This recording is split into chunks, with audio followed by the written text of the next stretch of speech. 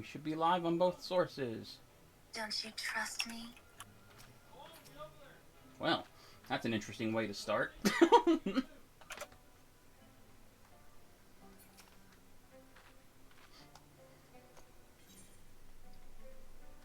Oh, right. Forgot I had my HUD hidden.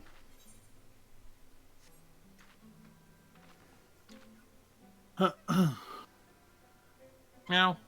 Welcome back. You're just in time. I just went live. Hello? Hi. Oh. Oops. Forgot my Discord mic was muted. But yeah, for those of you that don't know, I've actually got two microphones set up as well. I got the microphone that I use for streaming, and then the one I use for talking on Discord, because the one I use on Discord is a wireless headset, so I figure that way I can move about the house and still talk to my friends on Discord, and if I'm streaming, I've got a slightly better quality mic right here, so yeah, there you go, in case you didn't know.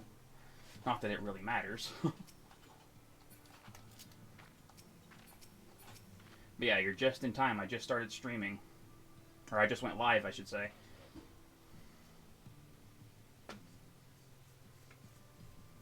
So what you doing? Waiting for the car to heat up. Alright. Apparently you don't actually have to do that these days. That only made sense back in the day, but the way engines are made now, you don't have to worry about that or something like that. I remember I watched a short about that some time ago, but I don't remember anything about what it said or why. Yeah, it's from 2016, so that's why. So it falls outside that. Ah. I got you. I wish I had a newer model. I hear you there.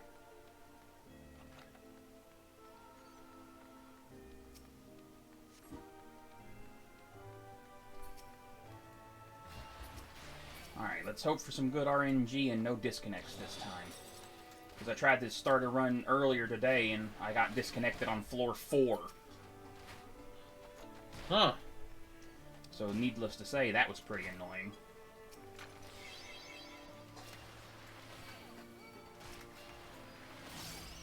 It wasn't my internet either, it's just the game just like, bloop, insta-dropped. There was no lag or anything, it just dropped. Yep, DDoS. I don't think it was a DDoS, though. I think it was just a server drop in general. Because, like, when I logged back in, there was only, like, 12 people ahead of me, so it was just like normally logging in, so I don't know. It was probably just one of those random disconnects, because, like, your internet disconnected just for a very brief millisecond or something. I don't know. Or it could have been something else. I don't know. Because normally, like, there's a grace period. Like, if your internet goes out for a moment, yeah, you'll lag, and then it'll reconnect just fine, and you won't disconnect. And other times, it's gone. Like, you just, you know. Yeah. Like the game just kicks you for no reason. Oh, yeah.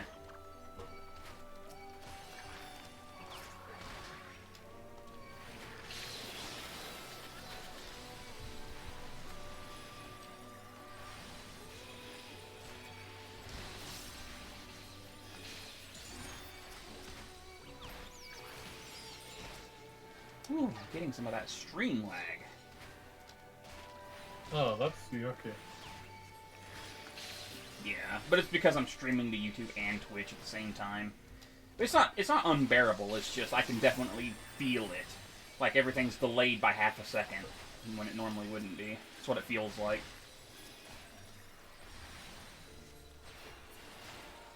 Okay, where's my candelabra? He says right as he clicks on it. Alright. Oh! Shit, there's something I did forget to do. I'll take care of it in just a second. Oh, I'm going the wrong way.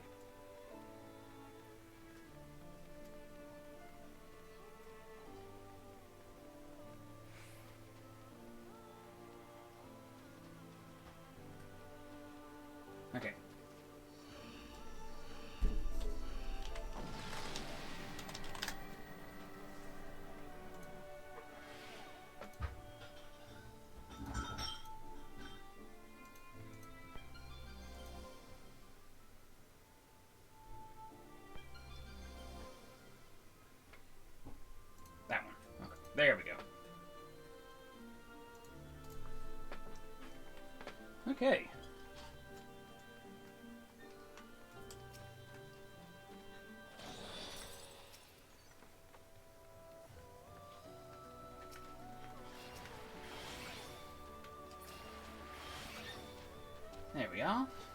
Pomander of Steel.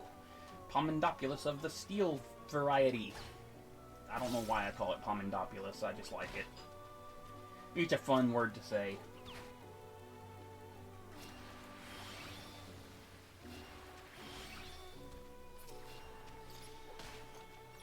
But yeah. I had a run from last night going where I was on floor 31 to 31 to 40, but I had an unfortunate landmine that kind of caught me off guard and I couldn't heal in time.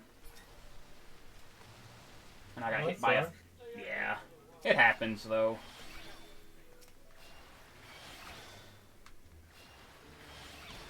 It does, sadly. When I can plan around the landmine, it's not that big a deal, but when it surprises me, especially when I've got like 3 or 4 enemies on me, it takes me a moment to react. It's like, oh shit, what do I do? You know. And there's like there's a disconnect between my mind and my body at that point. Like, my hands know what to do, but because my brain is confused for a moment, I can't get my hands to do the thing they need to do. Ah! Or something like that. Yeah, no, I get you.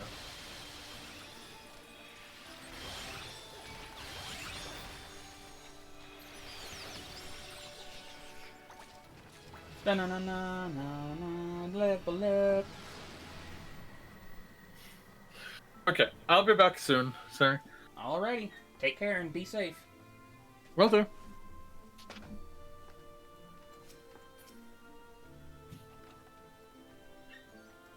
Yay, a Pomander of Sight. Woohoo.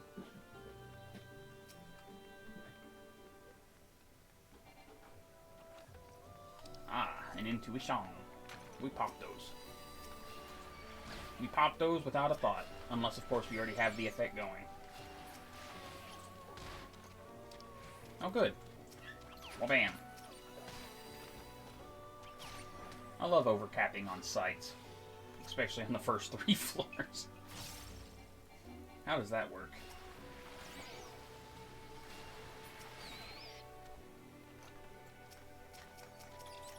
You know what? I'm gonna pop one of those fortunes for no other reason than because I can.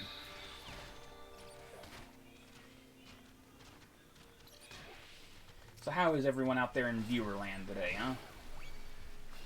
Ooh, a landmine. I might actually utilize that once I get a good pull going. Oh, there's another landmine. Okay. We're just good on those. Oh, well, I triggered that one. I didn't mean to. So might as well utilize it. Give it some Brondo. That's what plants crave.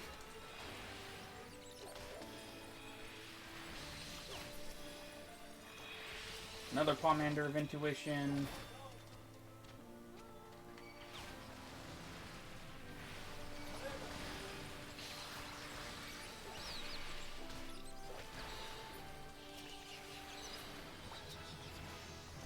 And yet another Pomander of Intuition. I don't like getting those sometimes. They're useless to the run. But they're good for getting, like, money, I guess. That's why I just use them nowadays. I hoard them for, like, in other runs, because I don't really care about the Accursed Horde, but, like... I don't know. It's just here lately I've been deciding to just use them. Because that way... Well, it's better to use it and not, like, go for the Horde or whatever. Because you can at least grab it when you come across it, as opposed to having to backtrack the entire floor because you had 3 of the fuckers and, you know, you just overcapped on one and it's like, oh, well, now it's on the other side of the room, so you just ignore that one. I don't know, it's better just to have one going if you have one, I feel. But, I don't know. Wait, what am I doing? Oh, man, it's a split room. I hate these.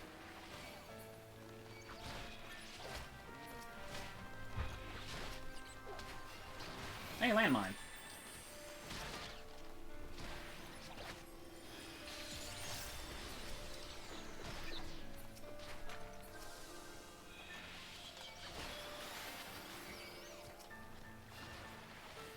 I actually had a feeling that was there. But then it just triggered, like, boom! Like, oh, fucker.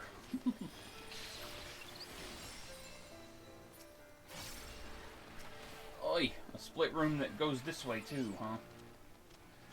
I shouldn't be getting rooms like this early. Another intuition. Yay, we got 3 of them already. Oh, and I can pop another one now, actually. Ugh.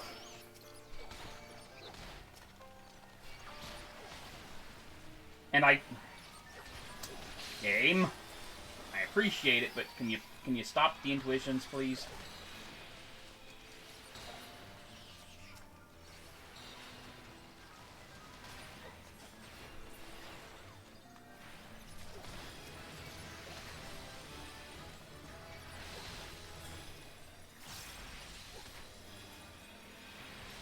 But I also figure that if I keep using, you know, as long as I keep using the,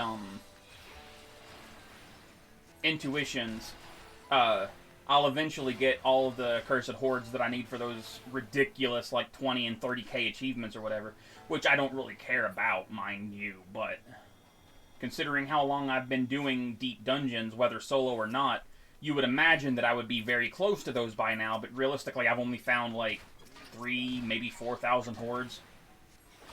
I'm not actually sure how many I've found, really. Suppose I could check here in a little bit.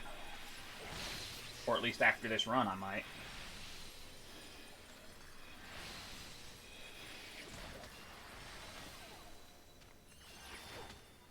Also, I get the feeling these Pukas aren't supposed to show up until 11 to 20 or whatever, because their tornado can do 40k plus to you for some reason. I don't know why, but then there's mobs in the next set whose tornado only does like 12k.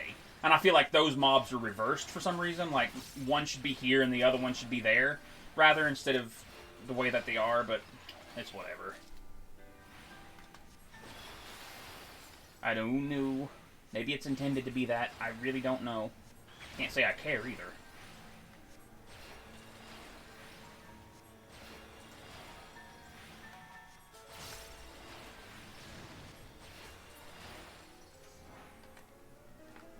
I'm expecting a package today, too. It should be here shortly. Within the next couple of hours, maybe.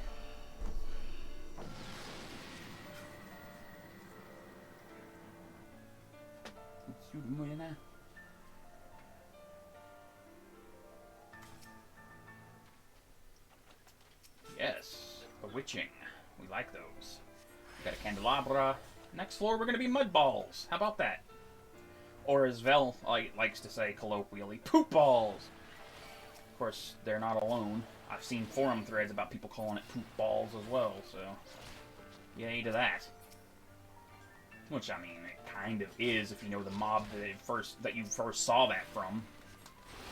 In, what was it? St. Mochiane's Arboretum, I believe it was. Or however you pronounce their name. I say Mochiane because that's as close as I can get, but it's like Moisine or something. I don't know. It's French. Well, I think it's French. I don't know. It's in Charlayan's, all I can tell you. Not old Charlayan, but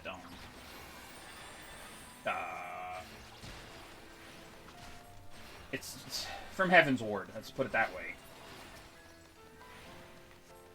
I'm trying to remember the name of the zone.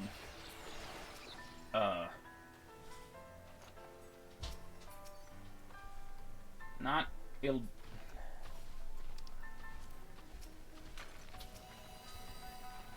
The Dravanian Hinterlands. There we go. And there's my package. Just like I said, right on cue. Had a feeling it'd be there.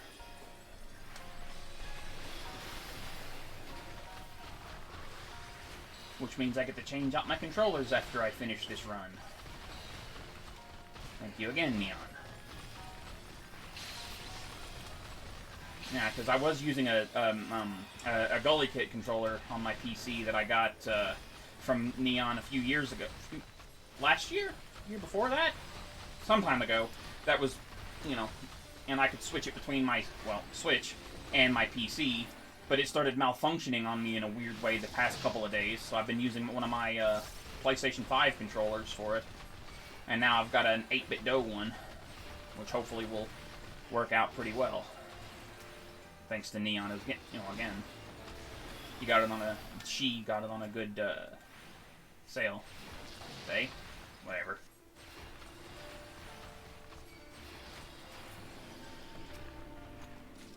Okay.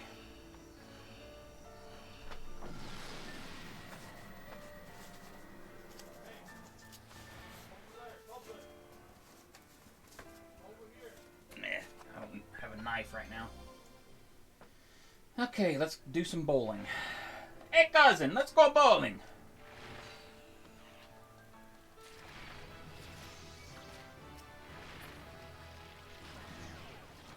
Hey, cousin, let's say innovation track.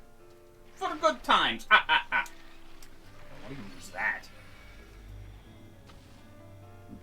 Pardon me?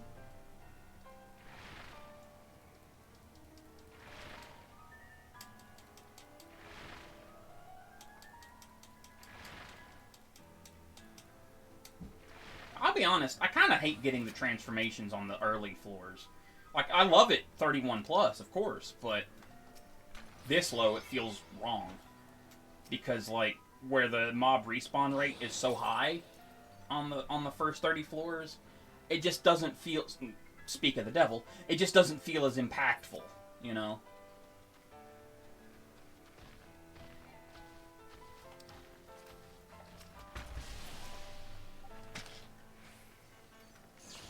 Oh, God damn it.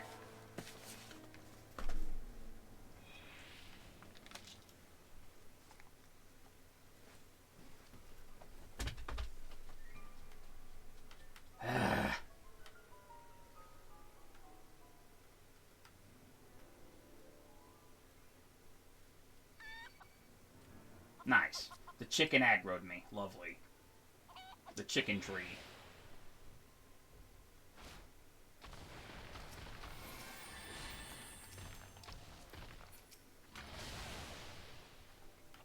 Now he's a chicken again.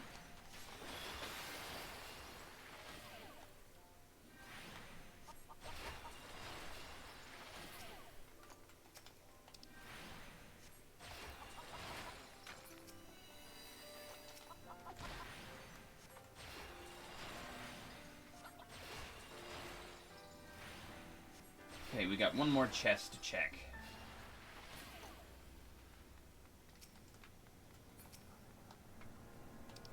Oh my god. Triple overcap on witching. Wow. At least we'll get a new song next floor.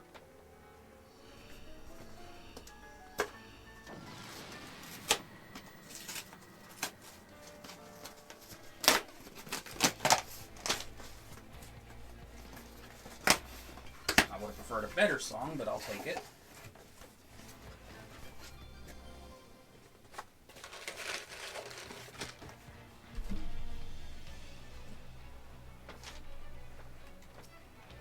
No items, though. Oh, another witching. Oh my god.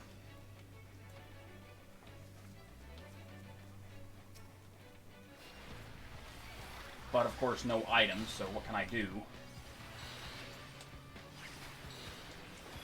Especially since I don't have any Serenities. There's a safety. At least I wasn't overcapped on those. And a purity. That's good. And there's the accursed horde right there.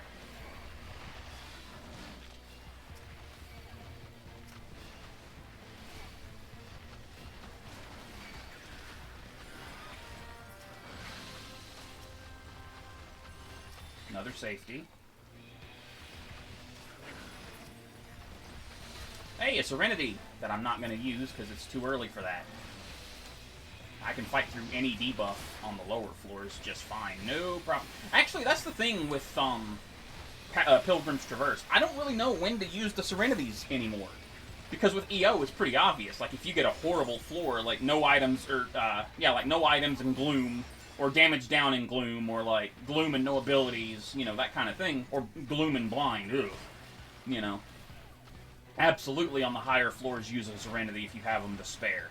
You know. But in Pilgrim's Traverse, like, where they removed blind and no abilities, then it kind of reduced the value of a Serenity.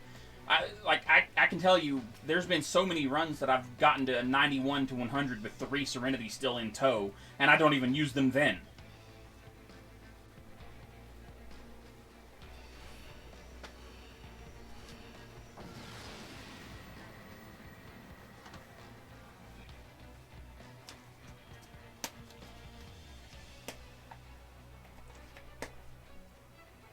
But that's also because usually I'll have 3 devotions as well, 3 flights, you know. I don't know. Pilgrim's Traverse is nice and all, but I don't know.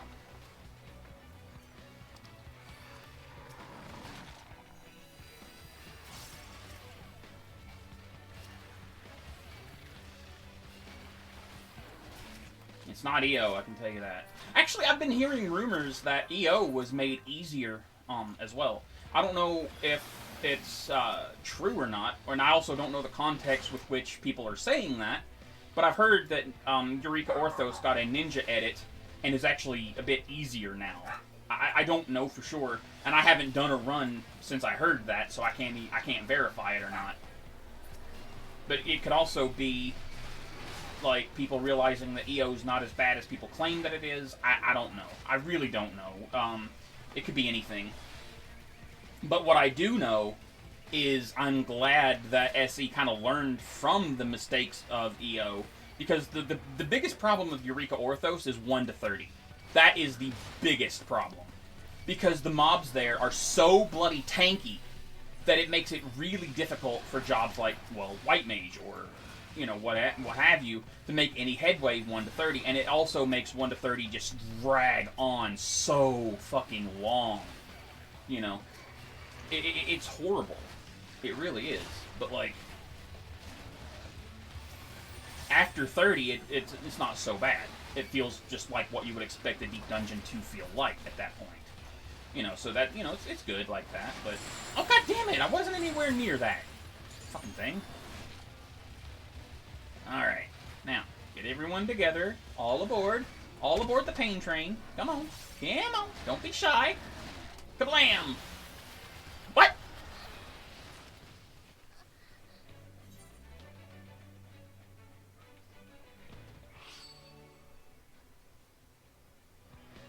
No. Game. No. That's, no.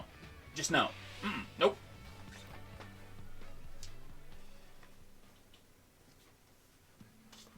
I healed. Therefore, I wasn't dead.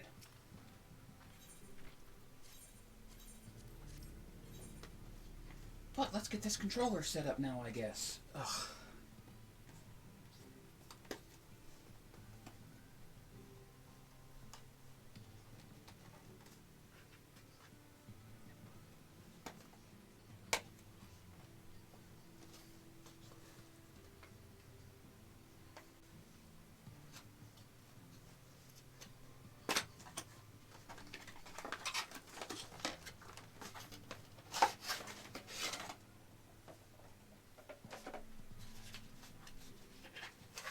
Oh, neat. It came with a wire, too. How long is it, though? Because normally stuff that comes with this isn't very long. And I can already tell it's not. But it's still an extra USB 3. So.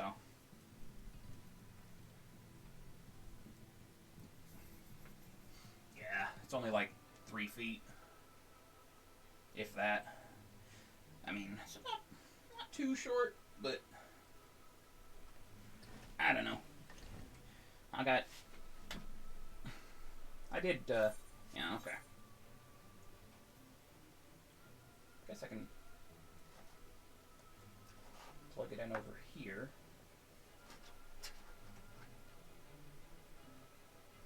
And use this to charge the controller as I need to.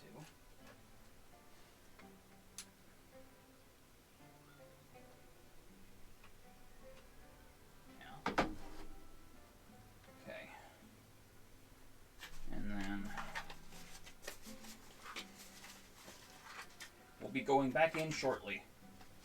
That was unfortunate, man. What even killed me? What? That's impossible! By the trap. That is literally impossible, man.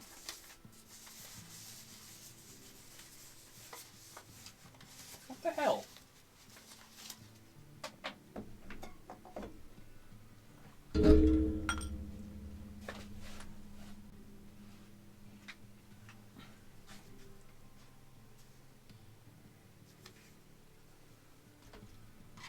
Oh. That's where that is. Okay.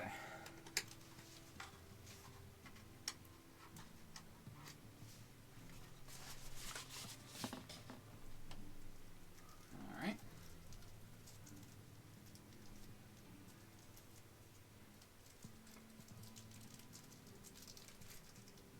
But no, like the traps, like the landmines, cannot kill you. Outside of very, very specific circumstances. So, yeah, I beg for a recount there, game. Because that wasn't very nice. That wasn't very friendly. That was a bunch of horse shit's what that was.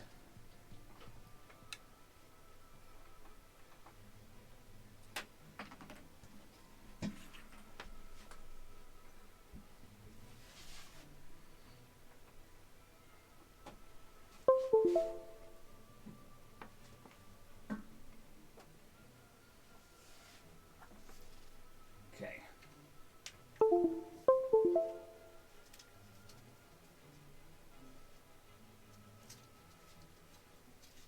Take all this stuff off.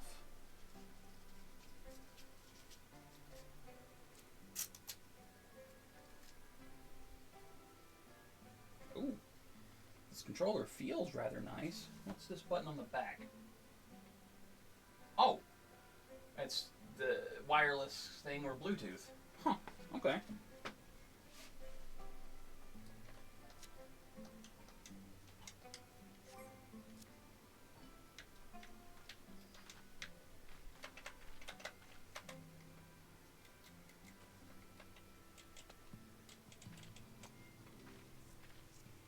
Okay. And it probably treats it as if it's an Xbox 360 controller, or an Xbox controller, rather. So let me check. Oh, that actually registers at an 8-bit DOE. Huh. Neat.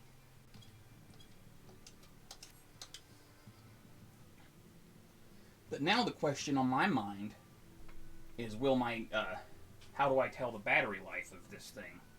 Maybe it'll say in here.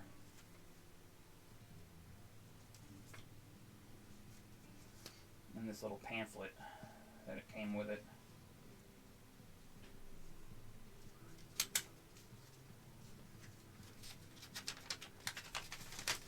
Like I'd say, it might be around the ring light or something.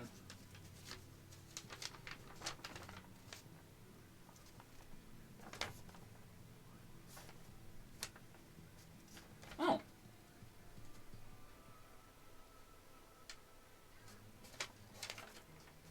Wait.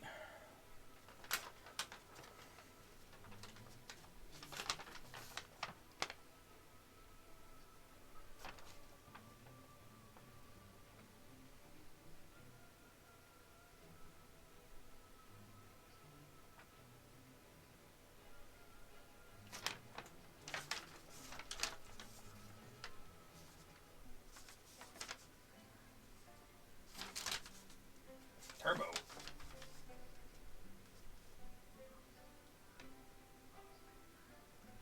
Star key.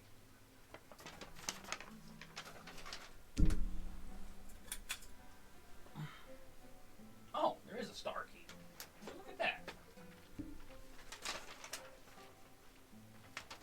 Why are you moving, Sari? What did I do?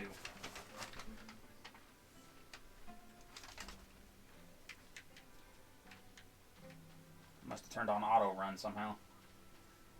Okay.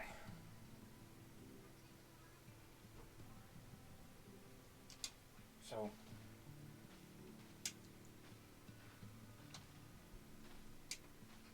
Okay. Oh. Okay. That's pretty cool.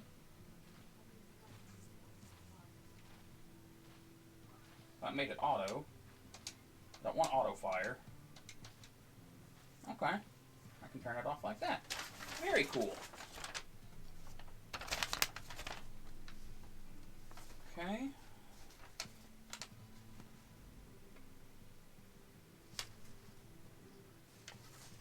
Now how do I map to L4 and R4? Indicators will blink continuously. Hold L4, R4, plus the button you would like to configure. Then press. What?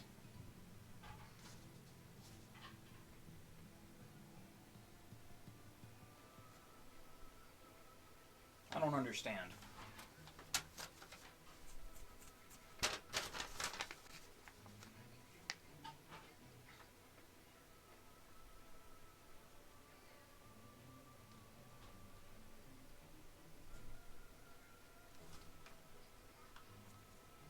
Okay.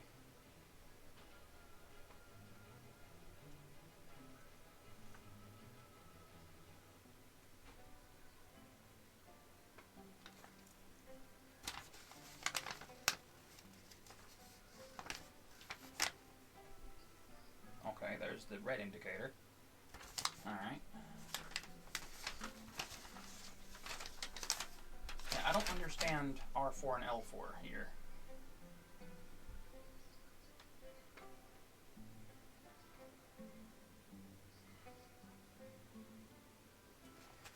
Okay.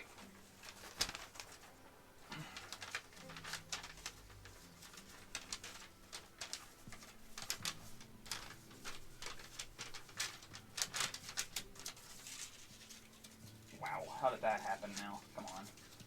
There we go. Fold over, not... Yeah, there you go. Is that how it was folded? I guess so. Alright. I'll just plop that right there.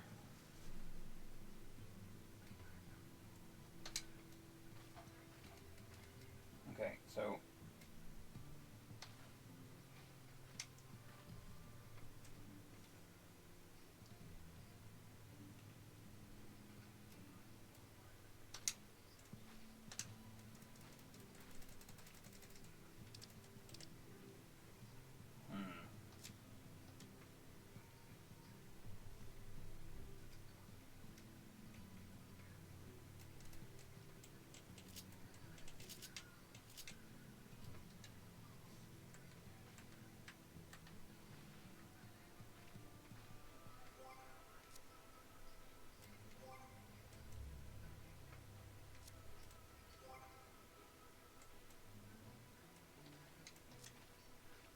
Don't mind me, I'm just trying to figure out how this controller works.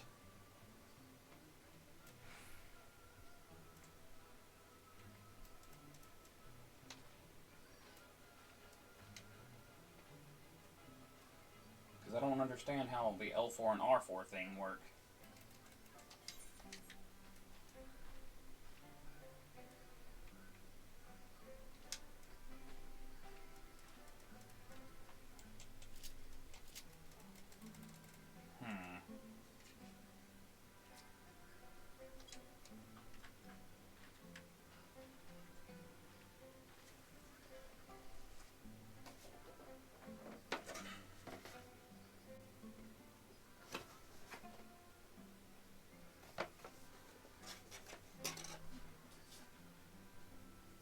No, I'm confused.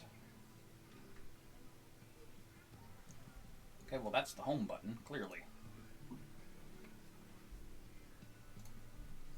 I may have to research it, but I don't really plan on using the L4 and R4 buttons, so... Alright, let's get back in there. Ooh, wow.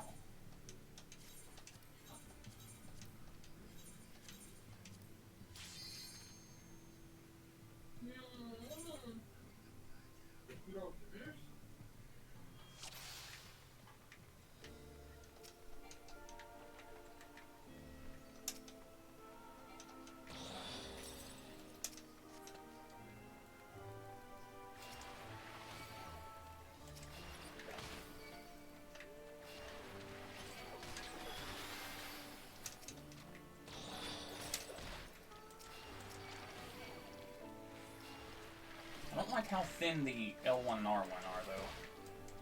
Feels like...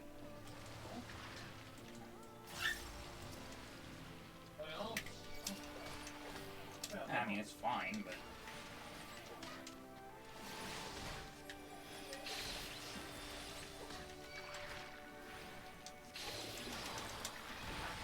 Just gotta get some used to it.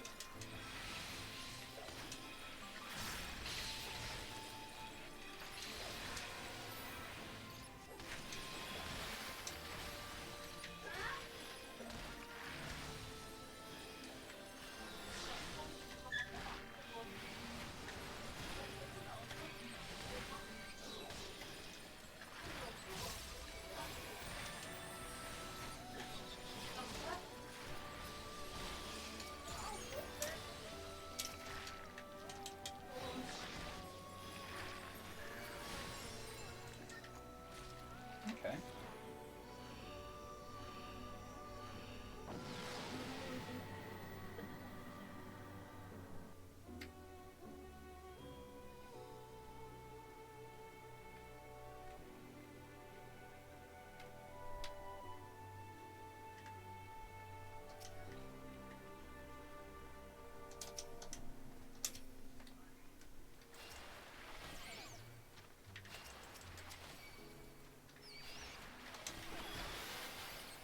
I guess I could turn on my camera to show it off, but I don't really feel like doing that. I mean, I don't know. I guess I could.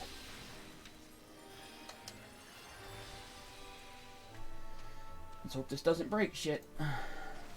There we go. You can see me. This is the controller that I'm using now.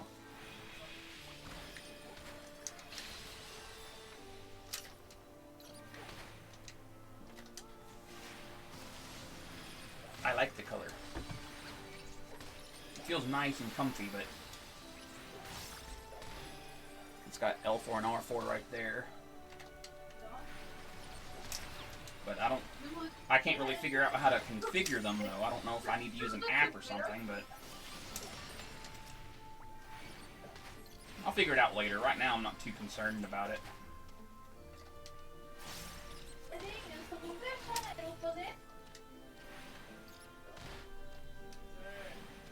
Men de brukar kosta mycket mer.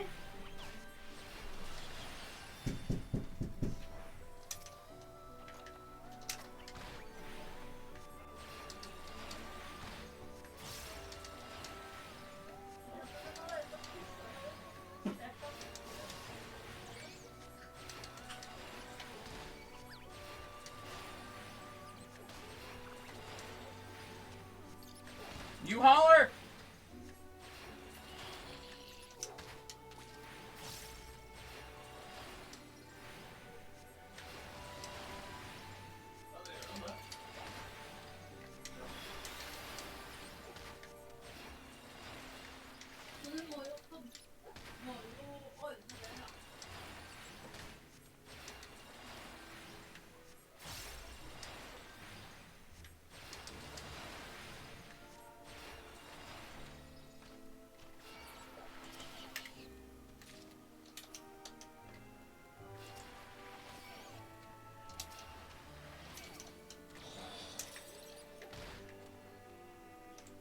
Guess I'll have to go see what he wants a bit later. Cause I kinda can't right now.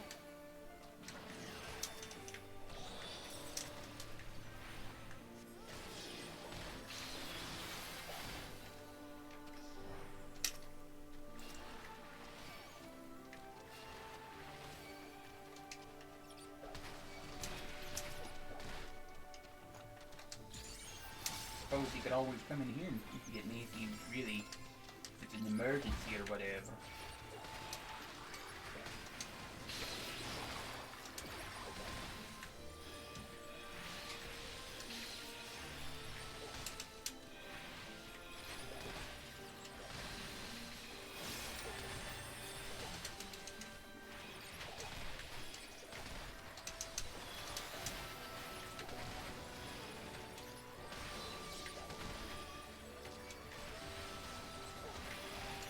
Whoa, Nelly. I got my health kind of low there. Oh, I had innervation. I didn't realize. That's fine.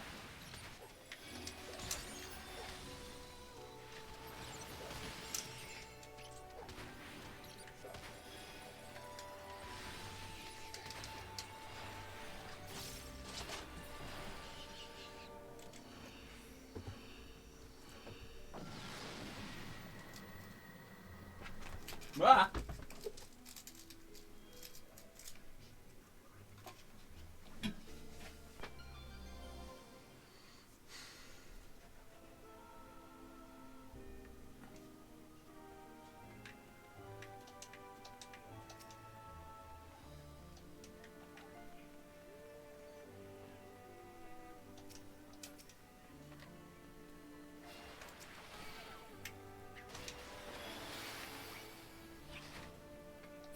I'll tell you this, the analog sticks on this thing feel great. They're supposed to be Hall effects, I do believe. I don't know if that's true or not, but they feel great. Oh, innervation again. Here we go.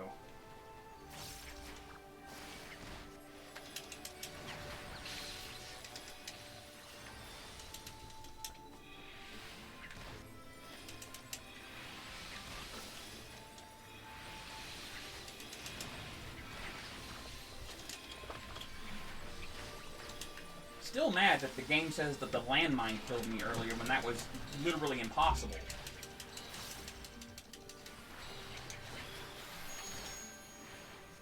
Because landmines only do 80% of your current HP. So because of that, the landmine itself cannot kill you outside of very, very specific circumstances.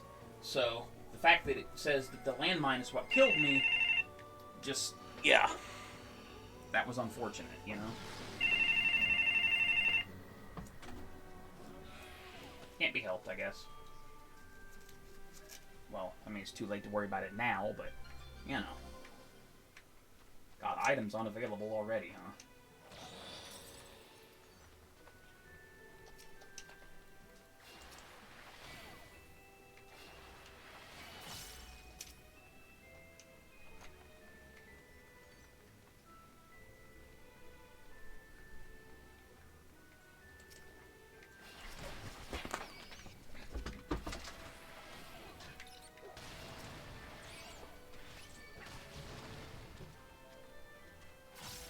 Oh, there was a chest in there I didn't see.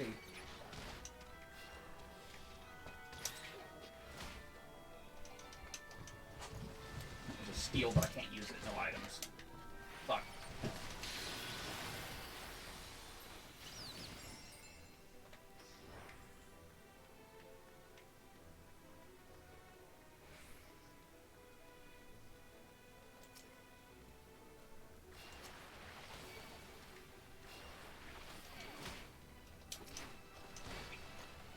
Man, I really should consider doing another Eureka Orthos run at some point.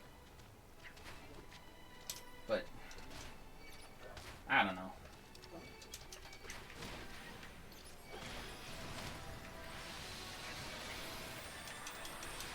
I don't really have any reason to.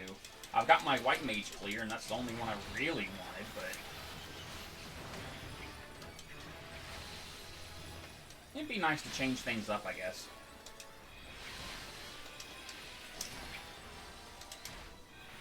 I gotta get my weekly Pilgrim's Traverse stuff out of the way before I even consider doing anything like that, though.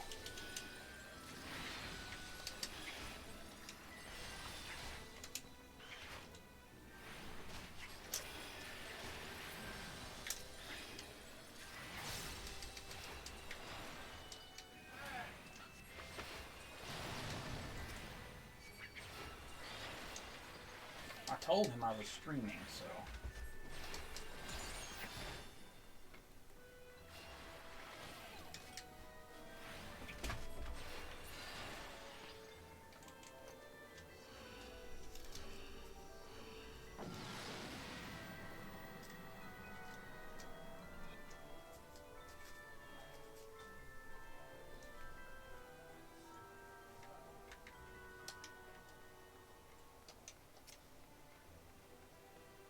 I might have to go AFK after I finish this fucking run.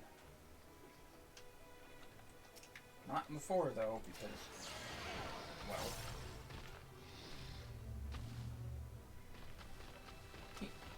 swear, he's got some of the worst timing.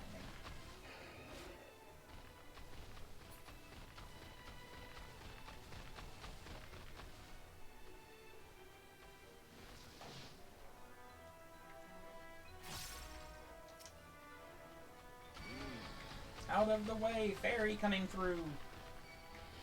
Choo choo.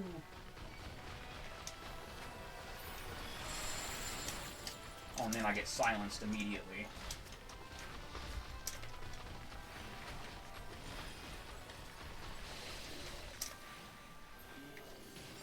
How lovely.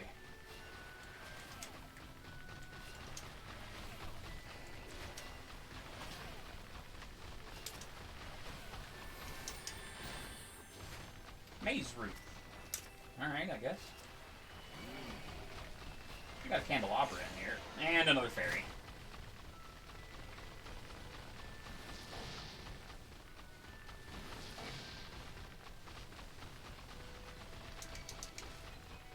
And benediction's down. Great.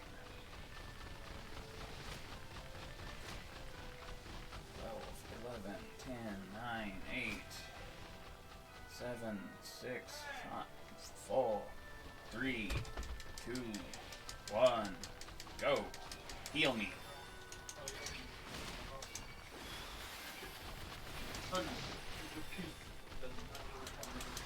Yeah, I got healed. I almost got killed, though, but I got healed.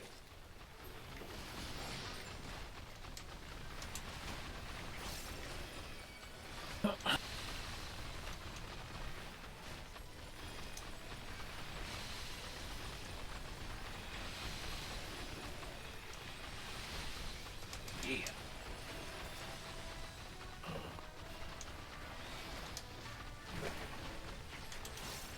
And we pretty much hit every single trap in this area and on this floor, so we don't have to worry about traps no more. So we hit both fairy traps and the silencing trap on this floor. I'm good at that. I don't know why. Like, I try to stick to the ball. Hi, welcome back. Thank you. Who are you educating now? Nobody. Oh, really? Mm-hmm.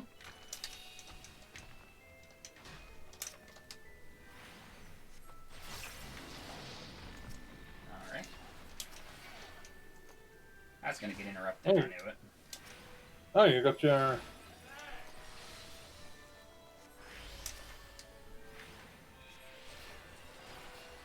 You got your camera on this time. Yeah, I just felt like it. Makes sense.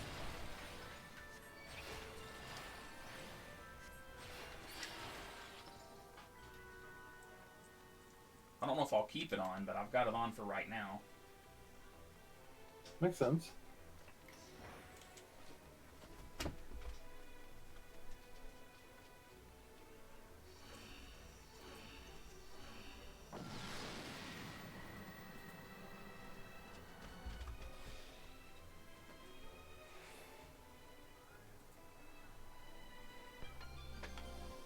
My cats are running wild at the moment.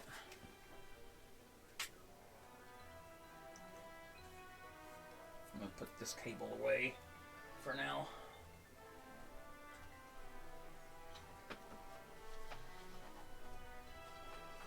Get in there. There we go.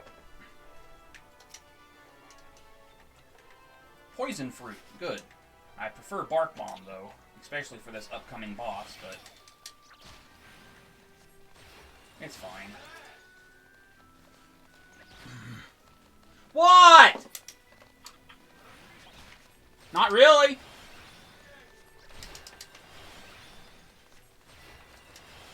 But I'll be in there when I can!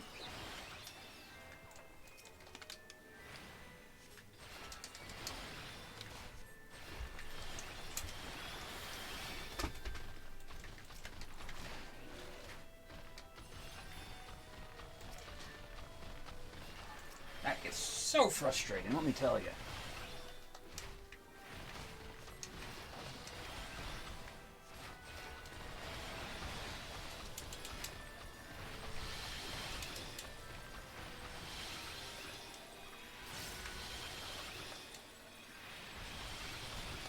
Mm. I can imagine. Oh, I got another maze route.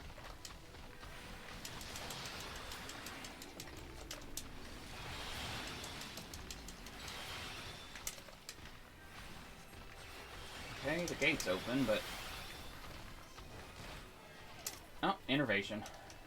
That was my bad on that one. By the way, your dad is really proud of you. He said. Hmm? I know. Well, I didn't know that, but I hear you. I'm glad he said that. Yeah. Oh, Not sure shit. if you heard it, actually. I was probably outside. Yeah. No, he actually said he's very proud of you because he's glad that you're doing your best, and even though you know, you're at home and so on, he's still proud because it's better to have a kid at home than a kid on the street, he said. Yeah. So, despite like everything, the dude loves you, man. Oh, I know. I've known that. It's just we don't always see eye to eye. That's fine. We don't always see eye to eye with your parents. Okay. A steal. Man, this controller feels weird. I gotta get used to it. Is it the new one? Yeah, it's this one. Oh, nice.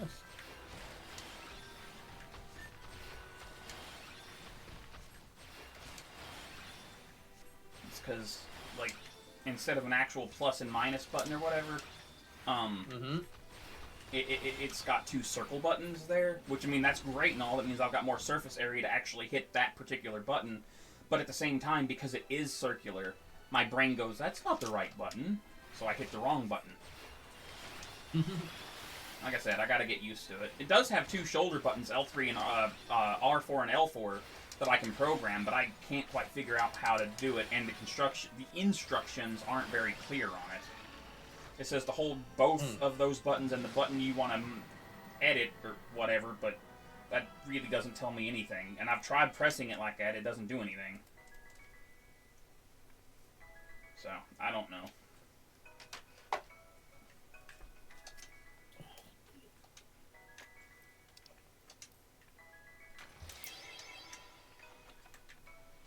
At least we're at the garden gates.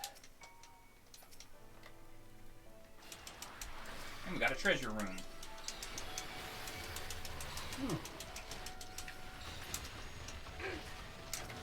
Strength. Serenity. A sight.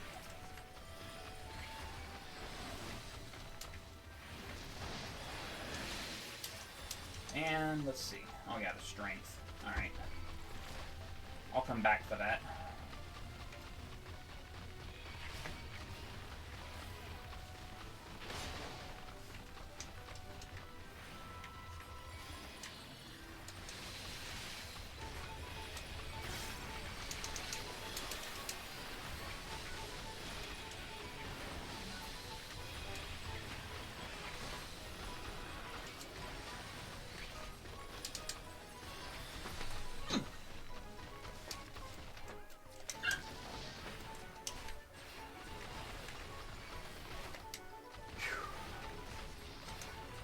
Oh, good. There's a candelabra in this room.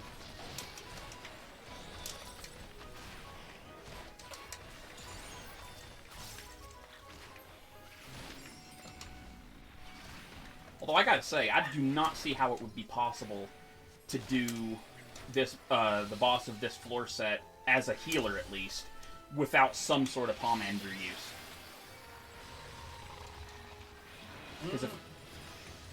Because, like, I almost feel like I need a strength, a haste, and or a bark bomb to do it. Because the boss is, like, the ads that it summons they have too much HP for the little time that you have to kill them. I think what the people do is that they get max level before they fight the boss. I suppose that would be one way to do it. Because then you have more health, you have more abilities, you have your entire kit. Yeah. God damn it.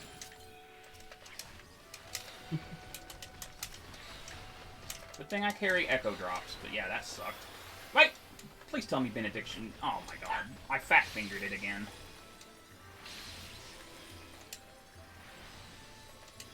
I also said finger. Oh, God. Hate my southern drawl sometimes.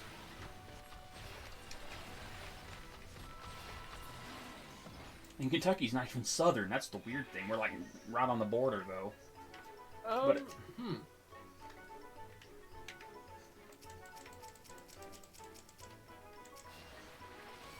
Yep.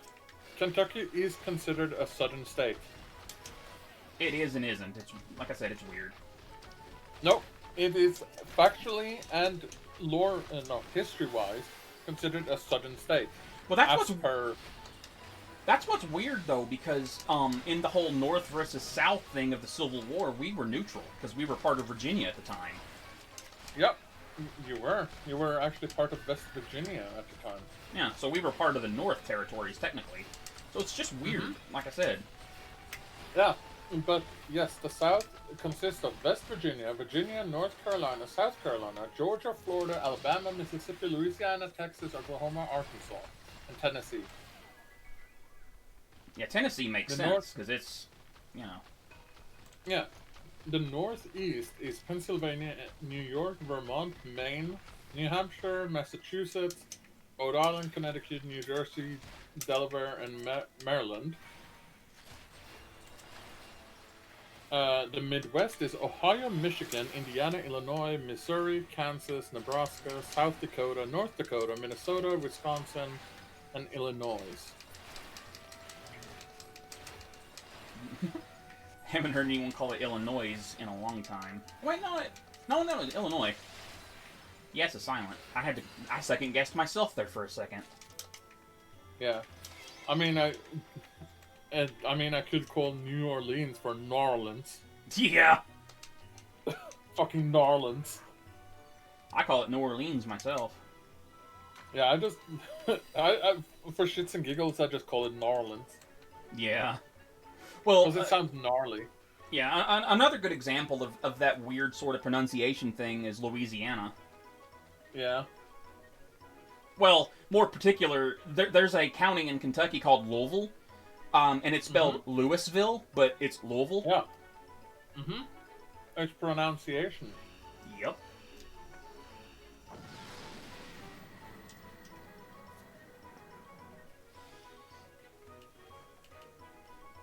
But Mississippi is another good spot because so many people just call it Mississippi. They, you know, because of where it's Mississippi, so you just cut off a syllable, Mississippi. You know, they cut out an entire syllable. I guess it makes sense.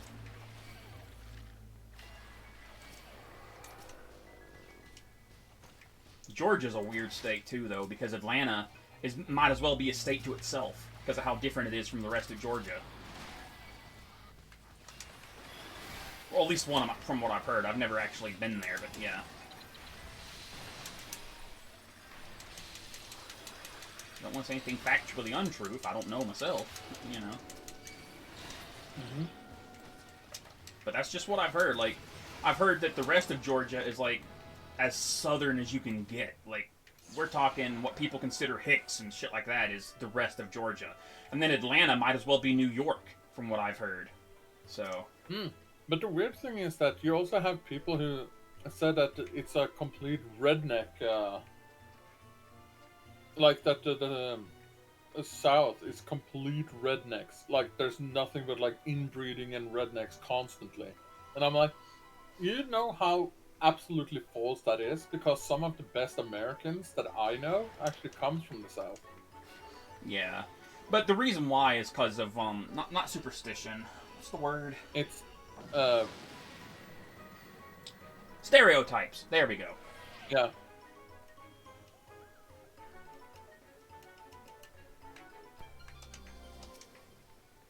I'll tell you this much, a lot of people from the South tend to be very humble, though. And, sorry to say, but kind of uneducated, too. But that's also why we're some of the nicest people. Usually. Now, that's not to say But to be fair, statistics are weird when it comes to that because, like, you can say, oh, you know, people from, I don't know, California, they're all surfer dude bros, but they're not. Like, you could say No, 80. exactly. You could say like 80% of them are surfer dude bros, and you'd still be kind of accurate. But California is a huge place. 80% is a lot, sure, but not enough to really represent the stereotype or something like that. I know what I'm trying to say, but I don't know how to get there. It's what's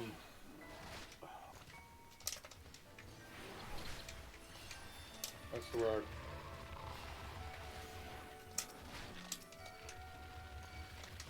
Stereotyping. Yeah. That's it. Because it's like kind of the whole thing where people, when they speak about people from Hawaii, stereotyping is like, oh, it's just a bunch of islanders who doesn't know or understand English.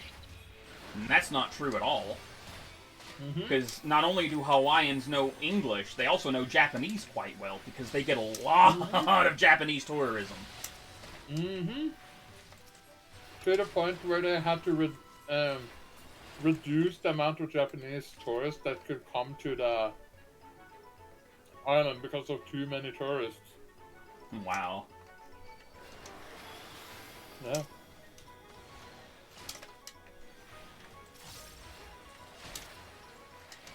Okay, looks like I'm gonna have to do this upcoming boss without a freaking bark bomb. That's lovely when that happens. But I've got... Well, we got this. Yeah, I've got strength and I've got haste if I need to.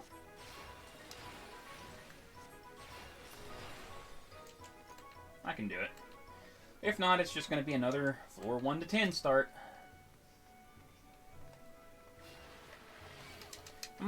What I'm gonna do is I'm gonna save my big AoEs for dealing with the shrubs instead of trying to hit the boss for more damage. That's what I should do.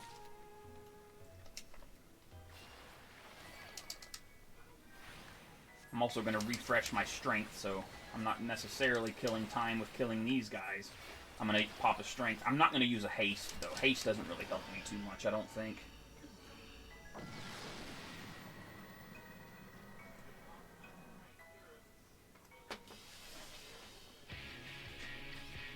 Alright.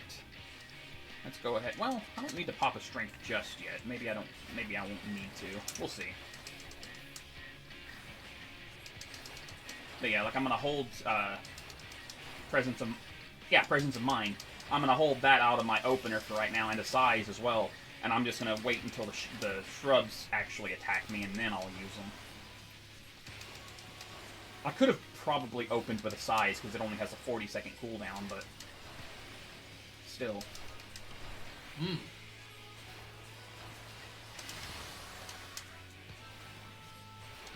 I love how Twitch is like, hey, if you donate only 56 more subs, you will be you will get the hype train. I'm like, only 56 gift subs more, huh? Yeah, really.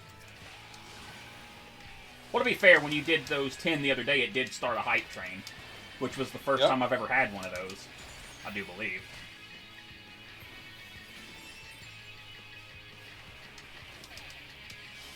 Man, I really should try to stream more somehow.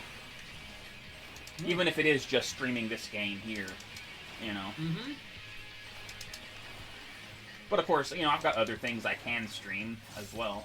Like, I mean, I guess I could stream Baldur's Gate 3 again at some point, but I don't know.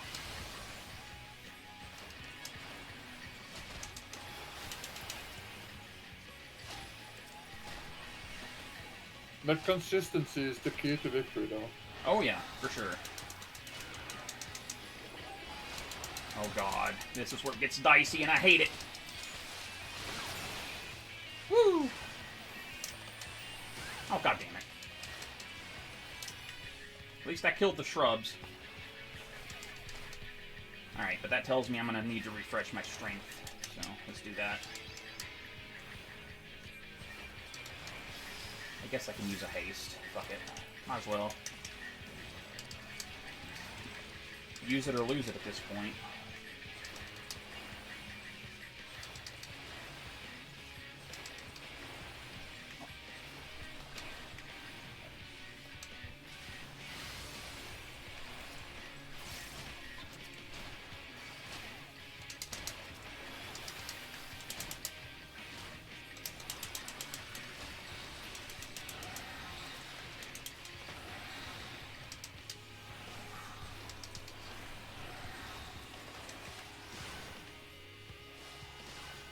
Wait, what the fuck? Apparently, nowadays, you can get, someone can literally donate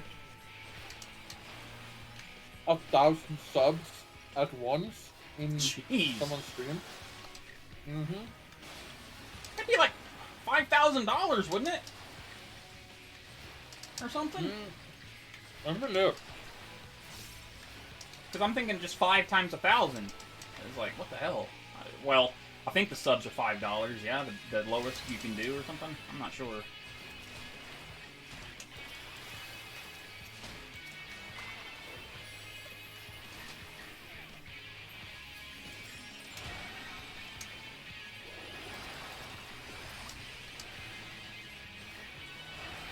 Yeah, so get this.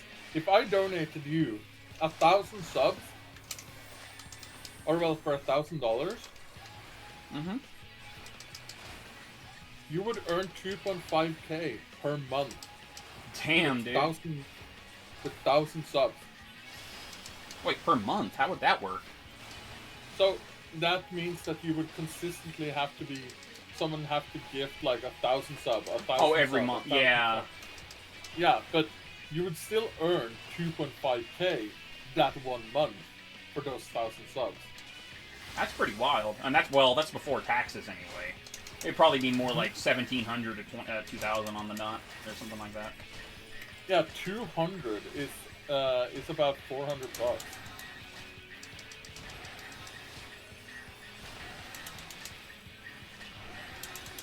Okay, so you can only give 200. Else 200 subs would be around 7,000 Norwegian. That's why I hate the first boss. Oh yeah. Yeah. That's just not fair. Alright, I'm gonna be right back. Yeah, take your time.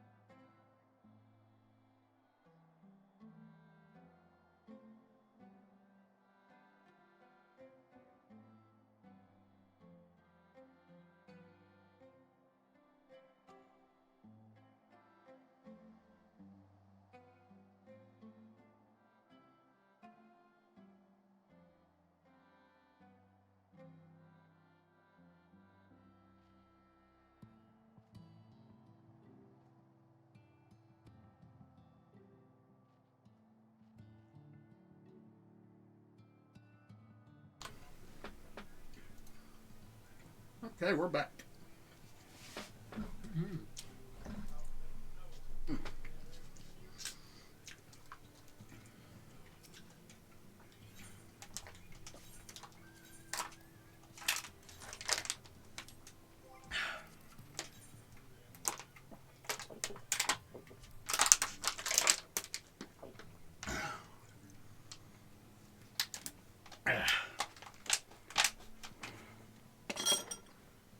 Okay.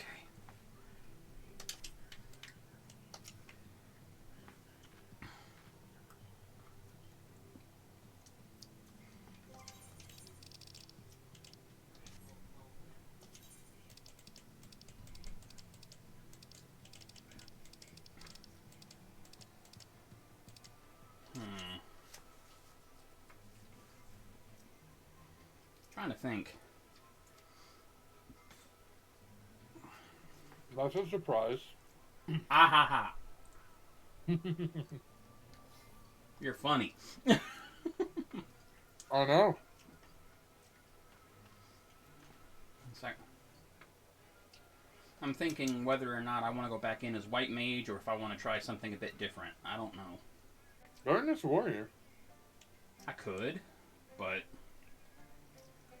I don't know if I really want to do that. I tried a Gunbreaker run here a while back, but I got bored around floor 5. I'm like, nah, my heart's not in this.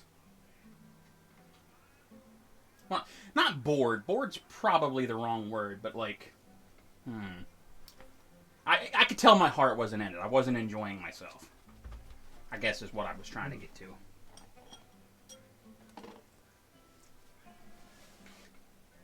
Can I help you, Annie? Nope. She just wants your feet. Tell me about it.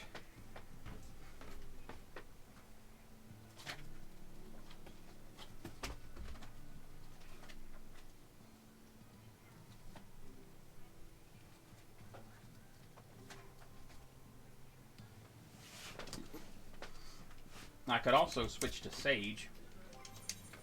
I could also try as Astrologian. But that's asking basic. You should scholar. Ha ha ha. Haha. But no, doing it as Astrologian is basically asking for slow torture. You know? I love sitting AFK in the league lobby, and all I'm seeing is just people I reported are just getting penalized for doing stuff. Nice.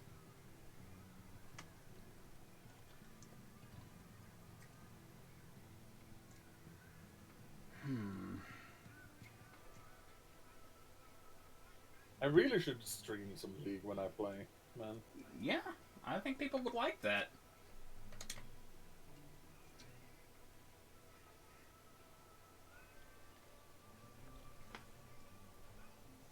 You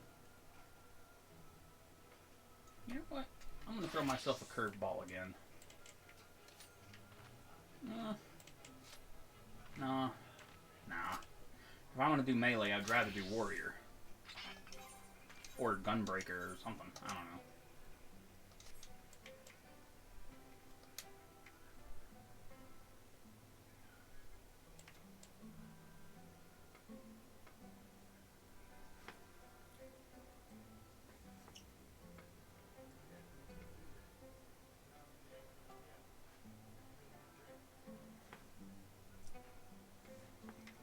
Healer is definitely my comfort zone, though, for sure.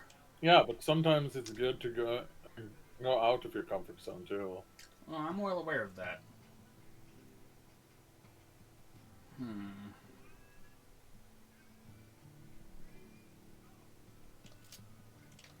Could try Picto again, but my heart was like my heart's not really in this run around floor 12, so you know.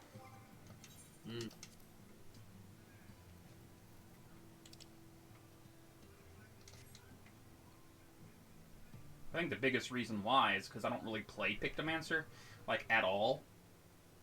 So I wasn't exactly killing any faster than my White Mage was, and I felt less survivable.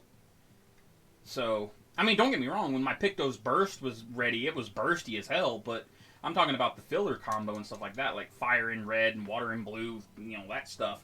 It felt like I was doing barely any damage at all, and it was like I didn't know what to do outside of painting my motifs, you know. And even then, when you paint the motifs outside of, or well, in battle or whatever, they take like 3 or 4 seconds each, and I don't know how to play Picto. I can't figure it out. Well, I'm not, you know what I mean. It's not that I don't know how to figure it out. It's I don't know how to be optimal with it. I don't know what, because the thing is it's like Monk in a way. It's like complete, well, how Monk used to be. It's completely freeform. Now Monk actually has, you know, a thing that it, like a flow chart it can follow, but meh.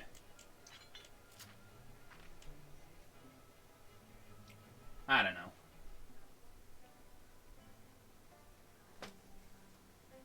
No, not do I.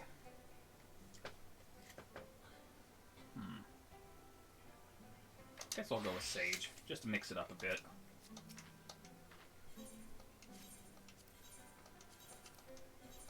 I need something different than my White Mage anyway, because I think that's what's been doing me. I think I've got White Mage fatigue or whatever, if that's even a real thing. I don't know. Like, I love my White Mage. I love my White Mage, always will. But I'm talking about in terms of, like, soloing Pilgrim's Traverse, because it's the only thing I've really used the past little bit.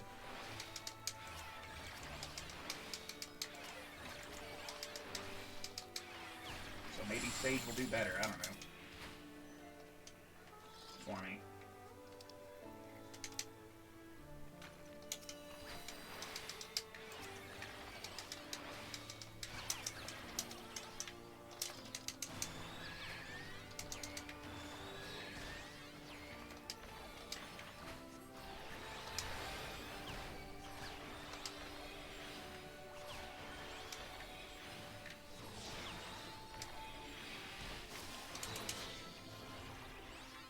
Plus, I need to get a Sage successful solo anyway. Because the furthest I've made it on Sage was floor 92, I want to say?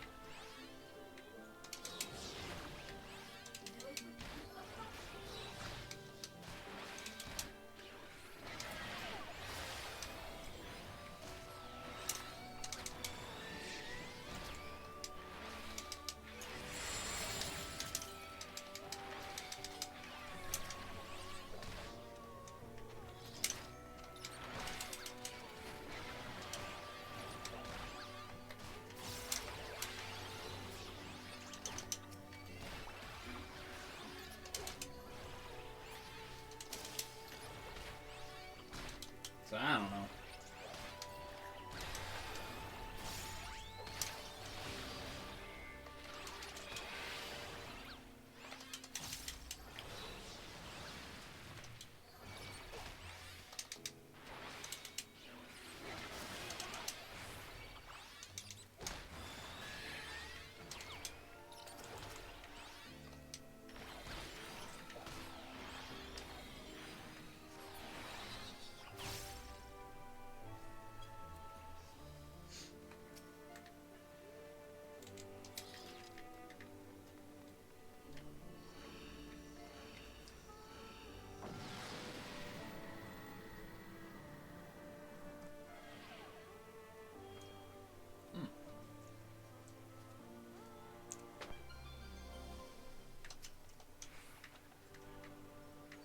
Affluent.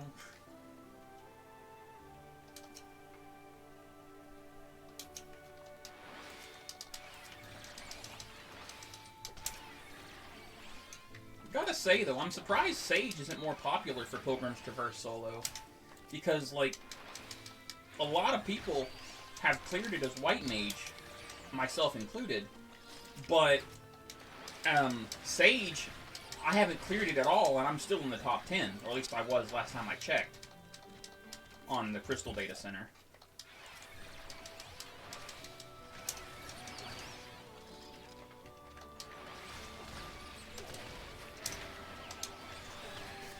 So it's like people haven't really tried as Sage,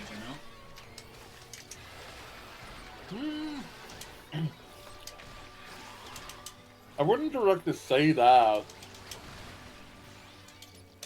Or it could be that there's just fewer Sage players than there are White Mage players. Because White Mage is one of the more popular classes, unfortunately. Mm-hmm.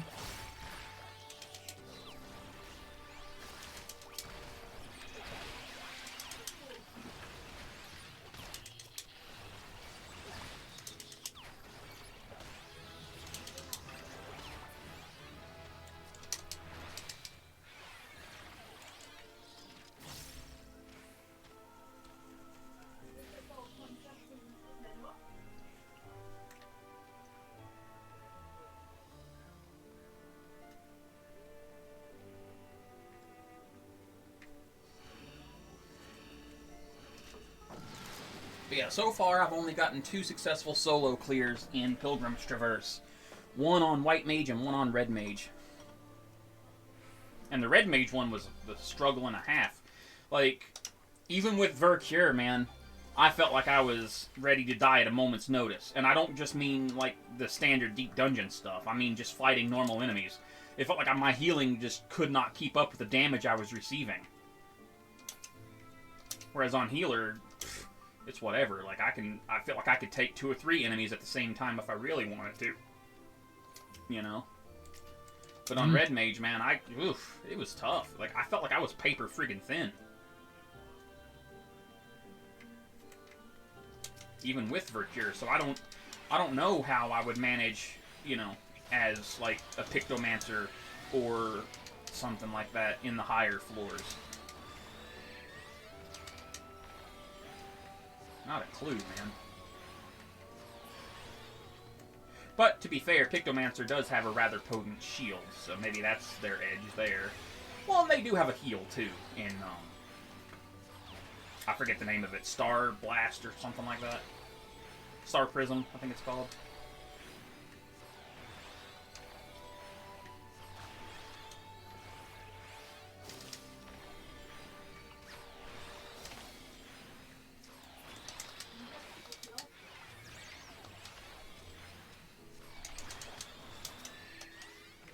I don't know.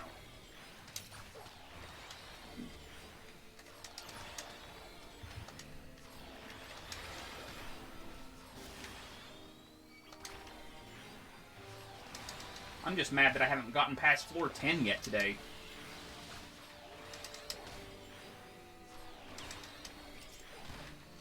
I had a disconnect, and then I had a, unfortunate, then I had a glitch.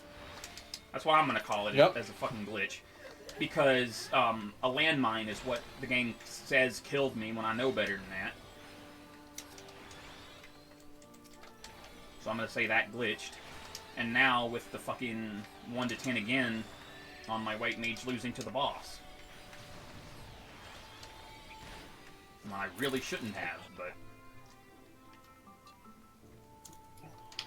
That's how it goes, man.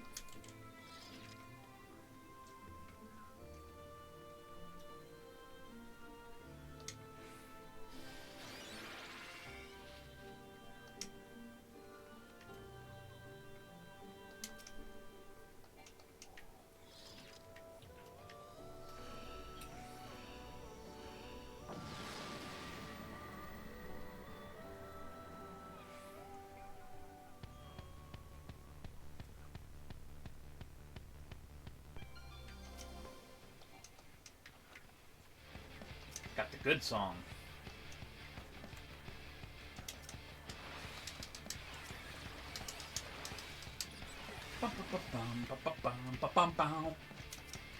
Let's go with a long fall, baby.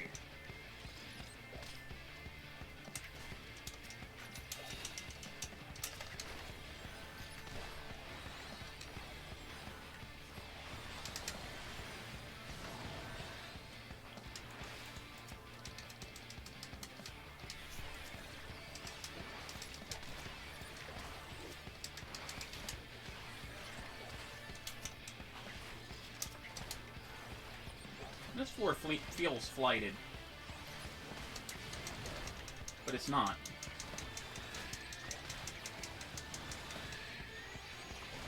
Excuse me?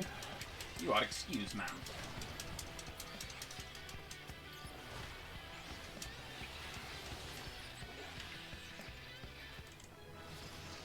Ow.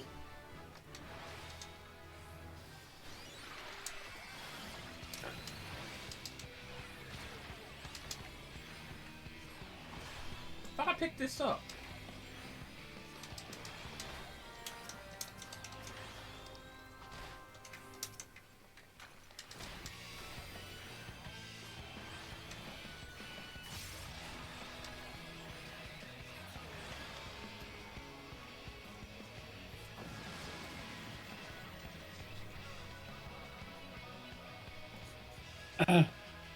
I'll be right back.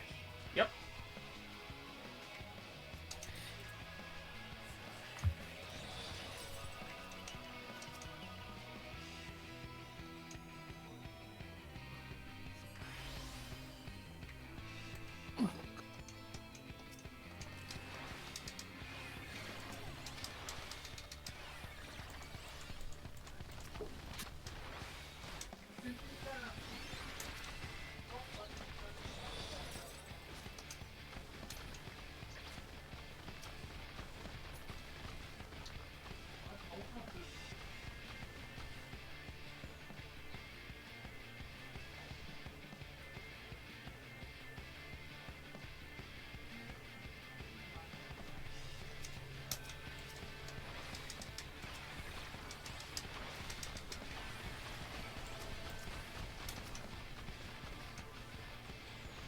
That was flag.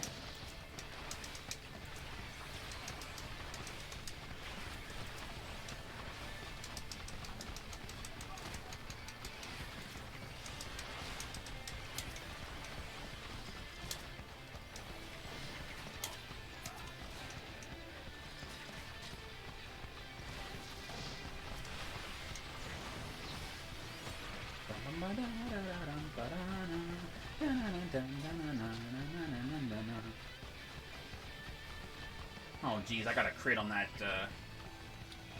decrazing and diagnosis there. Lovely.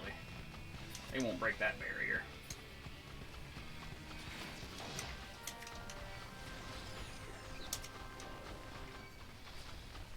Well, that was unfortunate.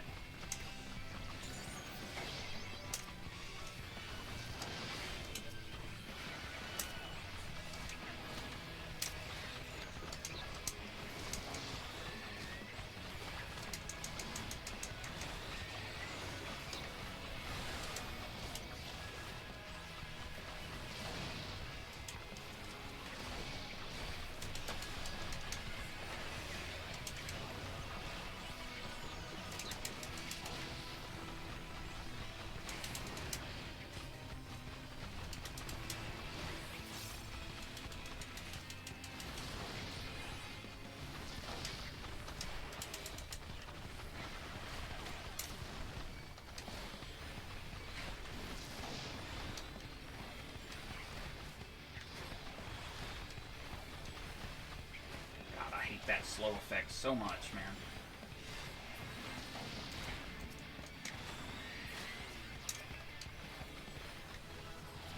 At least it's gone now. Enhanced Soteria. I gotta say, Soteria feels kind of useless on Sage, but maybe there's some hidden thing with it I don't realize.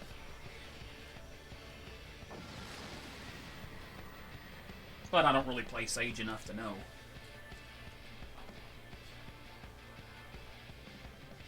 I'm sure it's good. Because I doubt it's like freaking Astrologian Sinistry. Sinistry really does feel useless.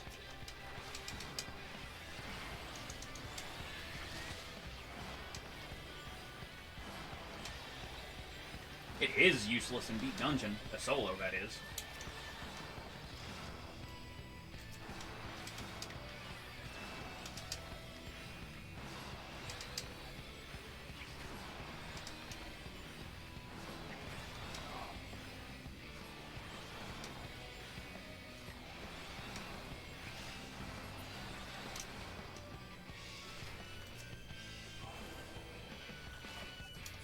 Go to sleep for a moment.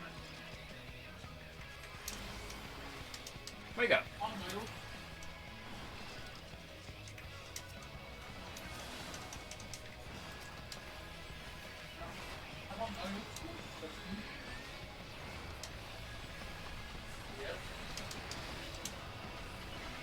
Yes. Yes, yes, yes, yes. No, no, no, no.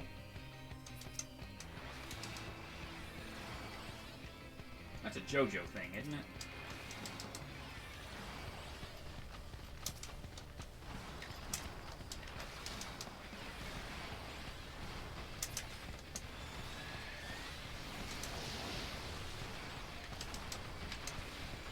Byggt man eget hus?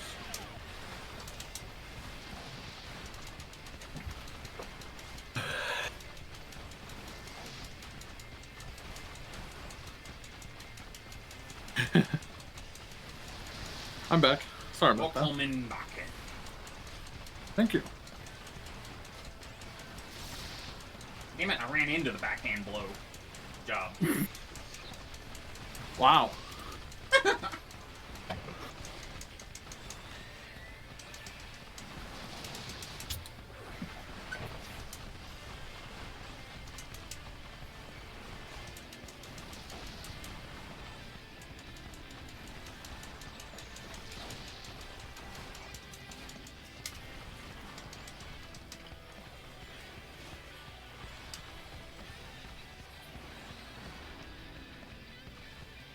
Meow. Meow, meow.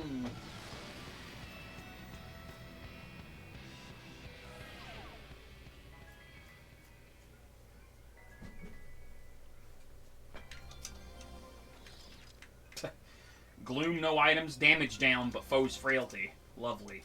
That's like the worst combination you can get. No items, gloom, and damage down, and I just got it on floor 7.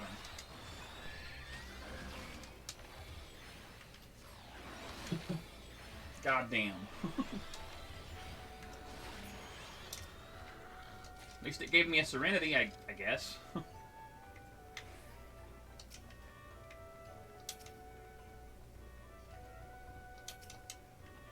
Ow. And a detonating silver chest. That's just rough, man.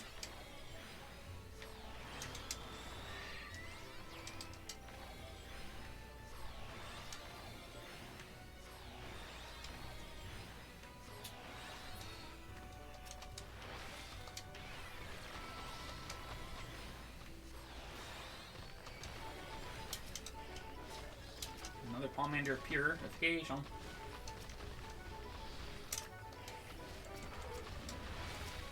Oh, God.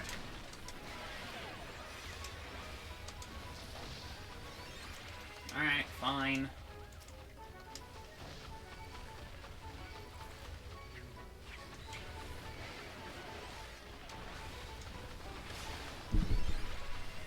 Champ at the bit, baby.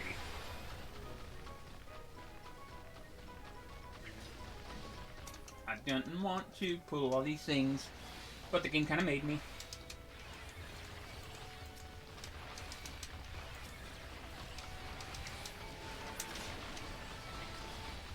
Oh, good. A steal that I can't fucking use.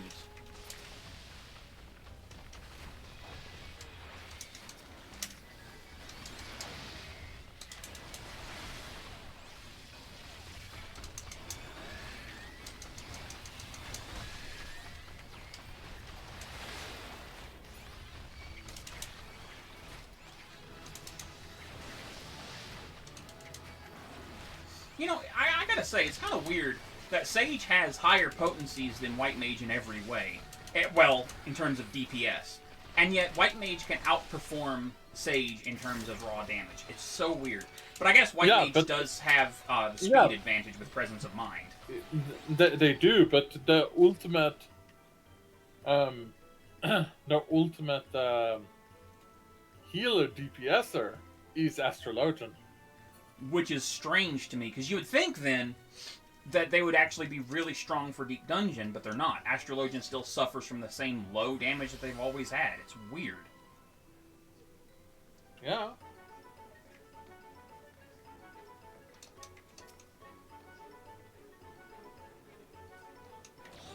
But it is strange, as you said, that but Astrologian literally have the highest damage output out of all the healers.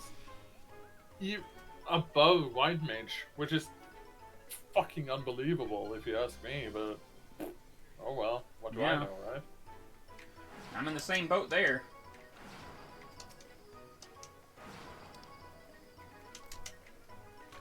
I guess it's a case where Astrologian has higher potential damage, White Mage has higher damage overall. Or something like or more consistency. Because the thing with Astrologian... Well, actually, no, it kind of makes sense now that I think about it. Because in a party, Astrologian... so part of their DPS comes from them boosting another DPS. So that kind of explains a lot there. But if they ain't got a DPS to boost, well, then those boosts aren't really worth as much. Like a boosted Viper, for example, is worth more than 3 boosted Astrologians. Just as an example. Heaven forbid you boost a Pictomancer, though. You know, I guess that's where the whole actual DPS versus raid DPS thing comes in. You know. Or whatever, when it comes to, like, pursing things. You know, with a lovely Louis Vuitton purse, or whatever you want to call it.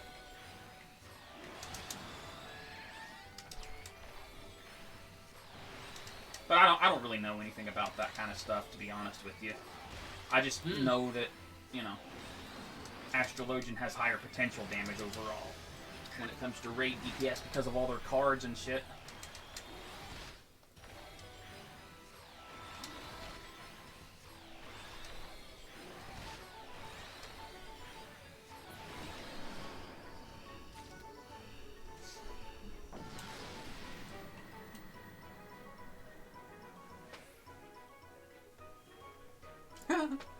My cats are grooming each other.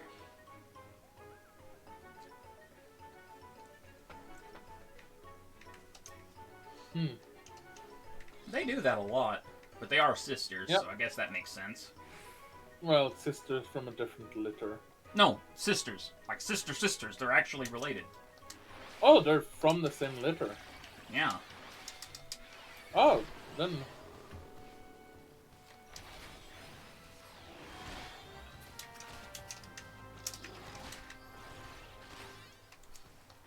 Because we saw the mom and their other sister get adopted the same day as we got them to.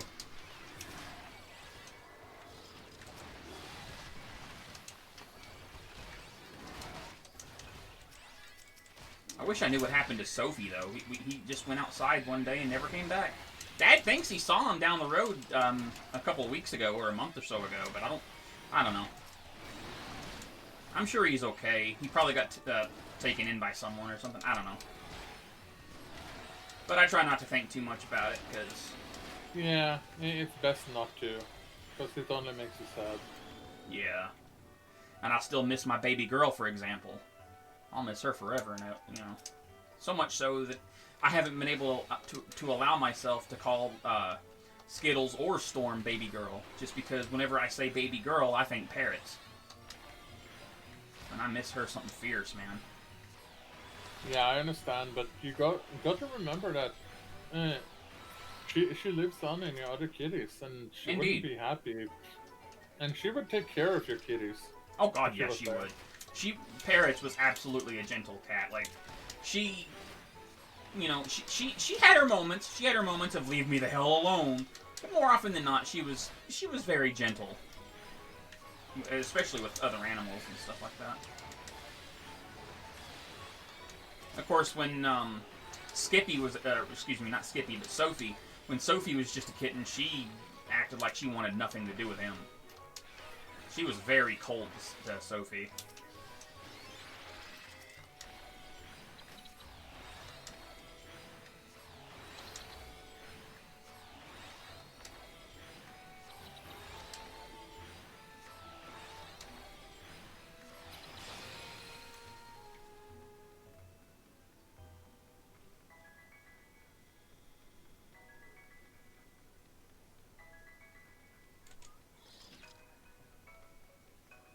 Guess we're doing the boss without a fucking bark bomb again.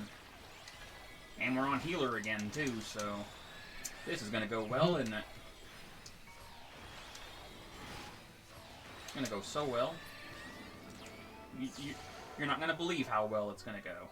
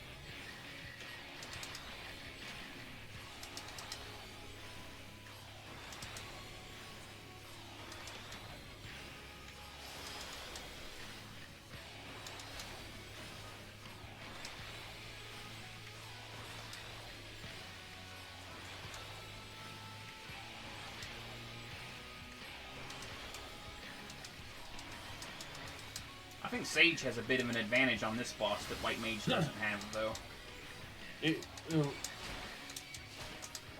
Sage has more shields compared to... Yep. And more consistent AoE damage, too. Yep.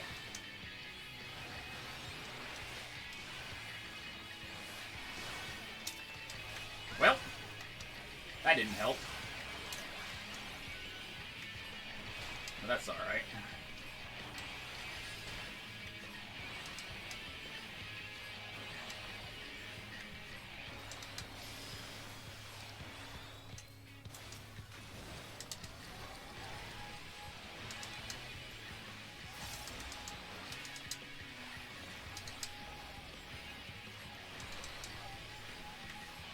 Ah, shit.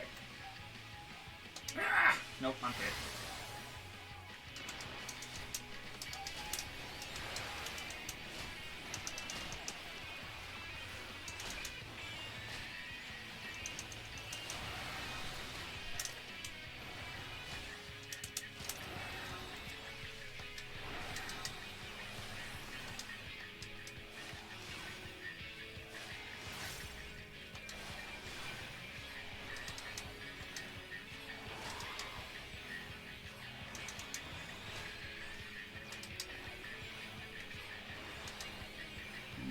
Pardon me.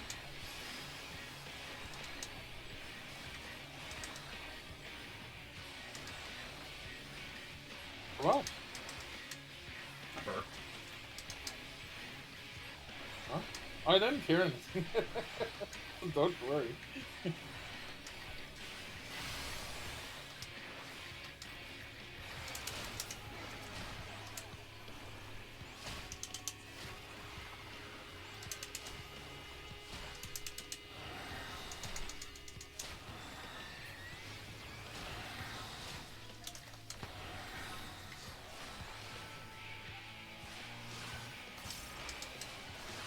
Damn it!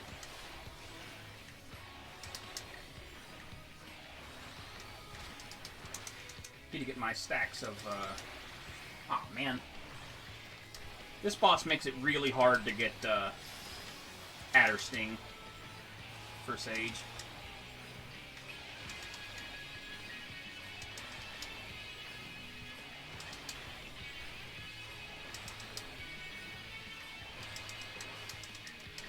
It's really funny. This boss doesn't seem like it'd be that hard, but he's probably the hardest boss in this entire deep dungeon relative to progression.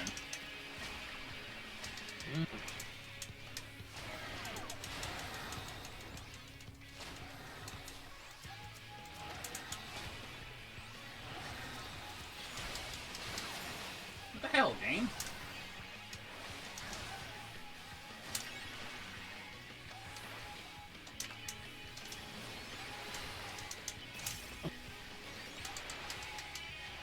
There we go. Oh my god. Ooh.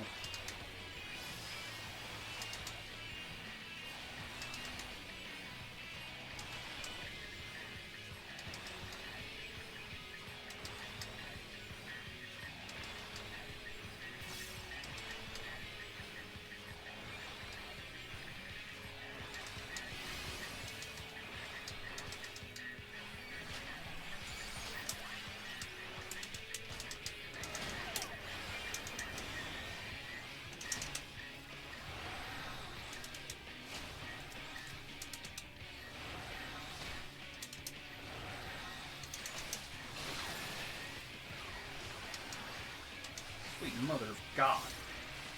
What? Just how close that was.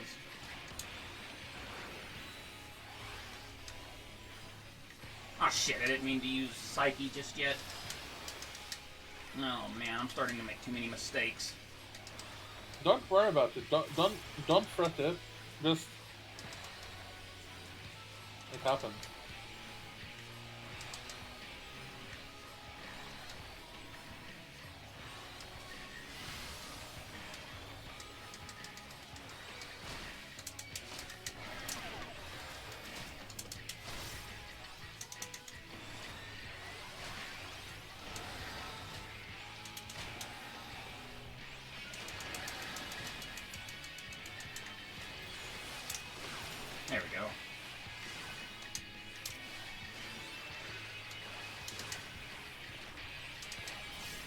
Now I'm back on track.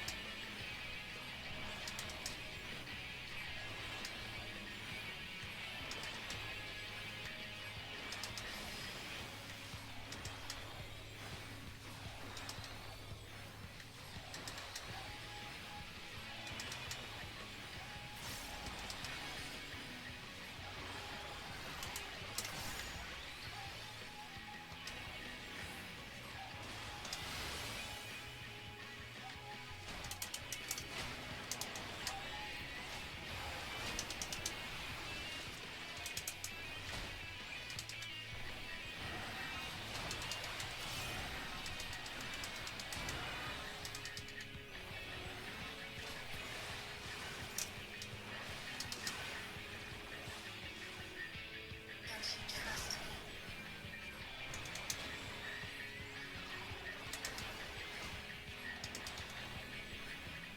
Okay, we got this one this time. It's strange. I feel more consistent as Sage than I do White Mage. I don't... Yeah, At least because it is because you are getting more and more used to it. The more you play something, the more used to it you're getting. For example, I feel uncomfortable sometimes doing like a harder content as White Mage compared to like Dancer. And I used to be main White Mage, if you remember. True.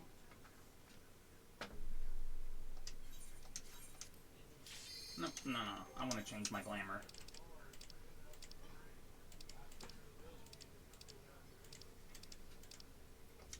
Swimsuit. Why not?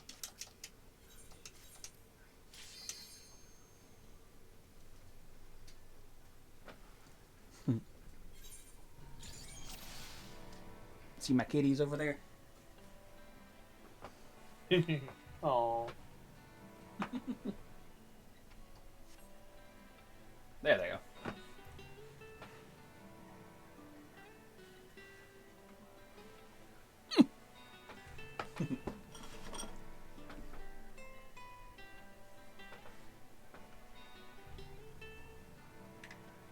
Alright. Cardia.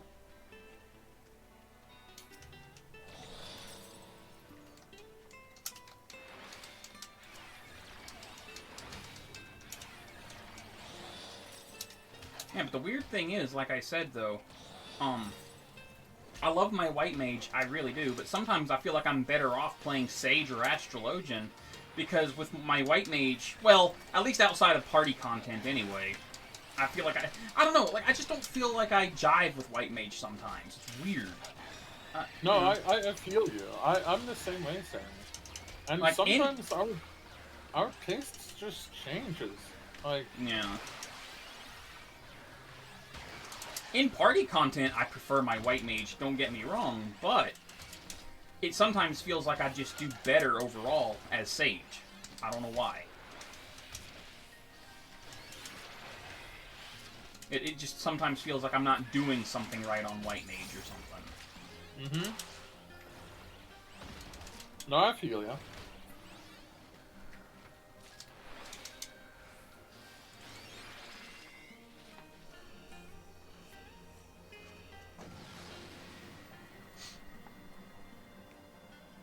I do not understand, to be honest.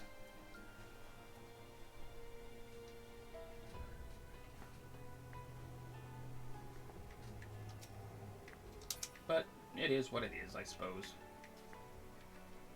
Oops.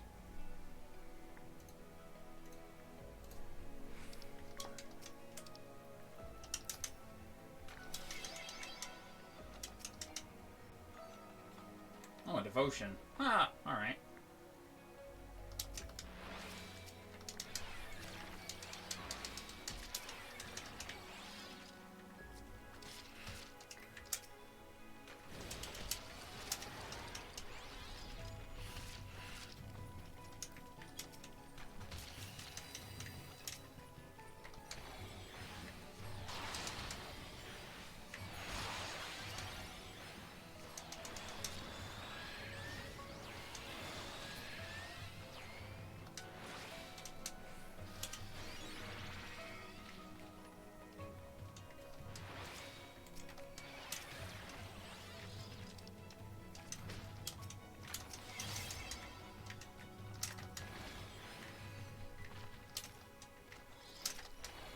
Yay, Bark Bomb!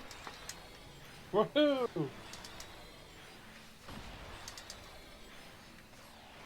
That's going to be used on the floor 60 boss, assuming I don't overcap it at some point. Wait, there's a mob in here I can pull. A couple mobs, actually.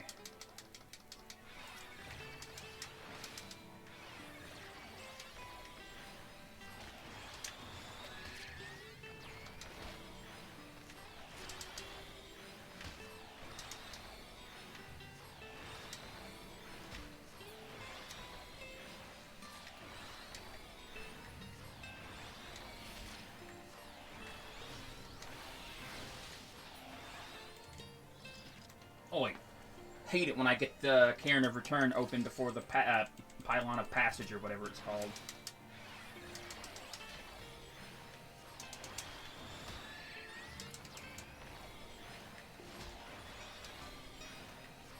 One of these days I should really sit down and try to grind out Palace of the Dead or Heaven on High solo. If I care enough.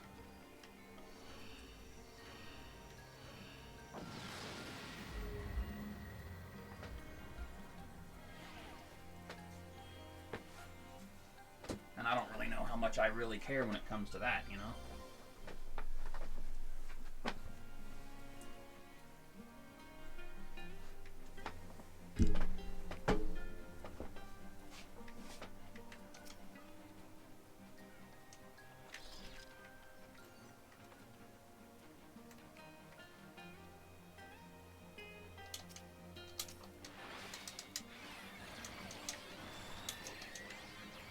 Poison fruit. I have one of each.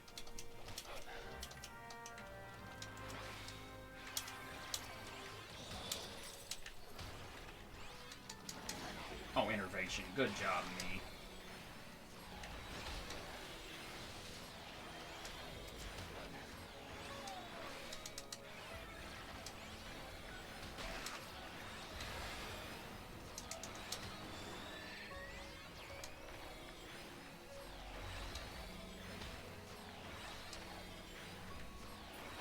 The other weird thing,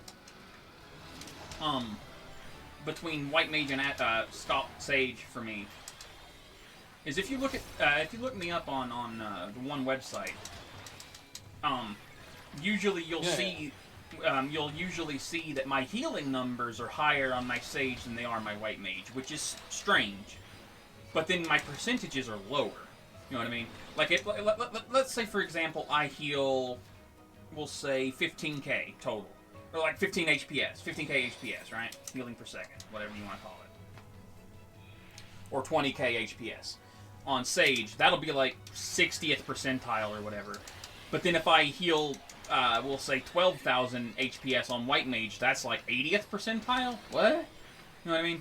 And it's weird because what that generally means then is that Sage typically has higher HPS than White Mage, which is bizarre considering White Mage is the primo healer. That's what it's supposed to be anyway. Yep. And in other words, I feel like the balance team are drunk in this game half the time. I don't know, man. I really don't. I mean, have you seen a fucking PvP? Oh, the PvP balance team are drunk as hell.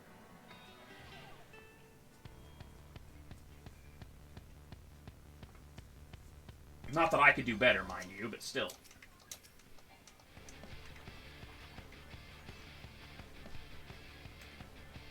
Yeah, the PvP, like the Final Fantasy 14 PvP team are drunk.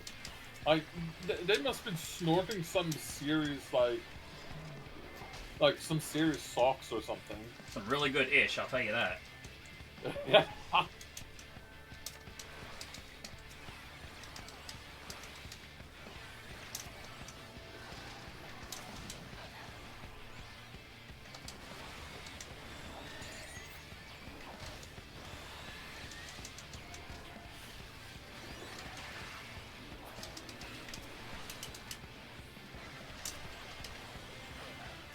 Yeah, these Peach Blossoms, I feel like they were supposed to be in the earlier floors, and the Pisces were supposed to be on this floor because Verdant Tornado only hits like for 12k or some shit. Whereas the tornado that the Pisces cast on floor 1 to 10 can one-shot you, doing like 40k plus.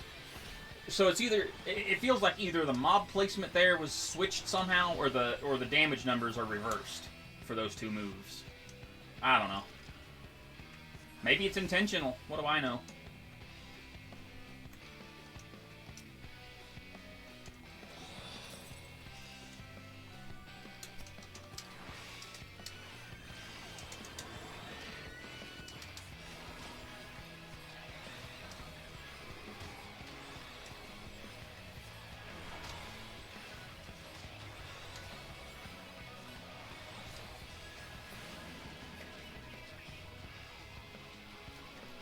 Mudball percent. Woohoo!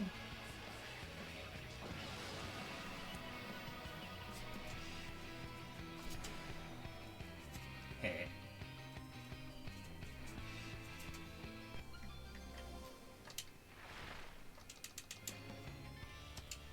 Hey, cousin, let's go. I already did that joke. Come on, party. Let's go party. Yeah. Such a derp song. But for its time, it was really good. Well, the thing is, I really like Aqua, to be honest. Yeah, Aqua is really good. One of my favorite songs from them is We Belong to the Sea. Yeah. I also really like Cartoon Heroes quite a bit, too. Which one? Cartoon Heroes. Oh, yeah.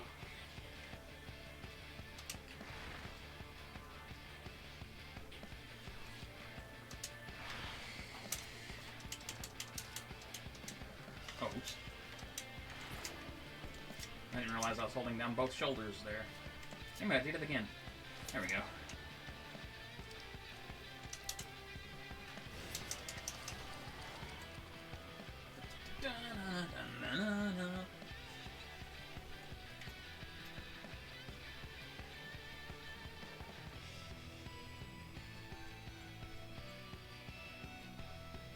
I just realized something else about 14 that kind of irks me, and I never really thought about it until just now. I think I know, yeah, I think I know why it feels like not Vanadil, Eorzea or Aetheris or whatever you want to call it is so disconnected. Mm-hmm. It's because, like, dungeons are instant, well, not instant queue, but you queue into them, and it doesn't respect the time of day that you queued into it. Like, it feels disconnected from the rest of the world. I get it. It's so that they can control the time of day and all the lighting and all that other stuff. But yeah, but I feel they should, if it's nighttime in, say, in the server's location, then it should be nighttime. Then it should be daytime in XYZ reason, you know? yeah, well, like, when I compare it to like other things, like, you know, when I say that it feels disjointed or disconnected, I'm referring to comparing it to Vanadil from Final Fantasy XI. And I realize that doing that, they're completely different games. They're their own beast, for sure. But when I compare it to Vanadil, there's a lot of things, to me, that that 11 just does better. Like, I feel like Final Fantasy XI, for example, does world building way better than 14.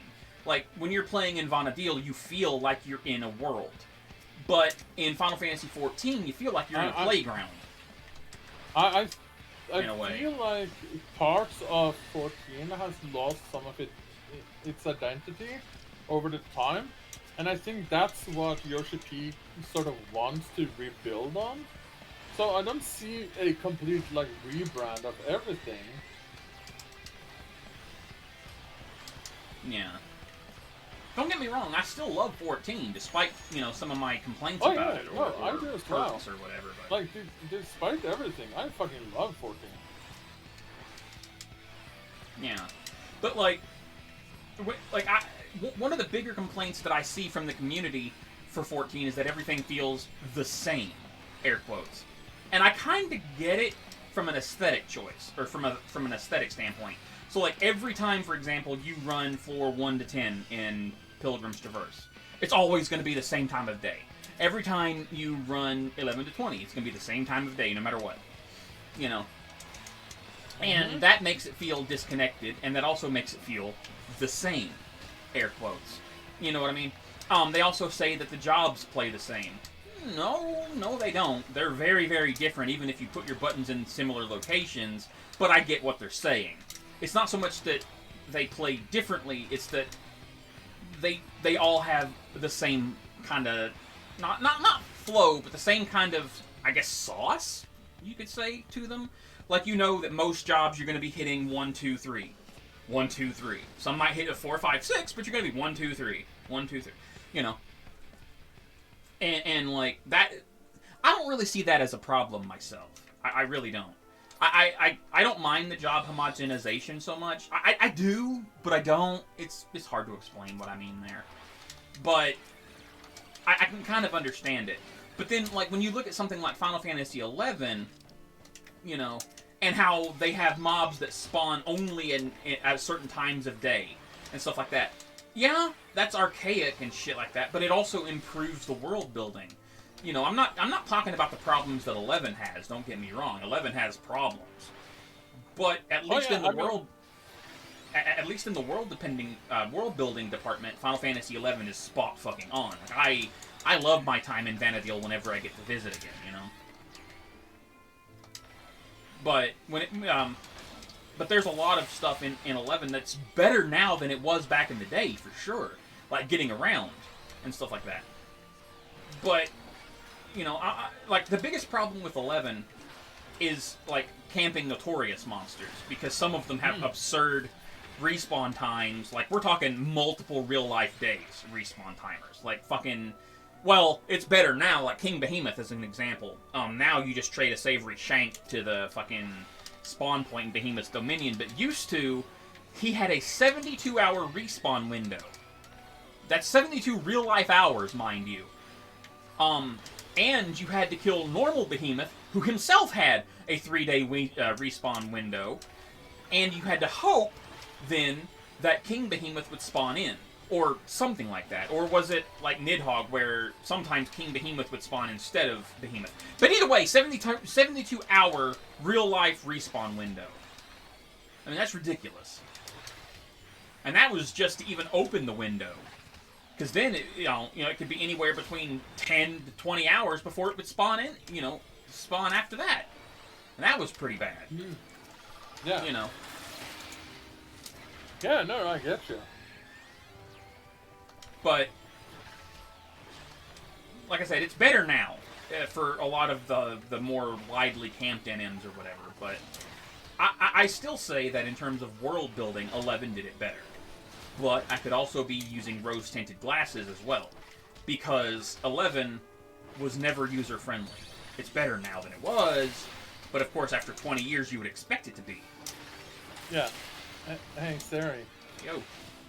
I just had a league game where I went 9-0-24. Oh, damn. Yeah, and funny thing is, my KDA is 33.0. Wow.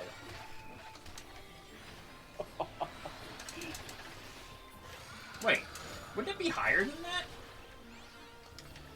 No, 9 plus 24. Oh, right. And since I didn't die, it didn't subtract any of that.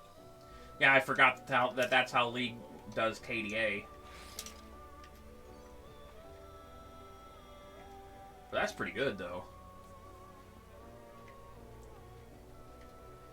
But I gotta say, though, when you said 9-0, it reminded me of the freaking old mastery system where you could go like 9-0-21. Or what have you.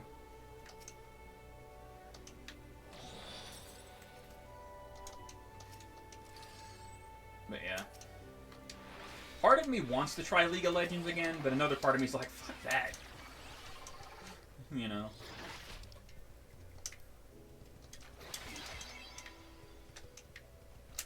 Like, even if they do add WASD movement, I just don't see that bringing me back, you know? No, I get you. I'm glad you still enjoy it, though.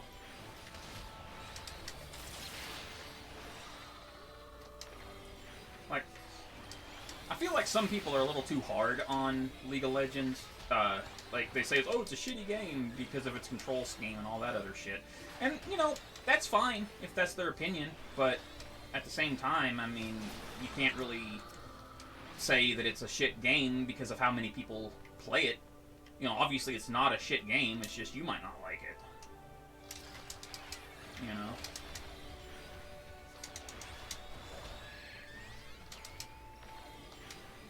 I don't know.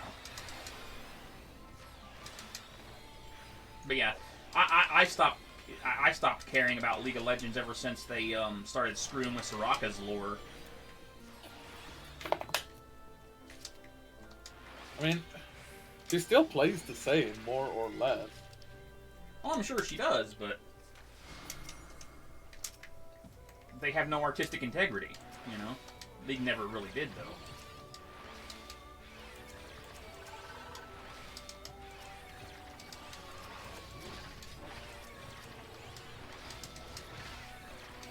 But yeah, I initially quit League around the time Sejuani came out.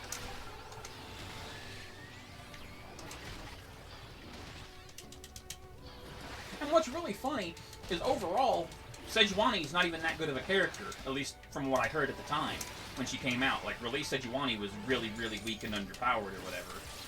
But what was really strange about that is every game, and I mean every game, where I was a Soraka and there was an enemy Sejuani, I felt like that Sejuani was on my ass 24/7. I couldn't shake them, I couldn't do anything, and I would lose that match 9 times out of 10.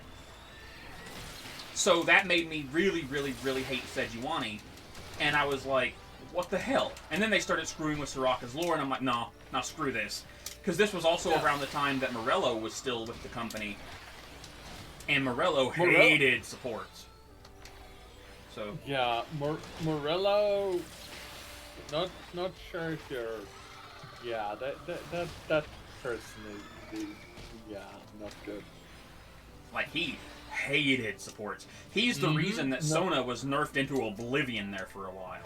Yeah, no, I know. And he was fired not because he was not doing his job, by the way. He was fired because he was later found to be grooming a 7-year-old. What? I didn't hear about that. Uh-huh. Wow. Yep. And yet he still has an item named after him in the game. That's weird. Mm-hmm. It's because they leave legacy things like that in the game. For example, Total Biscuit still has a item that's called Total Biscuit of Everlasting Will. Well, yeah, but that's to be fair. That's to honor Total Biscuit, which I'm still glad they did that. Because, oh man, poor Total Biscuit. Yeah.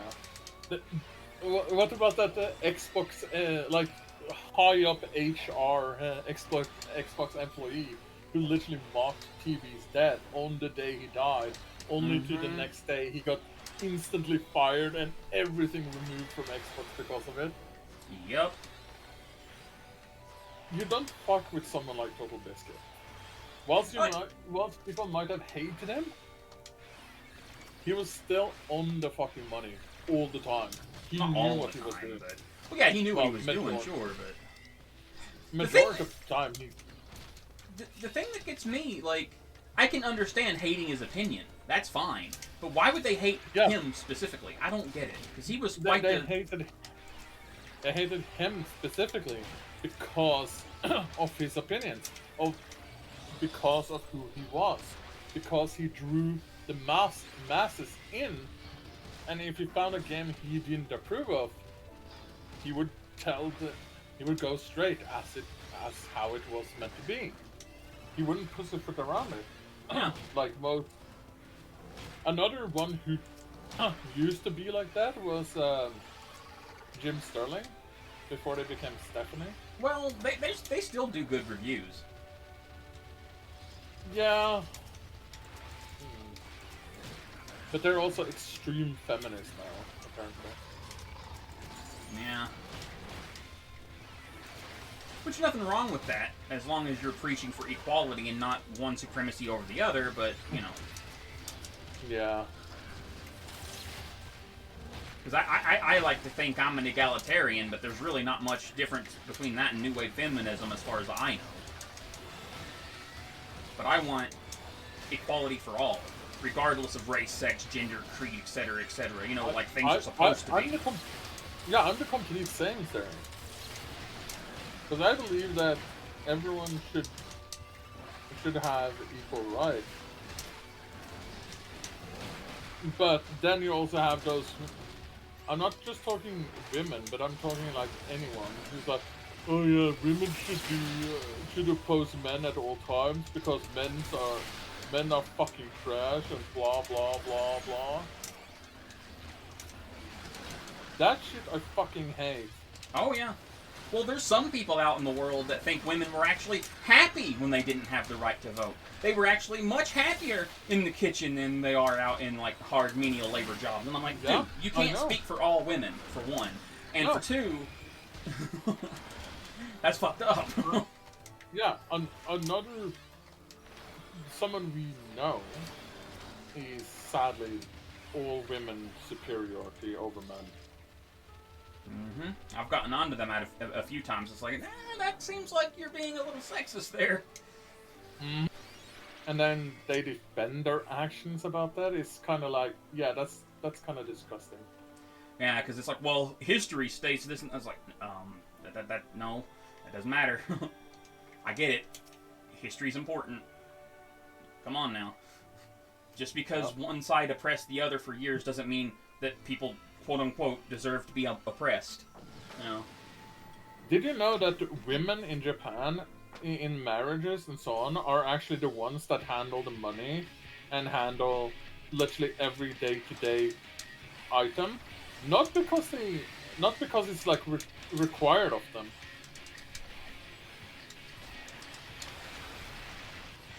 Oh? Like, not because it's required of them, but because that's how it is. The man works, but then most of his salary will go to the woman at home, say his wife, right? She will handle all the bills, all the expenses. Even if she's working, it will be her job to take care of those. It's not the man. Because in Japan, the man is subservient to the woman. Yep.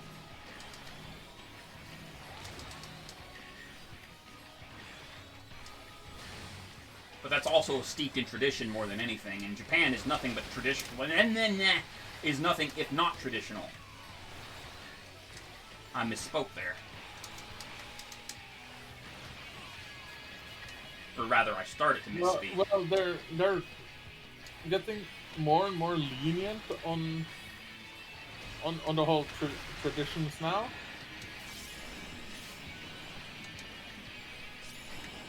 Yeah, tradition is fine and dandy, don't get me wrong. Hell yeah, I support tradition, but the problem is some traditions are dangerous, one way or the other, and need to be thoroughly kaput. I can't specify which, mind you, because I don't know for sure, but I know there's some traditions out there that are very problematic. A good example is Chris Columbus Day. That's a tradition. One that should be stopped. But do you know who Christopher Columbus actually was, though? That's what I'm saying. It's tradition, but it needs to be... yeah.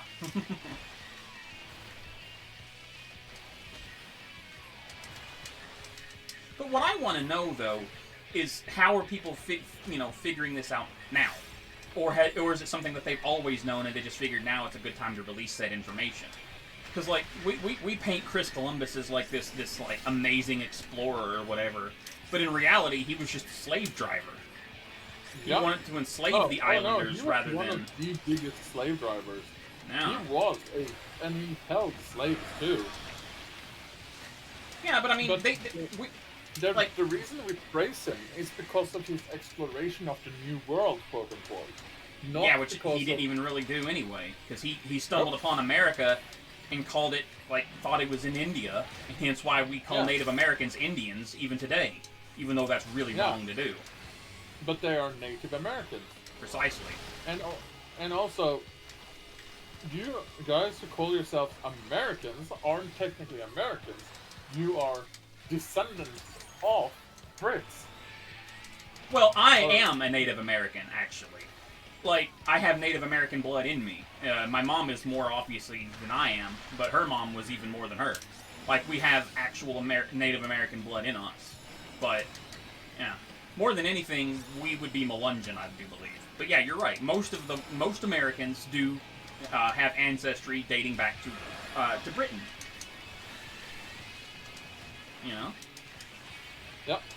But what's really funny is a lot of people credit Christopher Columbus for discovering America. But that is also false, because obviously it was discovered well before that, hence why it's called America. Because it was actually discovered, as far as I know, by someone named Amerigo Vespucci, or something like that. Because it was named after him.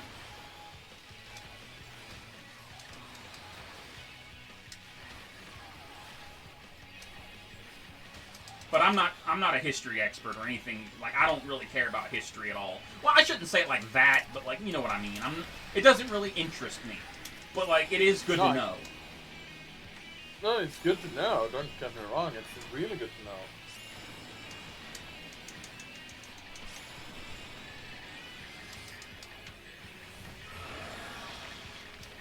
I'm gonna sound like a conspiracy theorist here in a minute, but hear me out. Okay. I don't understand how there's history deniers out in the world. Like, I kind of get it, but I don't. And I can kind of understand, because, as people tend to say, history is written by the victor, so to speak. You know? Uh-huh. So, and a lot of victors write the good guys as bad guys, and bad guys writes the bad guys as good guys. Exactly. So it comes down to, who can you really trust? How do we know that the stuff we count as factual information is indeed factual? How can we know for sure and back it up? Like, some things, I get it. You know, there's evidence, but how do we know we're not misconstruing the evidence? What I'm ultimately getting at is, be not skeptical. Well, yeah, be skeptical, but to a certain degree. Don't be so open-minded that your brain falls out. No, exactly. You need to question everything. Yeah. And do your own research. That is something Neon has actually been good at teaching us, is that do your own research. Look into things on your own. Don't just blindly follow someone because they say, oh, you know, ice cream with piss on is good. You know? Yeah. I mean, it could be, maybe. I could see that being an interesting flavor, but I'm not going to do it. No. I'm just being, you know... No, I know. You were being an example. Mm-hmm. But yeah, no. Like, I watched this video the other day about one of the Nazi concentration camps. I forget the name of the one, but it's the one where the... Auschwitz? No, it wasn't Auschwitz. It was one of the first ones. The one where the stairs of death are. Oh, right. Yeah. Winternacht or something like that. I forget it. Something like that.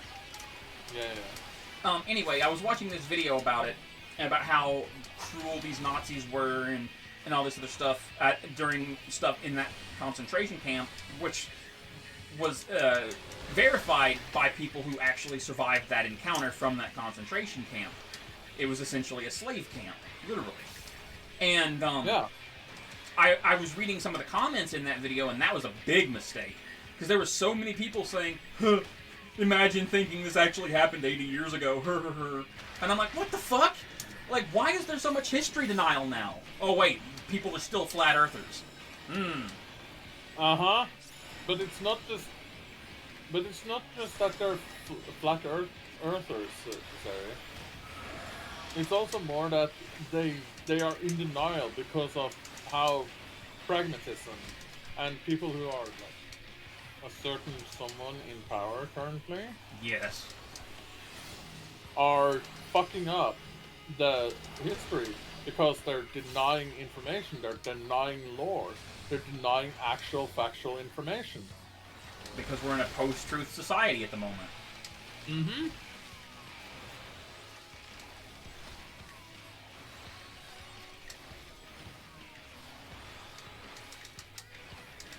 And the more that goes on, harder it goes. And we're also in a society where social media and shit like that is going to be denied for younger audiences, meaning they cannot like get information that they need for like for studies and so on. And it's kind of like it's sad because it's important for them to learn, but denying these things is no, you don't do that. Yeah. It's crazy, man. But, yeah, and all of this sparked because of the what are they called? The Australian feminist group movement. I'm not sure on that one. They are the ones that caused the whole like visa ban and so on. Visa ban? What? So yeah, Visa and MasterCard started cracking down on like adult yeah, like stuff. on Imager and stuff like that. Yeah. Yeah, that's because of that Australian feminist movement saying that oh, women are just objects; they're just sex objects for men. Which is so far from the truth that it disgusts me. Yeah, there's Because double standards a lot. Women. Hey, There's Leon. a lot of women who have literally come out and said, doing this hurts women more than actually before. It kind of does, yeah. Because it almost makes it seem like women have even less rights than guns. Yeah. You know? Because, I mean, like... Now there's more rights to own a weapon than actually being a woman. Use cardia. No wonder I wasn't healing. But yeah, like the double standard, right, is it comes in like, oh, it's not okay for guys to ogle women, but it's perfectly okay for women to ogle guys. You know, that kind of thing is like... Yeah, of course. Because, like, you know, men are useless to absolutely everything, right? Pretty much, yeah. And they don't seem to realize that it's either okay to ogle everyone, or it's not okay to ogle anyone. And, you know, I'm in the camp that it's okay to ogle anyone, essentially. You know what I mean? As long as it doesn't go into sexual harassment. You know what I mean? Because, like, people are gonna be like, oh, he, she, they're hot. You know what I mean? They're gonna ogle no matter what you do. You know what I mean? Like, they're gonna see through your clothes. Let me put it like that. You know, even though that sounds lewd, that's not what I mean. They're not literally seeing you through X-ray vision. They're gonna see what they want to see, is what I'm trying to say. So yeah, it doesn't matter. Yeah, it doesn't matter if you're wearing a nun's holy habit or whatever. They will imagine you naked. They're just gonna. Period. You know? Yeah. So, I think it's okay to ogle anyone, essentially. As long as it doesn't delve into sexual harassment and stuff like that. Like, I'm not a victim blamer at all. There's no such thing in my worldview as, oh, he, she, they were asking for it. No, that's not how that works. Yeah. You know? No, I completely agree with you. But I do. Yeah, it's weird to me in a lot of ways, though, that, like, even in terms of, like, capitalistic ideas or whatever, like, it's more than okay to show, like, a half-naked dude on a billboard, you know, like, for a cigarette, like Camel cigarettes or whatever. Not so much nowadays, but it was more in the past, where, like, you can have a shirtless dude, a sexy-ass shirtless dude, just fine, but heaven forbid you see even a little bit of cleavage. Like, what? Yeah, but remember, even before that, even showing your ankle for a woman was like, oh, she's a no-good hussy, I tells ya. Oh, no-good hussy. Tell me about it. And it's like, that's not even that long ago when you think about it. No. It was barely 100 years ago, I think. No, not even that. It was in the, I believe, around, yeah, I think you might be right, around 20s, 30s? Maybe. I don't know. Hell, it's probably, I think it's still like that in Arabian countries, I think. In the Middle East, yeah. Yeah, Middle East, that's what I meant. Yeah, in the Middle East, a lot of that, especially in the more Islamic, yeah. Harder religious countries. It's still like that, where women aren't allowed to study, they're not allowed to educate, because they want them to basically be cattle for the man. And that in itself is gross. but even then, a lot of women there have said if they were allowed to, go to school and be taught and so on, they wouldn't care so much about they just want to learn more about the world and so on. Yeah. So it's not even about that. It's literally suppressing of information. That we're in an age where suppressing information is a big thing, and I don't understand why. Not a clue. But, the thing that gets me is, how do I put this? In the summer, right, you can see dudes out in, shorts and whatnot. Not even tank tops, just shirtless and shorts. Just shirtless and shorts out mowing the lawn or whatever. But you can't see a girl in a bikini doing that. Or whatever. And it's like, huh? How does that, what? How is one indecent and the other one not? I don't, what? Because the dude is clearly trying to vie for the girl. He's trying to be blah blah blah. Yeah. I mean, it's probably not as bad as I'm making it seem, mind you. But... Oh no, you are correct. A lot of this is going on, and it's really bad. It's double standard and sexism is what it really is, and I hate that.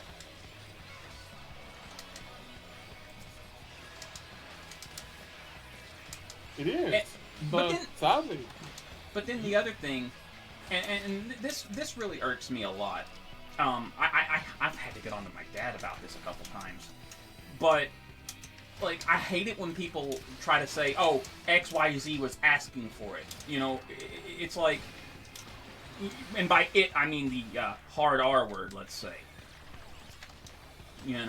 Hard R. Oh. Grape without the G. Oh. Yeah. Right. Right. Yeah, because if they dress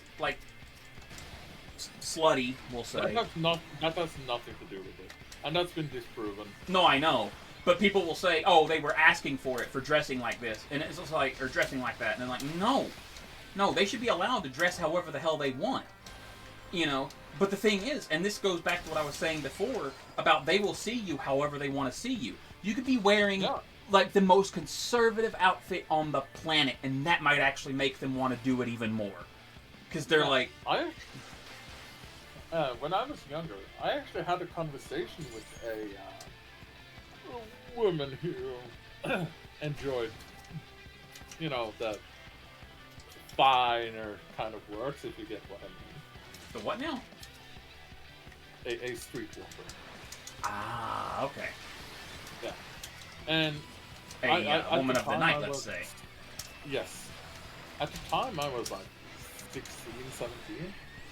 And we literally just chatted about it. We talked about it. And we just talked,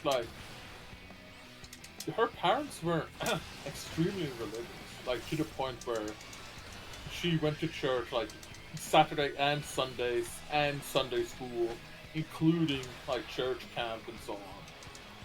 And when she got old enough, she basically just left her parents to find her own way in life, and she did. And whilst she has met some difficulties in her job, the most difficult clientele she had was actually women, because of how indecisive and rude they actually are. Well, it also it's easy to make a man happy because the man won't ask for things that's outside his liking or his comfort zone, whereas women will ask for biscuits and gravy with extra gravy and extra biscuits, if you know what I mean, with a side of pizza. Yeah. And it makes sense, especially historically, because of the way that society in and of itself was brought up, essentially. Women were supposed to be prim and proper, and dudes were supposed to be the ones getting out in the muck and the dirt and getting dirty, to bring home the bacon, so to speak. Yeah, but there was actually a conversation I saw on a YouTube clip, Facebook reel, where there was this group of women and one man, and then there was a woman therapist, and the man was explaining how all these prim and proper ladies, oh, I can do whatever I want, but I don't want no man, right? Self-sufficient and all that. Yeah. And then the man explained, like, where would you be if men didn't do, construction work, or plumber, carpenter, changing your oil filter on your cars, and, those really nasty, grungy, dirty work, right? Because he even had a cheat sheet of sorts, where he portrayed a list of how many women are in certain jobs, and Yeah, whilst there are a percentage of women in those jobs, don't get me wrong, like mechanic, plumber, etc. Yeah. It is nowhere high enough to be on the same level as men. Yeah.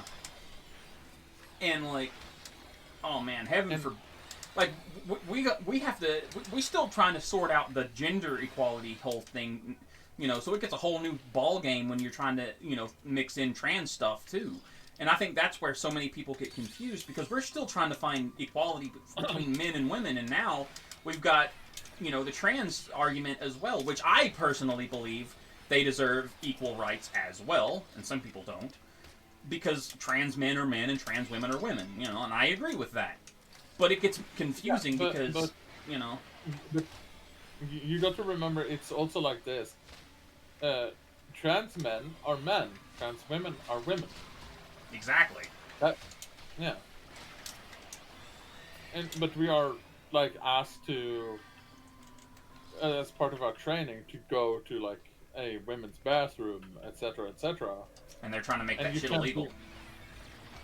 Yeah, and you can't really do that because it's like, oh yeah, doing that will cause problems. It 'Cause really won't. No, because a bathroom is a bathroom. It doesn't matter if it's same sex or not. Yeah, there's places that have co-ed bathrooms and they've never had any Yeah. serious issues. No. It's just people are way too prudish when it comes right down to it.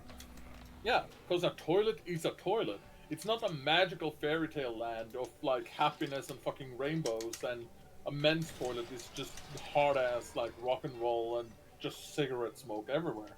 Yeah. Which the whole gender conformity crap anyway is just stupid. I've always felt that. Because, like, why is it that girls must love pinks and blues and pastels and dresses and cooking and all this other stuff? What if guys like that? And they're not gay. Yeah. They don't have to be gay to like that stuff. Yeah. And what if girls like muscle cars and fucking, reds and yellows and whatever the case may be? In other words, what if they're not traditionally a girl, quote unquote? Yeah. It's so dumb. And It I is. think more people are waking up to that reality as well, because you don't see as many gendered commercials nowadays like you would back in the past. Nope. And I'm happy about that because Yeah. of how important it is for. I'm because all of about how. I'm just happy to see that the world is slowly waking up to it, but Yeah. not as much as we'd hope. Yeah. Like, me personally, I'm not trans. Like, not even close. I know a lot of people who are. But I'm not Yeah, trans maybe. myself. Like, I had a stint when I was younger where I tried on dresses and I wished I was a girl for reasons. But never anything, like, substantial. Never anything, like how you might feel about it. You know what I mean? It was just a passing sort of something that I feel like everyone must, not must, but everyone must in the sense of, oh man, everyone must do this, right? Kind of thing. Not like, oh, you must. You know what I mean. I'm bad with words sometimes. But I just figured it was something that everybody goes through at some point or another. Yeah. So it did nothing to me. Nothing for me, I should say. And when it comes to me personally, I guess you could say I'm gender apathetic. I don't give a crap. Call me he, call me she. I don't fucking care. You know, of course, that changes when it comes to my character, Serenia. She is she, her. I don't know why I make a big stink about that, but whatever. You know. But regardless, I'm all about freedom of expression, you know? Like, if appropriate, rather, I think, you know, if you wanted to walk around, you know, out in plain sight during the summer in what I've got Serenia in right now, I think that should be perfectly legal. I don't have a problem with that. But now, if you say, for example, were to go to a funeral like that, I could see that being inappropriate. You know, time and place. I get it. But I don't like this idea that you must dress conservatively at all times. Like, I don't like that idea. You know? But granted, there's exceptions to every rule, of course. Don't get me wrong. And, you know, I think that you should be able to dress however the fuck you want. Oh, yeah, I completely agree. You know, like, if a dude wants to wear a dress, let him wear that dress. And he shouldn't be called fruity or frou-frou or gay or whatever just because of it. If they are, cool. If they're not, even cooler. Or, well, still just, you know what I mean. I don't mean to say that straight guys are cooler. That's not what I meant. No, I It just came out wrong. no. But I know what you meant, though, so... Yeah. But I just don't get it, man. I don't know why there's these rules that seem to pop up, you know? There's absolutely nothing wrong with dudes in dresses. There's absolutely nothing wrong, you know, with girls in t-shirts and blue jeans or whatever, you know? There's absolutely nothing wrong with any of that. But because of these gender stereotypes that people hold on to for dear life, it's like it takes a while for people to really get progress, you know? Yep.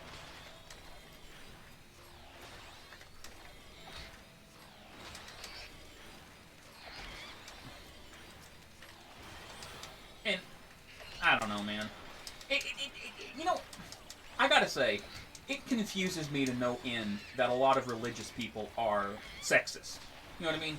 Like, it even says... But they're also racist, too. Yeah, and that makes no sense to me, because in the Bible, like the Christian Bible, for example, especially the King James it Version... says, love thy other as you would love your neighbor.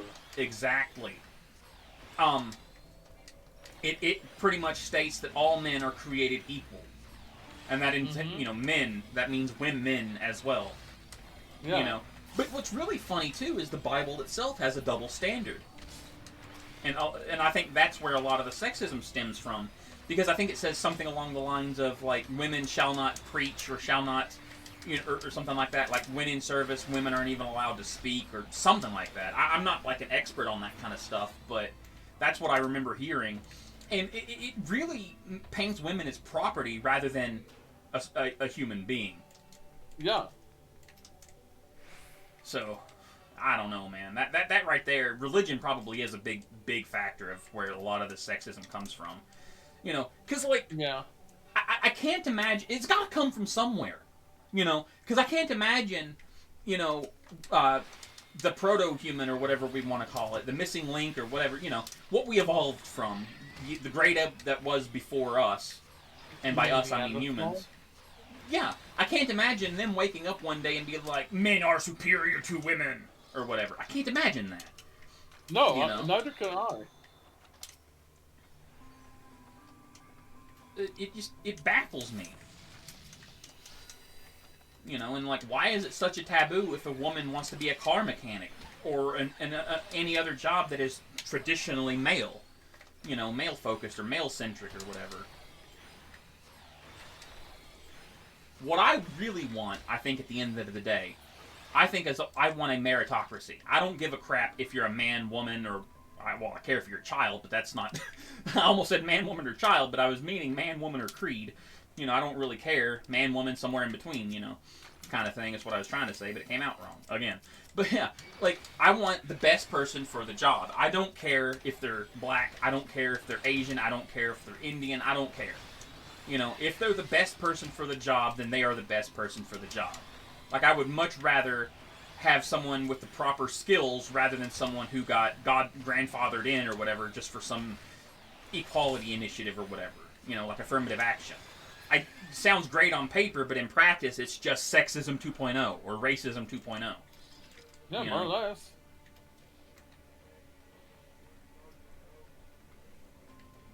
It's like if we truly want to abolish racism or sexism or whatever, then we need to actually be better and not be like, okay, well, women were oppressed for so long, so here, they have more rights than men, and men are now oppressed. No, you can't do that. You can't, you give them equal rights. You don't have to give them reparations, mind you, but it would be great if you did. But you can't, give them, God, that's where it gets really complicated, too, because some people are owed reparations, but other people aren't. You know what I mean? How do I put this? Some people are racist in the fact that they, especially if they're black, and black racists are crazy to me, how it's like they feel like they deserve a hell of a lot more than they have, even though they have been put on equal footing, And that's great. But you can't just give them equal rights. You do kind of have to build them up a little bit, right? I think. So, That's a tough one. Yeah, exactly. It's complicated, right? There was I watched a video or heard an argument or something about this the other day. Let's say, for example, that I was a carpenter and I wanted to build a house. But every time I went to build my house, I took a little bit from yours every time. You had a little shack, and every time I wanted to build my house up, I would take part of your house and turn it into mine, essentially. I would take... think like the ship of Theseus kind of deal. I would take wood from your place to build mine up.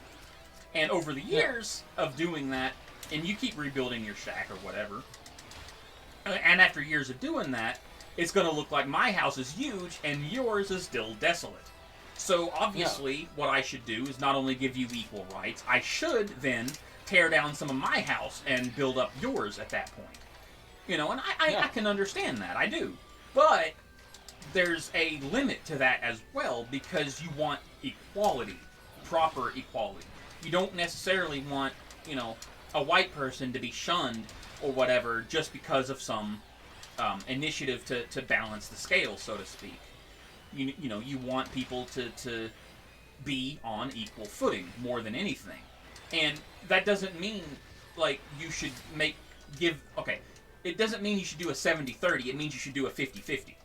It doesn't matter if they were the 30 before and now you're just trying to balance the scales. No. Because the more you try to balance the scales, the more lopsided it's going to be.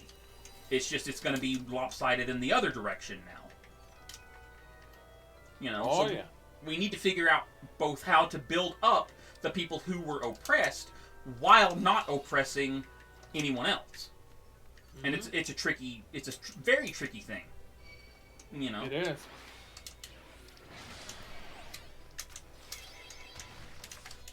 Because I don't agree that anyone should be oppressed at all. And I definitely don't agree with the sins of the father thing. I don't agree with that at all.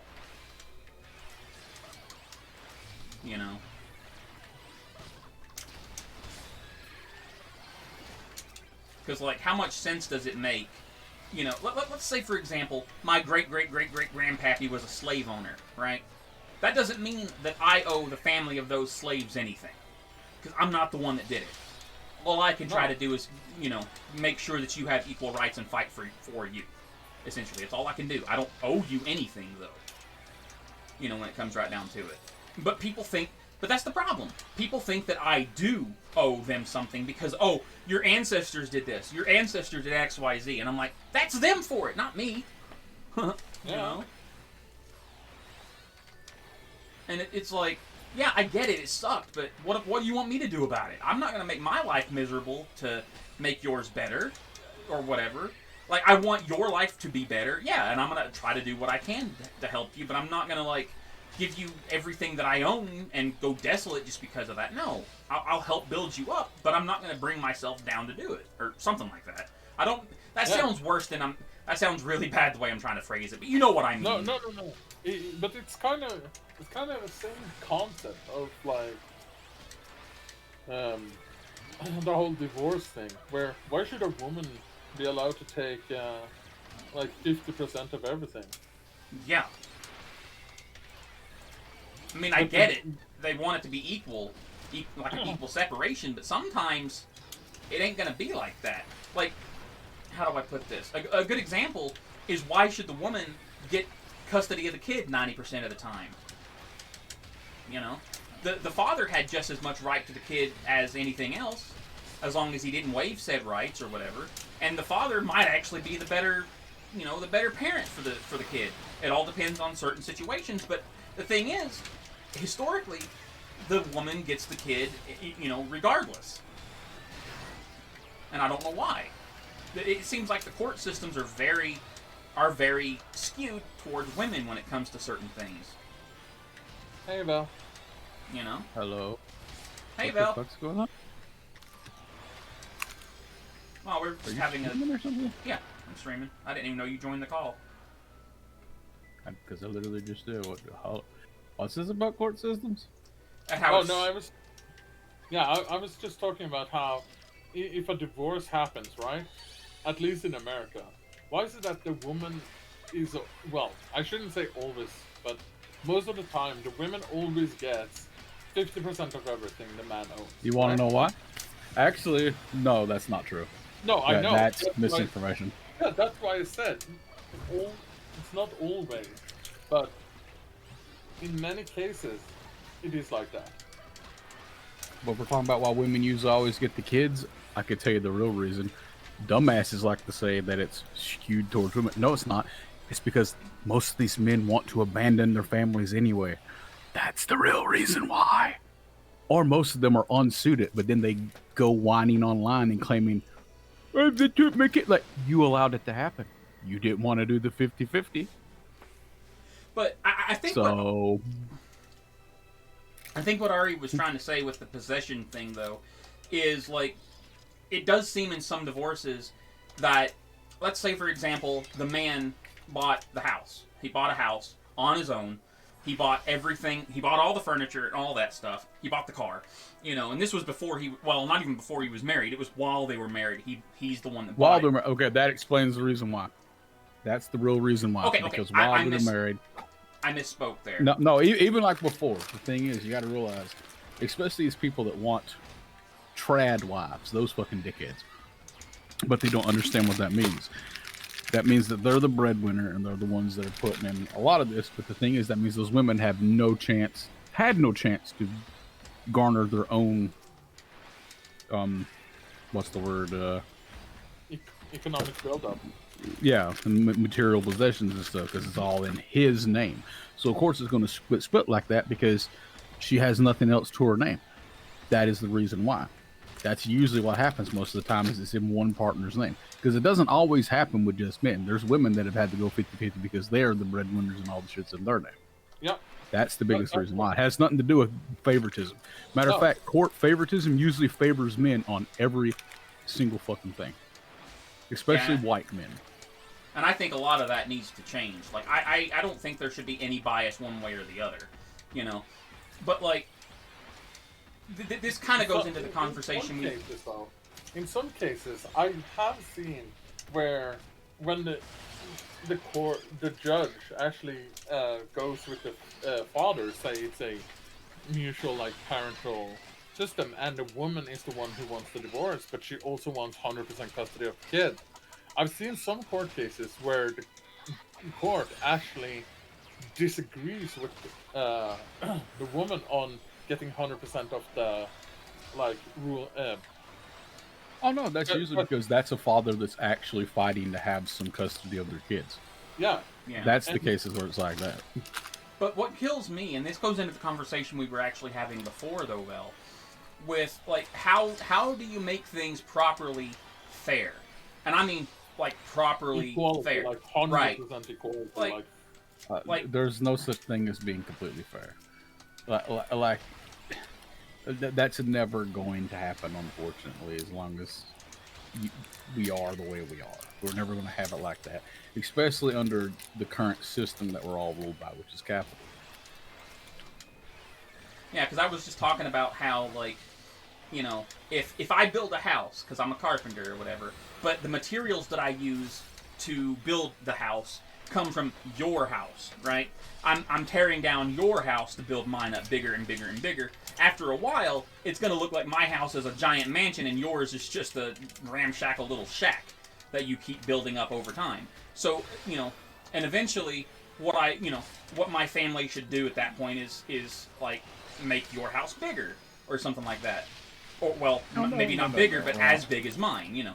And it gets really complicated because you can't think like that. You should help them build up. You shouldn't have to tear yourself down to build them up. You should just be like, okay, you know what? What I did was wrong, or what my family did was wrong during XYZ period or whatever. So I'm gonna help you build up, but I'm not gonna, you know, I'm not gonna tear myself down to do it. You know, because that's not fair. That's not equality. That's still oppression. Well, to be fair, all most people act is that the rich pay their fair share. Yeah, they don't. exactly. Now, to be fair, I think it should go further than that. I don't think there should be people that are that rich. I don't either. I think because that's disgusting, and no one reaches that level of rich without harming lots of people in the process. And the Doesn't matter government. how good of a person you Well, are. not the government. I meant the environment. That's Thank you. yeah. I do believe there And should I be hope a I'm not wealth cap. bugging anybody in the audience. No, there's no one here. At least from what I know. Well, no, Leon's there. Wow. Yeah, hopefully I'm not bugging anyone. But no, a wealth cap, maybe. I think we need a whole different system, but I am also someone who the world I wish for I know won't exist. Like, not any time within like 100 of my lifetimes, as I said several times. I'm an anarchist. I want a world where we're all working together and all as free as possible. But that's a difficult goal because there's way too many people that. And unfortunately, it might even be a pipe dream because there's just way too many greed, way too much greed. Well, to me, it's the end goal of society. Yeah. That's my opinion, at least. No, I agree. No, I'm with you there, Leon. Like, agree or disagree, you should still be open for discussion, and that's something that I'm kind of bad at because I get overly defensive when someone disagrees with me, especially on a fundamental level, and I get angry, and I shouldn't do that. Like, I should be willing, for example, to speak to a right winger. You know, I should, but I'm not. It's human instinct, though. You know, It's human instinct because a lot of people that are good at this type of stuff have went to school for it or are trained for it. yeah, They have exactly. training. Now, when it comes to like a person-to-person level, when it's not broadcasting, sometimes that's a little easier, but it also depends on the topic because a lot of people forbid themselves from talking about certain topics, no matter what they believe, for a good reason, because some topics will naturally get heated, like religion and politics are the two major things that get people the most heated. And yeah, that's true, Leon. In case you can't see what Leon said, Vel, he said, on wealth things, I do feel I read like... it. Oh, okay. I didn't know if you saw it or not. But yeah, like, they're right. Like, anarchy should be... Well, your version of anarchy, I should say. Should be the end goal of society, where everyone is truly equal and as free as possible. With as little government as possible. Yeah. Or whatever the It's case sad may when be. people hear the word anarchy, they think And they think chaos. They don't chaos. think of what anarchy actually means. Yeah, but the thing is, you need chaos to have order, and you need order to have chaos. Well, kinda. But, It's like you need light to have shadow, and you need shadow to have light. You know? Well, metaphorically. Well, order and chaos, if we're going with that route, like we have a little too much order, a little too many people trying to control everyone else, and that's a big issue. Yep. And it's funny. All right, I'm going to get political, even like I wasn't already. That's my biggest problem with a lot of conservatives in America, at least. They claim this small government horse shit. A lot of them do, but they're the ones that want people to be the most controlled. You can't have a small government and control people and tell people what to do at the same fucking time. I'm sorry, that's not how those two work. But yeah, like... Well, going back to the wealth cap thing, though. Maybe a wealth cap isn't the right term, or maybe the right way to handle it, but we do need something. Like, if you're in X tax bracket, you pay 20% instead of 10% or something like that. You know, Look, but they're like, but that's money! actually why You know, communism's ideal. Although a lot of people, we've had attempts to try to get to communism, but we never actually made it there. There is no actual communist nation. There's attempts at it. Oh God! I think the most profitable or the golden era of the United States specifically. I don't know if this holds true in other countries or whatever, but some of our best eras were the 1980s because the rich were actually taxed properly or something like that. Nope. 1980s is a bad example. Oh, I thought That's it was. literally when things started Was it? turning to shit. Oh, what was it? 1940s and shit. Oh, okay, right. Had the wrong era. My bad. 90%. They were taxed at 90% rate. Now that's ridiculous. And they were still wealthy and still had anything they wanted. Mm-hmm. But now rich people want to play the numbers game. So They you want can to pay have as the little most as 1%. high number. Yeah. They want to pay as little Or as none. 1%. Yeah. While the little guy pays friggin' 90%. Like, what the hell? Don't you realize? Okay, like if the rich is paying 1% of $1 trillion, that's a lot, sure. Well, so but there's a saying that goes, "Society is built on the back of the poor." it pretty much Yeah. is, yeah. Because the poor are treated as if they're free slave labor.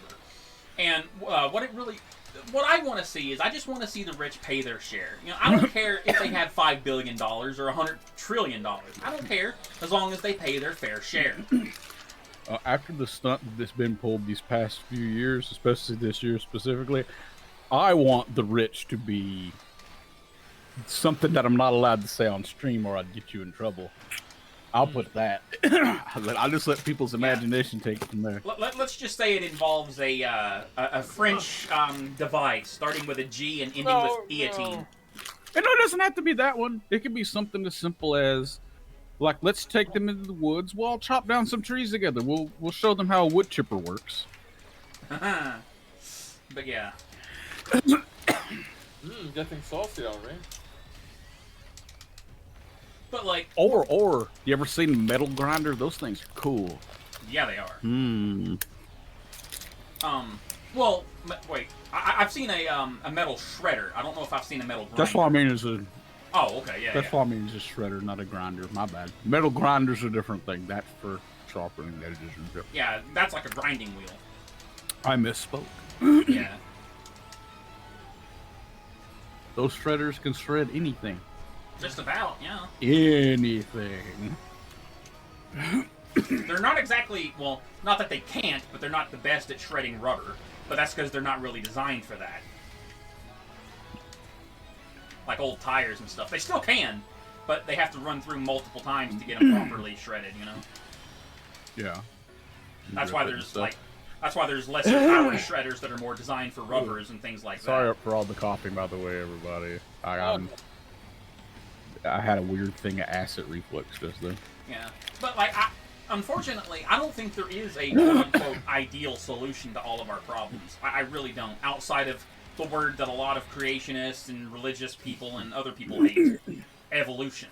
We need to evolve as a species before we can fix a lot of these problems. I don't know if that's the proper term, but... You know what I mean. Like, because I don't know. I don't think there is an ideal, so to speak. Like, I don't think there's an ideal solution. Because, like, if you tax the rich, yeah, that might actually cause what Reagan wanted to do with trickle-down economics, the rich paying their fair share and all that other stuff. But No. no, I'm saying No, what Reagan did is the opposite of No, that I caused said that. He what he set it would- up because it's a... Go ahead, sorry. No, what I was saying is it would cause what he was wanting to do, which was trickle-down economics. It would actually cause No, that. not what he was wanting, what he was claiming would happen. Yeah, not yeah, what yeah. he's wanting That- to do. What he's that- wanting to do is what's happening. The rich keeping their fucking money You while know what I everybody meant. else gets fucked over. You know what I meant. Because Reagan was a giant piece of shit. Yes. And I don't, And- and I'm an atheist, but I will say if there's a hell, he's definitely rotting in it. Yeah. I just find it funny that he was also MAGA, believe it or not. Which surprised the hell out of That's me. the first case of it. That's where you think that tagline was taken from, the Reagan campaign. Yep. But anyway, that's besides the point. Like, if the rich were taxed more, it would in favor, or it would in theory, make everything more profitable, including middle class and lower class people. There would be more money to go around for everybody, and that would be a good thing, you know. But it also depends on how much we are taxing the rich, because 90%, that's absurd. I will even say that. No, it's not. not when it comes to that level of rich. It's really not. Because that 90%, they're still, with the 10% they have left, are making more than you or I would make working a normal job in hundreds of lifetimes. They're still making that much money. Think about that. No. It should probably be 99%. And then they're still going to be rich as fuck. True. Well, maybe. They just won't be able to afford their ninth mansion in Honolulu. Here's how they get around a lot of that shit, though, is they don't actually have money. They have assets and shit, and the stock market bullshit. Stocks should be taxed. Stocks should be taxed heavily. Now that I agree with. That is my opinion. But I'm not an economist, so I don't know.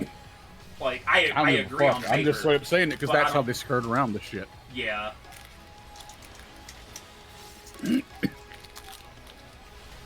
And the worst part about it too is not only do they use stocks and whatnot as a means to circumvent the system like you were talking about, they also fucking cheat, and they do it like legally too with insider trading. Yeah. So it's we like have politicians that do that too. Yeah, and so because of that, you know, it not only do they skirt the rules, they also make it to where it's hard for the average Joe to get into the stock market. To maybe get some money, you know? Because what they'll do is they will... Well, they have people hired too to take care of it versus someone who's doing like day trading and just doing it on their own. You don't have the advantages that they have. They have people that do the dirty work for them. Yeah, pretty much. You know, and like, if people are rich off the sweat of their own back, cool. I'm okay with that. But the problem is, a lot of these billionaires... No one is, though. That's exactly it. They'll claim that, oh, they work so hard, they don't know what hard labor is. I don't know what hard labor is. And I should, because I'm low income, extremely low fucking income. But I'm broken as well. I've got a bad back. You know, I've got bulging discs. I have arthritis. You know, I've got problems. Well, you're on a different level of things, but you still you've never known wealth like that. Right. You've never known wealth in general. Ever? No. Like, other than like the basic necessities, like one could argue, and they would be in the right too. Like you and I, where we have like a lot of the games and things that we want. That's a part of it, but that's more of a luxury to distract us from the pain. How miserable the rest of our fucking lives are. Matter of fact, that's the mistake that the government's making right now, allowing a lot of these price hikes and shit. Once the populace loses access to all their little goodies, all their entertainment things that keep them distracted, all that's left is for them to watch and see exactly how and who's fucking them. People need to remember what happened with the French Revolution. That's all I'm saying. Like they need to pay attention to that part of history and the reason why the monarchs kind of got what was coming to them. I just kind of think that maybe this is what they want. I think they're trying to stoke the flames of war. Oh no, they are. But the biggest reason why is that type of strife would give an excuse to have martial law. Martial law. Yeah, it would be an excuse. But the thing is, though, it depends on the countries and stuff, because martial law might work one way, but there's also going to be people. This is the reason why you need fealty, something that they don't have. That means loyalty because a lot to of a king, soldiers, for the most part, yeah, to a ruler. But a lot of people that are in the military, a lot of them went into the military because that was the only route they had to make any profit, make any money, but they're doing it for their family. So why the fuck would they turn on their goddamn family? they're making a big mistake if they think the martial law thing would work in this country. Especially considering there's 3 guns to every person.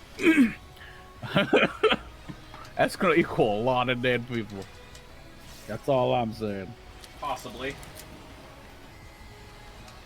And then there's a lot of people. This is where I hate when people talk about left and right, because there is no leftist fucking party in this country. No. We have conservative and conservative right. We do not have a leftist party here in America. Nope, not even close. Like we have conservatives and liberals, and yeah, liberals don't like guns. But as someone who's a leftist, I like guns a lot too, conservatives. But the thing is I don't wear them like a fashion accessory. My guns are used as a tool, and I have them put up and well kept. That's all I'm saying. Yep. Isn't there a quote that goes, "Guns don't kill people, I do"? Something like that. Exactly. Hell, my mom, like where I used to live, my mom had a sticker on the door with had like a revolver on the sticker and said, "Don't worry about the dog, beware the owner." Yeah. I remember that.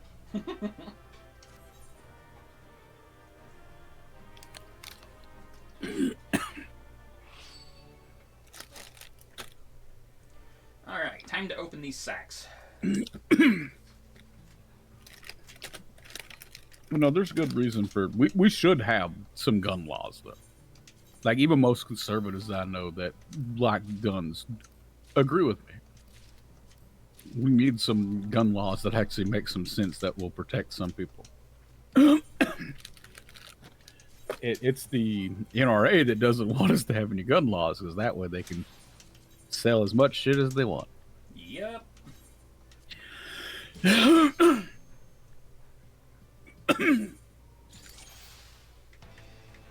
Now, when it comes to registering guns, I'm half and half about how I feel about it. Yeah. I think any modern style gun should have to be registered, but older guns, depends on how old. Because at a certain point, that's an antique. True. I'll show you antique.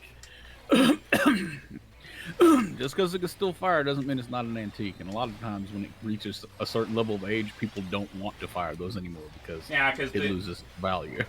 Well, not only does it lose value because it's so old, even if it's really well maintained, there's a there's a higher chance of backfire and or gun jam too. Yeah, and just fucking it up because it's so old. Exactly.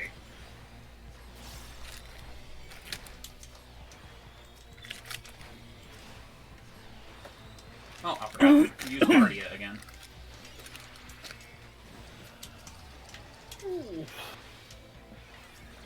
But I actually, but then there's some people, this is how you can tell the difference between talking to someone, a liberal versus a leftist, is when they're talking about certain guns and they think every gun is as dangerous as every other gun. Like, no. Like the AR-15, for example. It's a very popular gun. Go ahead. No, I was going to say, should we be discussing, weaponry? I don't know. With this is just more of a generalized discussion thing. I'm not saying people should go shoot people, but I am issuing a warning to liberals. The AR-15.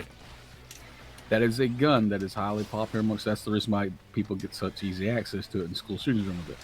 But the next most popular rifle, if you ban the AR-15, the next most popular rifle, you should look it up.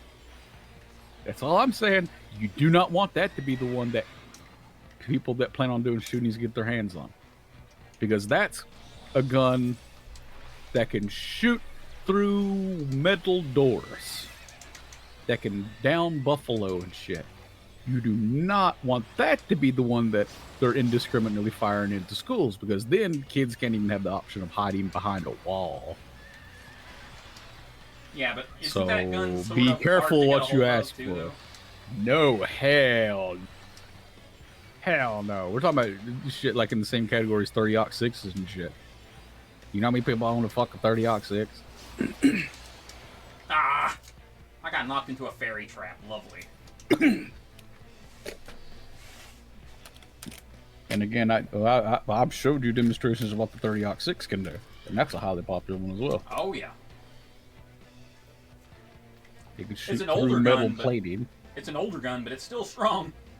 I've watched them like people hunt buffalo, and the bullet go through the buffalo. So that should let you wow. know the power of that gun. Yeah, That's and that ruins the impressive. pelt, ruins the meat. Well, no, that's the type of gun that's kind of designed for that type of hunt because of how thick their hide is and stuff. Yeah, but what I mean is that if the bullets go through, Oh, it can ruin the meat, yeah. yeah, that will It- ruin the pelt and the meat. It depends on where it hit at, to be fair. But yeah. Well, that's why crossbow and bow hunting is so popular for a lot of things, if you can use a bow on them. 'Cause it's a clean You kill. need a very...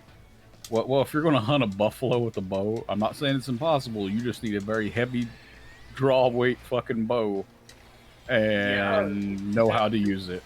You need a heavy tube. Yeah, you need a long, Like the a long not crossbow. like we're talking about something Compound equivalent to a war bow is what we're fucking talking about. Yeah. Something that's meant to shoot through armor, Well, not into armor, through it. the bow you're talking about, Sari, is a composite torque bow. Yeah, a compound bow is what I said. But you can hunt with bows. Actually, bows are kind of cool. They're also quiet, like super quiet. Mm-hmm.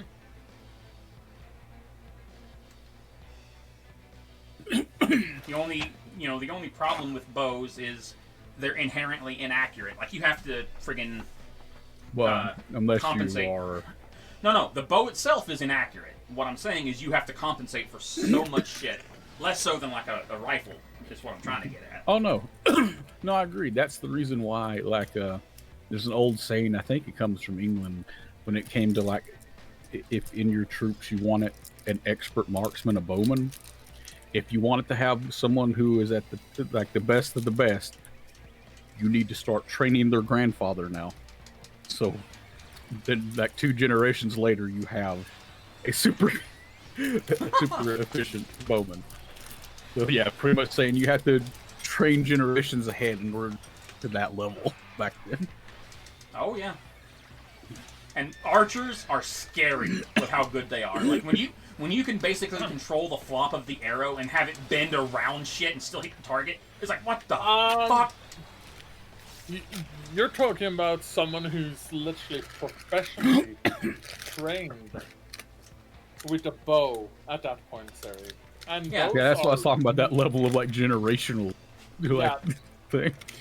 Like, I once- like you need to be a a bow master from like the Meiji era or Edo era. Yeah. Because I remember I watched a video of this one dude who shot an arrow. There was a pole, like a thick pole, not a thick pole, it's like a small pole, like a somewhat thick pole, but it was not really, you know what I mean. It was about like maybe that thick or something. It was a tall pole, and he shot an arrow towards it, and he hit the target behind it because of the way the arrow flexed. It literally flexed around the pole. He was able to control that. Yeah, shit. it's I'm about like, what the hell? understanding how. It's about understanding how your things work and that. There's tons of different factors at play other than just aiming when it comes to that. Yeah. That's someone that really knows their shit, though. Yeah, and like I said, you need to be a master bower or archer for that. Isn't bowyer another word for that? For an archer? No, bowyer is the one who takes care of bows. Oh.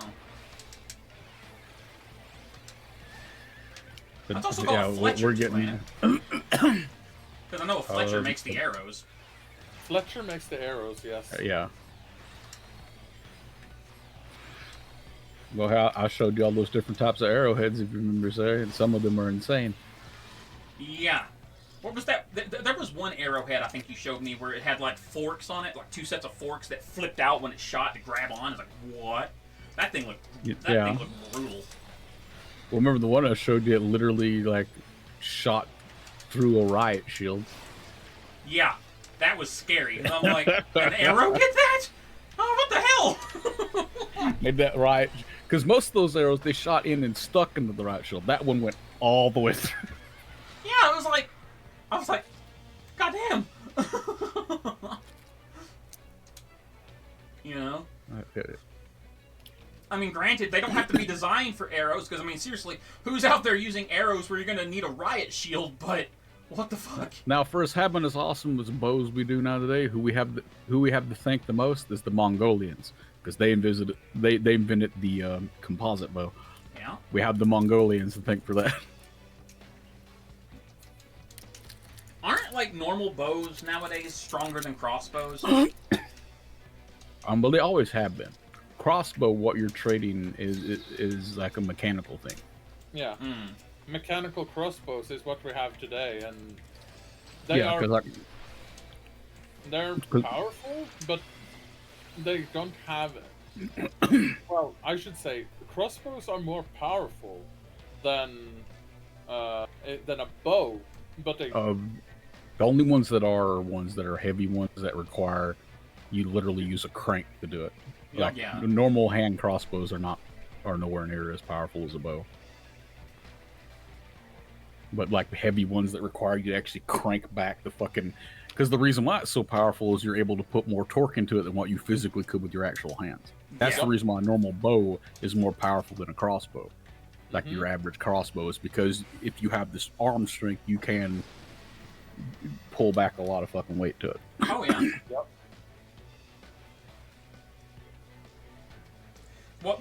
The advantage of a crossbow, though, is like you said, the mechanical feature, loading and reloading. Yeah, it's more convenient. It makes it to where you don't have to worry about tension and stuff as much, or putting as much of your own arm strength into it. Aren't crossbows a little bit more accurate too? Just a tiny bit? No. That's They're all actually- about training. they're less accurate. Yeah, it's all about training. The thing that's the most accurate is a fucking gun, but that's getting into like modern shit. Of course, a gun's more powerful than a bow because they are literally kind of designed to be. No, that's it's like saying, "Oh, did you know that the modernized Japanese army won against the traditional shogunate army?" I was like, no shit. Yeah, no shit, because they had fucking muskets and shit like that. A modern gun would be enough to take down the bulk of an old army by itself. Just one modern gun, if you have just a couple of magazines, Yeah. But what's a magazine gonna do? It's just a piece of paper. Haha. Well, I shouldn't say clip because clips and magazines are two different things. I They know. serve the same purpose. They serve the same purpose. A clip is mostly going into different type of gun. Yeah, it's more of like a metal slide that you just slide the bullets into, and it usually goes into a rifle, and it feeds it up into it. Where actually, it's more just pushing it up to where it does the feed. Whereas the magazine is actually holding the ammo, and it's got a spring that's pushing the ammo up into the gun or down into the gun, whichever orientation, as you fire. Yeah.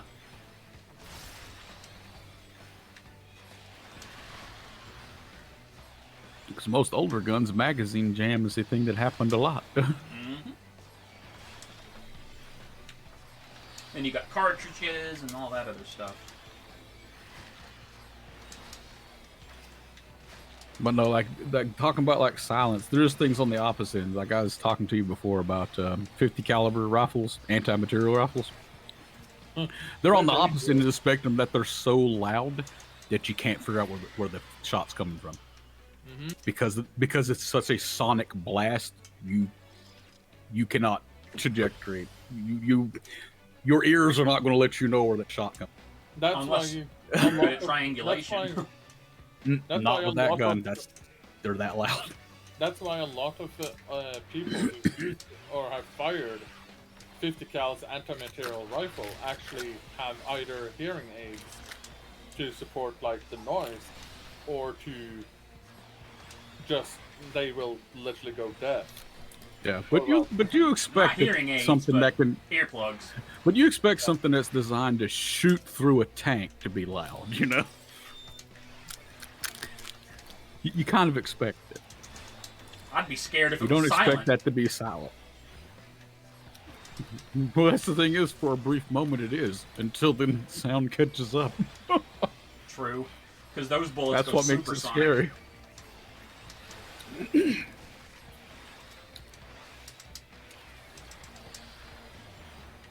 But, I mean, could you imagine if something that powerful made a sound like... Cheep, cheep?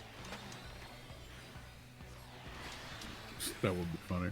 No, but again, time traveling with a weapon that powerful, you Oh, could God. conquer an entire continent with that, So, until you ran out of or bullets anyway. so pure chaos. Well, if you're someone that knows how to smith the bullets, then you've made in the shade. Yeah, but then you would have to first find the The powder. materials. Yeah, you need the materials that can do that. Yeah, and then back then I believe you didn't really have, or well, nowadays you would. I think bullets made with black powder and not lead anymore. Well, I'll just say this: like, we'll use Japan as the example. You can travel back, just turn one shogunate into red paste. This goes. Poof. At that point, they will see you as God, Yeah, because that gun will do more than just shoot through them. It will literally turn them into just red mist and gore. Pretty much. oh yeah. And at that point, they will worship you, because they'll be too afraid not to. It's a hasty Steve. How y'all doing? We're fucked up. I'm sorry for taking this conversation such a fucked direction. You're fine. I just don't know anything about guns myself, so... Let's talk about cannibalism. That's Yeah, really.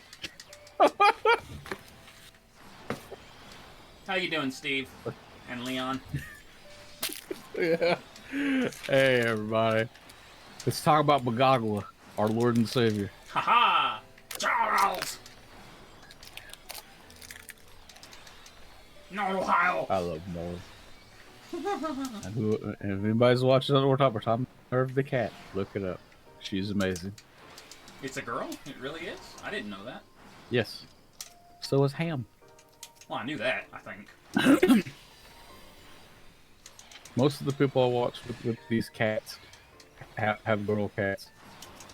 The most well-known one that's a boy that I know of is Nanaki. And he's stupidity and chaos at the same time. And created his own worst enemy. Yep. Oh shit. Nope. Go sleep. Picked on his new sister until she became... I'm dead. Oh no.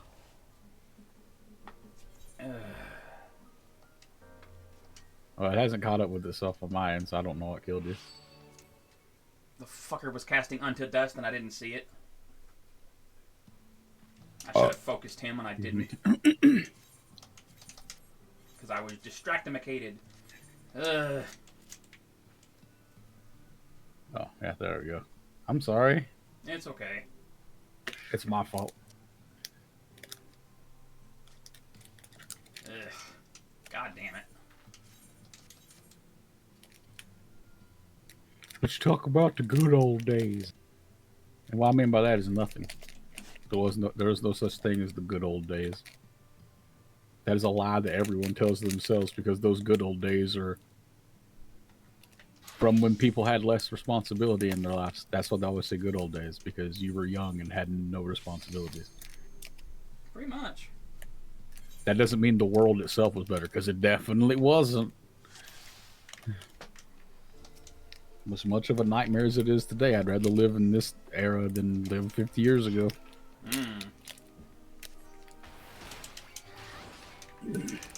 But yeah, I do want to play Baldur's Gate 3 again with you and Ari at some point, though. I don't know, you say that multiple times every day. No, I don't. Not every day. I didn't say it at all yesterday. Yeah, you did. No, I didn't. Not yesterday. I was playing Baldur's Gate yesterday, sure, but I didn't say anything about that.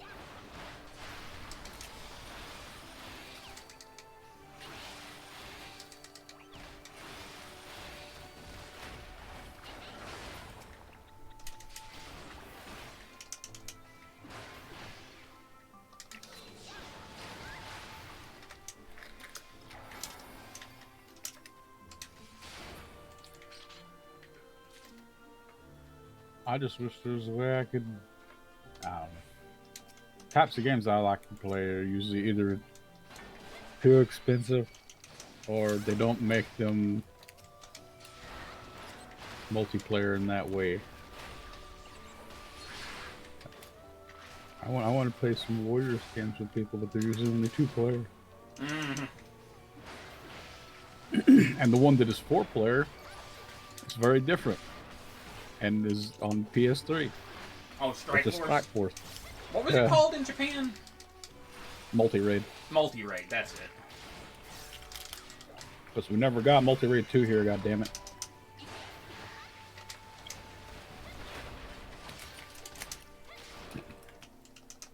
This is like the 5th time I've started from floor 1 today, Val.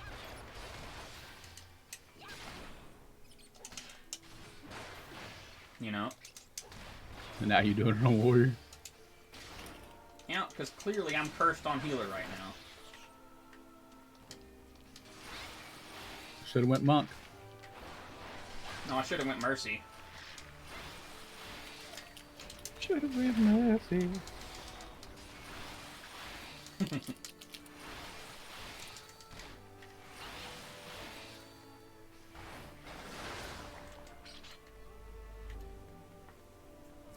I heard that Ari's been causing trouble. Mm-hmm. I absolutely have. I hope I didn't run the audience away. Oh, I'm doing alright, Steve. I didn't mean to pull that. I hit the wrong button. Oh yeah, that's right. But I only have it on YouTube. I also have it on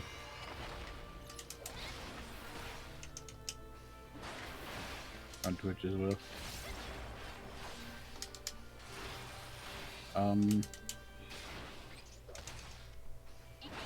Hold on.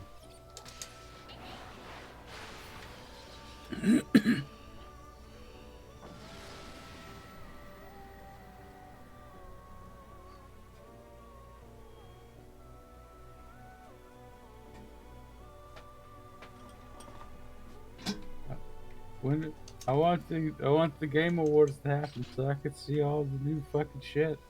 Yeah, really. I do have this feeling though that Claire Obscure is going to win a lot of awards. Yeah. Most likely, yes. And I don't know if they're going to do like as big of a sweep as fucking Baldur's Gate 3 did that that year, but Yeah, I mean, Baldur's Gate 3, I mean, that was quite the impressive showing for an indie game with a small development team. well, I can't call it an indie game, but it is a smaller development. Sometimes I'll forget one. But no, with all the awards, haha. That's also not like a AAA title either. God, with how good Baldur's Gate 3 is, it might as well be quadruple A. Fucking hell.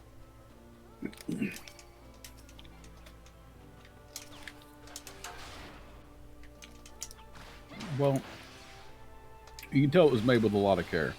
And also one thing that helped was it being in early access. The studio really did take in all the Yeah, it was in early access for a a couple of years, wasn't it? like I think 2 years. But they really did listen to the audience and people. So, unlike a lot of companies, they were paying attention to things that people wanted. It's one of the D&D games that feels the most like D&D to me when you're actively playing the game. To a degree that's almost obnoxious at times. Mm. What's obnoxious? Oh, with how D&D Baldur's Gate 3 feels like the tabletop game. And that's not a bad thing. What I mean by that is there's sometimes in the tabletop, just like in that game, where things slow down to a crawl just because of what you're doing. At least it's not net diving like in Shadowrun. Oh, no. That type of shit's awesome. if you're someone that does it. Ah, yeah. If you're one of the people that chose a class to not be able to enter the net, or the Matrix as it's called, you're not going to have a good time. Well, you might still have a good time. You're just going to be waiting a while. Oh, yeah.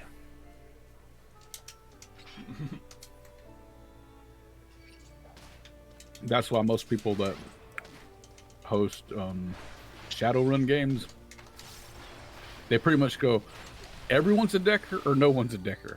That is the house rule for most of them. Either everyone's a decker or no one is, because of how long that can take. But doesn't that limit creativity, though? Yeah, no, because you still do cross-class shit. Just, Oh. they want to make sure you're able to enter the fucking Matrix. Fair enough. So that way you can actually dive with the others instead of, for the next 2 hours, you're doing nothing but watching other people play. Oh, yeah, and Og Leon didn't run away either.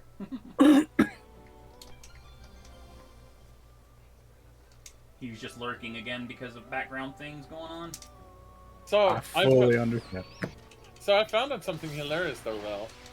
So if I gave, like, if I or gave away 1,000 subs to Sari, right? And Sarah got the payout for that month. Sarah would be paid $2,500 for that month. That's a lot of money you spend to get to that point, though. Oh yeah. Oh, yeah. Speaking of, I should be getting At that close point- to a Twitch at that point, payout you'd at get- some point. I'm gonna say at that point, you could give Sari more money just by directly giving them the money. True. Because I think Twitch takes 'Cause half, but... I don't think it's half, but it is a good chunk.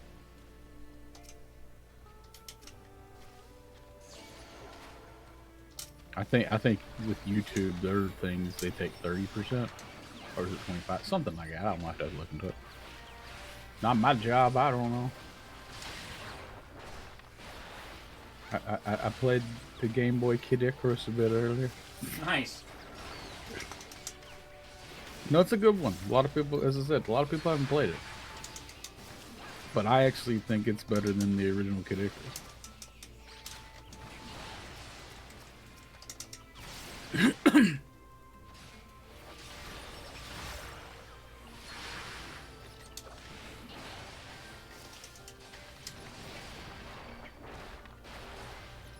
We're nerds.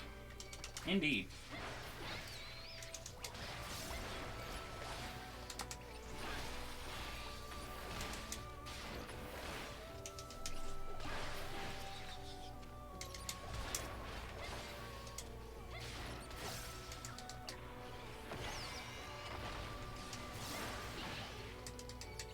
Wouldn't mind getting that Marvel Cosmic Invasion and playing it with you.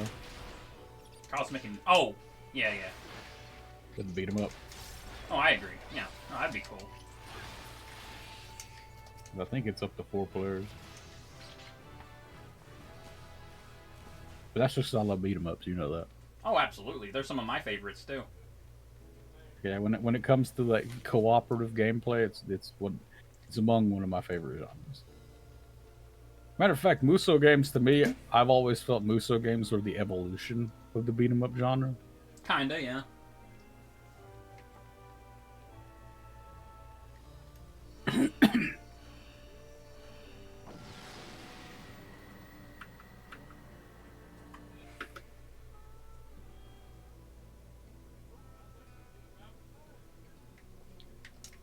I wish I didn't panic earlier. Instead of trying to sleep that fucker, what I should have done is I should have just line of sighted. I'm sorry. It's alright. My brain shut off on me. And as they say anyway, hindsight's 20/20. I wasn't thinking about line of sighting at the time. I was like, oh god, it's almost like 80% of the cast. Fuck! Swiftcast, sleep! Ah! But my Swiftcast was down. Of course it was.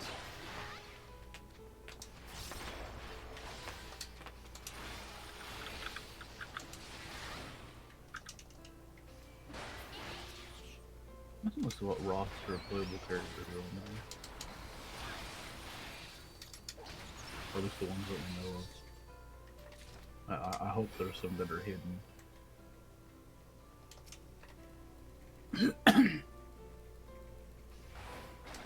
Captain America, Spider-Man, Venom, Wolverine, Storm. Oh hell yeah! Or in this one, wait. Okay. What's up? Hyla Vale. I wasn't expecting her. Who? Hyla Vale. Who's that? Or Hyla. They're also known as Martyr. Again, who is that? I don't even know how to explain that here.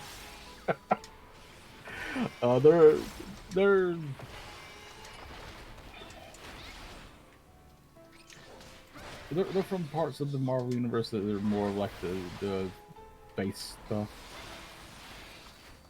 like Captain Marvel and Guardians of the Galaxy. As a matter of fact, she was part of Guardians of the Galaxy at one point.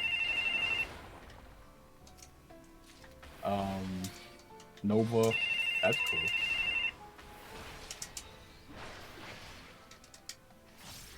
Rocket Raccoon, She-Hulk. Well, you know which character I'm going to be playing first?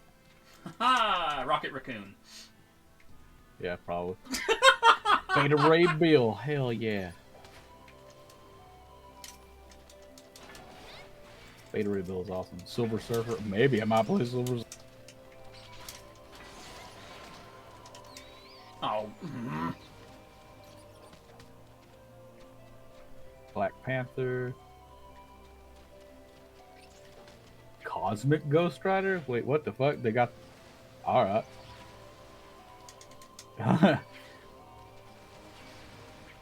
Cosmic Ghost Rider is a very... It's Frank Castle as Ghost Rider. The And you know Punisher? who Frank Castle is. Yeah, that's Cosmic Ghost Rider. Wow. So yeah. Think of the Punisher and how he is, but with Ghost Rider's powers in the neck.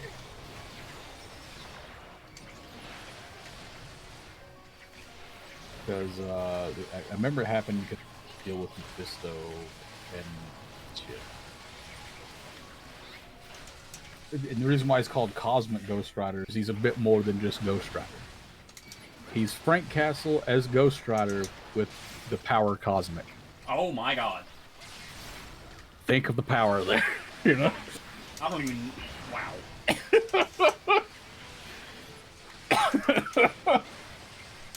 That's why it's called Cosmic Ghost Rider. And there's Iron Man and Fiend. That's a pretty good roster.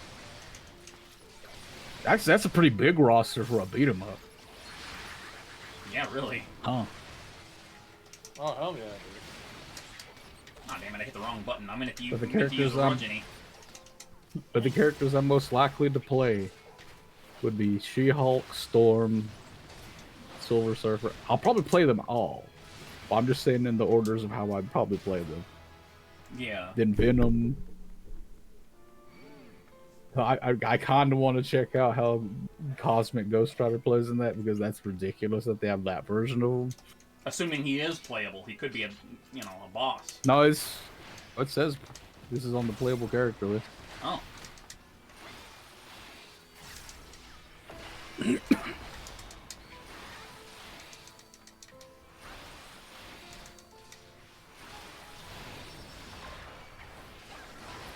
Ow! But yeah, that combination of those three things sound like they sounded a little bit scary to you, sir. Doctor Strange Fate sounded scary, though. Yeah, but yeah, it's Frank Castle with the power Cosmic as Ghost Rider. That does sound very intimidating. Yes, it does. that would put Lobo to shame, I think. Well, Lobo's more comedic. Frank Castle is the opposite of that. He is not comedic in the slightest. Not even close. In fact, he detests clowns. I don't know about that, but he's definitely not the type to joke around.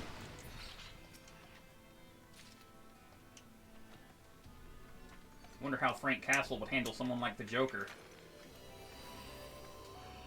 I don't think Oh, it'd been Well, it'd be the opposite how Batman is. The Joker would have been dead. He he would have filled the Joker with lead. Either that or Joker would have killed him with laughing gas. I don't know if that'd have been a good idea, dude. Fucking Punisher. Because that laughing gas kind of drives people a little more crazy. And you're driving someone who's already an expert killer a bit more crazy. Mm.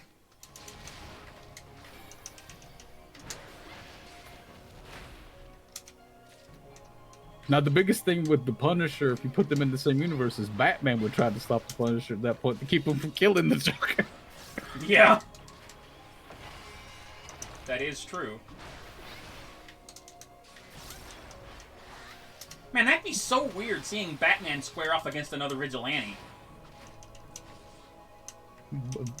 Well, it would be, but they're both from completely different spectrums on that front. I wonder, would Batman team up with the Punisher at all, or would the Punisher just be another part of the Rogue Gallery? There's a... in like the scenarios, it'd be a bounce back and forth thing, because you gotta remember, the Punisher hasn't worked with S.H.I.E.L.D. a lot. He's worked with certain parts of specific special forces, law enforcement and stuff.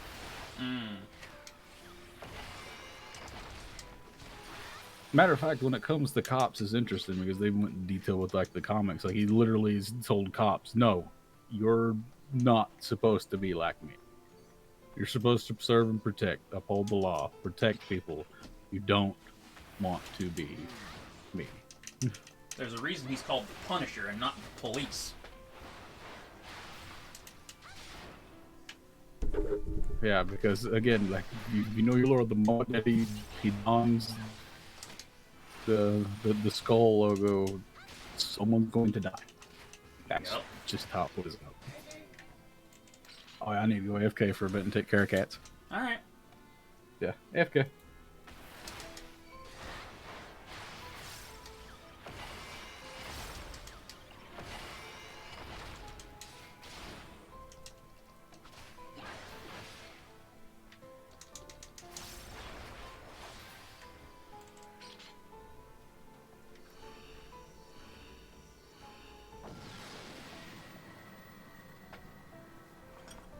Still mad I threw my Sage run just now. Oh well.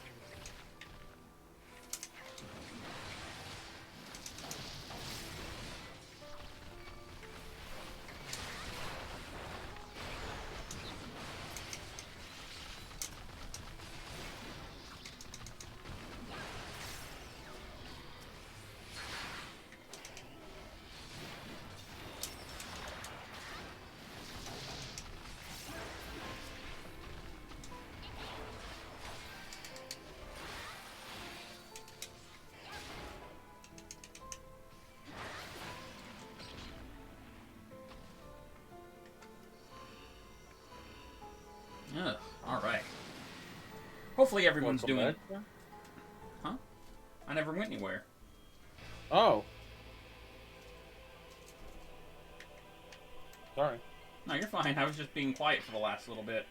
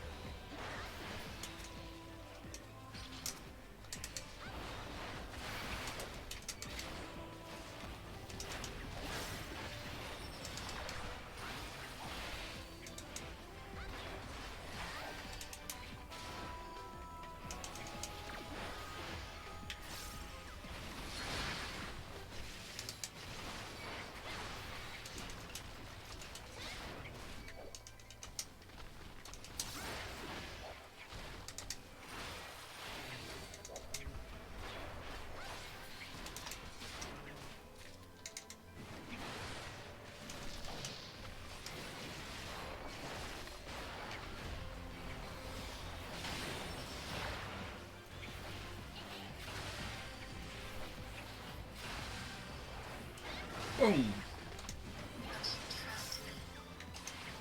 I do trust you.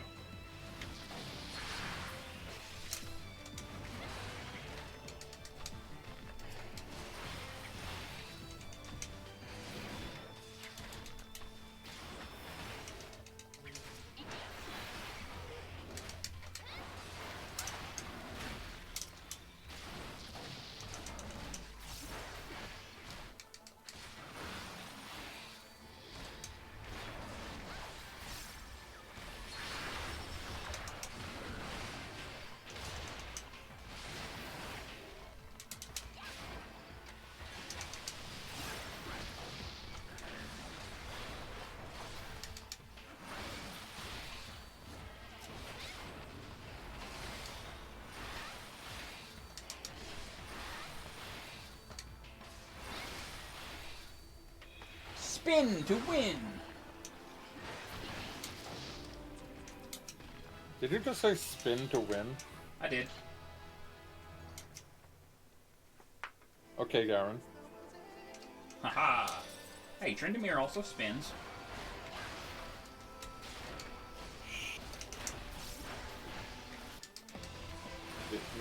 We don't acknowledge that.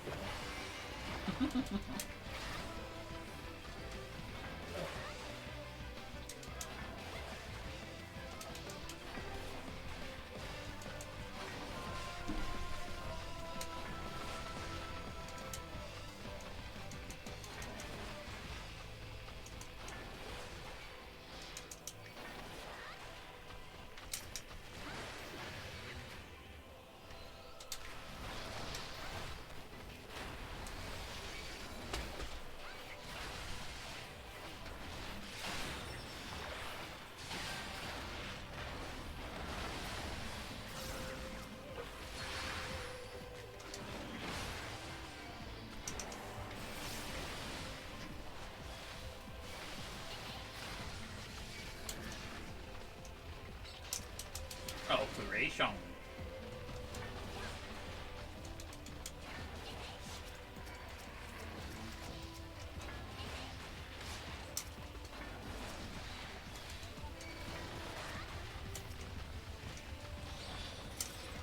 God, I am going so slow as Warrior. Holy hell. I feel like I should have been at the boss by now, but I'm only on floor 7.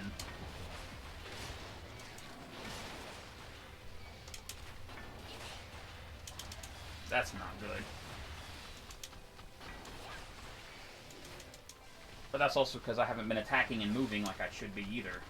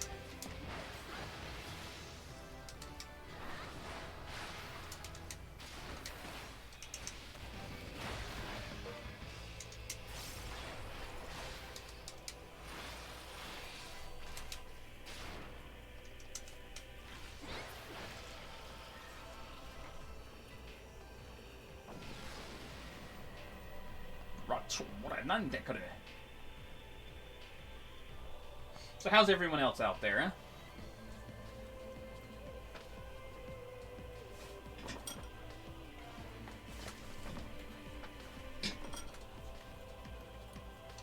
Hopefully y'all are doing well. What about you, Audie? I'm doing well. I'm just focusing on my league game. Oh, okay. Have fun with that.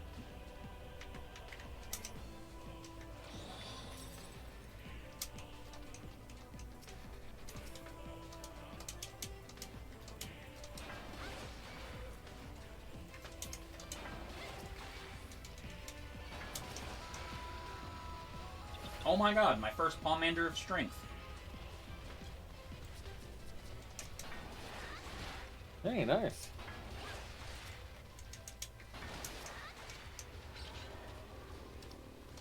My 7th Pomander of Steel. Asian man. Secret Asian man. Nice.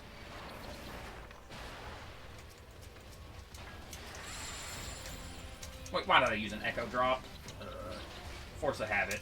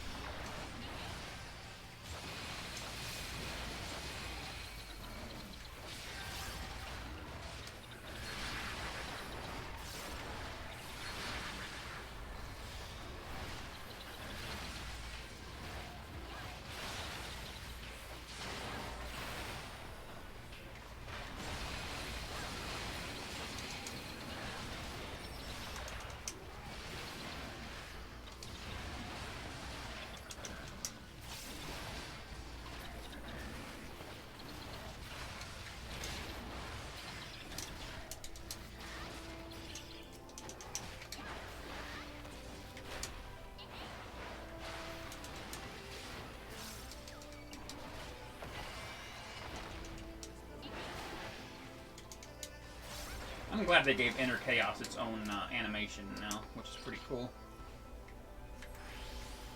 Oh, cool, I'm gonna have Super Sprint next floor.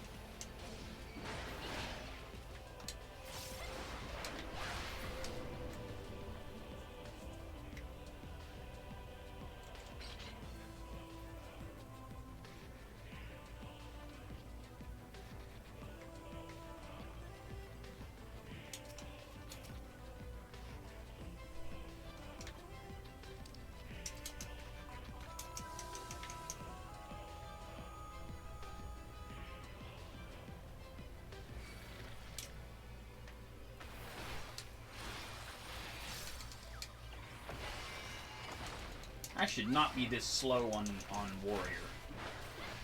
I don't know why I'm going so slow.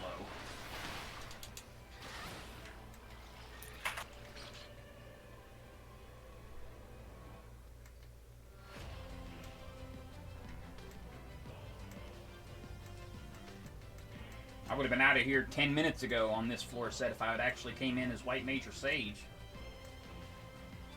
I pretty routinely get out of here in 30 minutes usually or less on healers on the first 10 floors.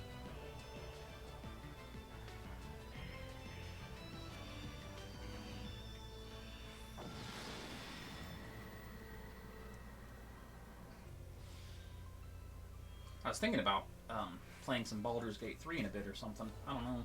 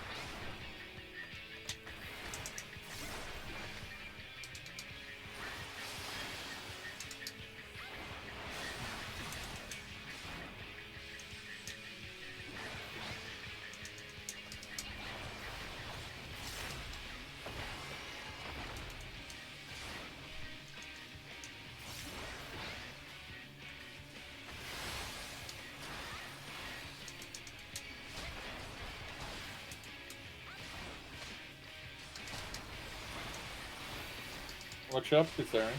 I'm fighting the boss right now. Oh, what's the floor? 10. Oh, good luck.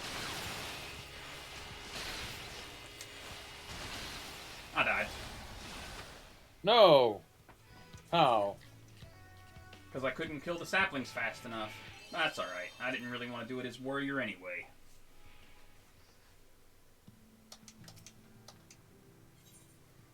I thought for sure I could take those hits, man, but I guess the Vuln stacks got to me too high.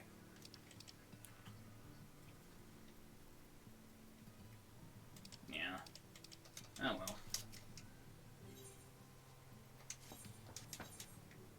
I should have used a strength and or haste, but it's fine. Alright.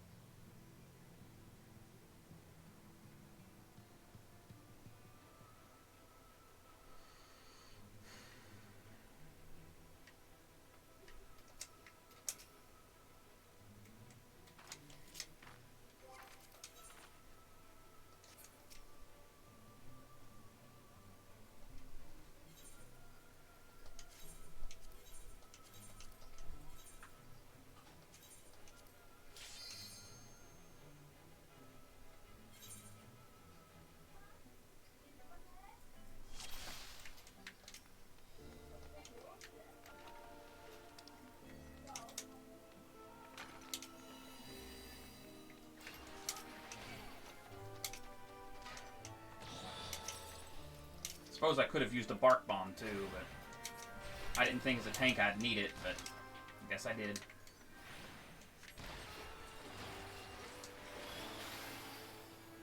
So let's go for me making bad decisions. Woohoo!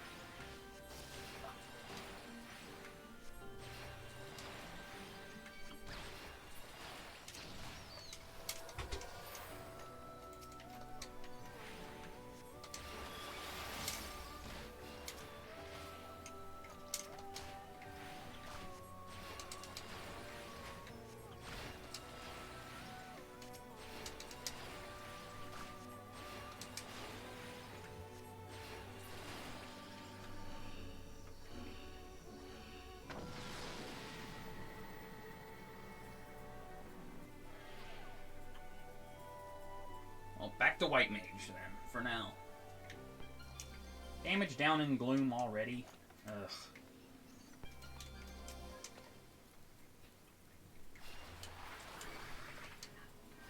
That's no fun.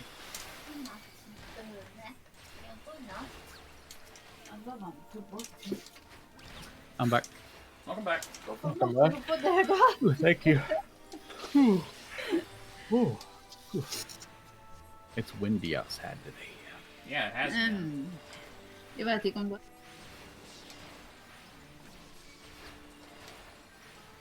What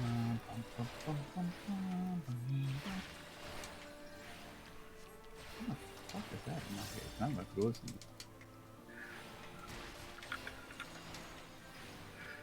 Main queen of the mother's ambition. It's on the Genesis.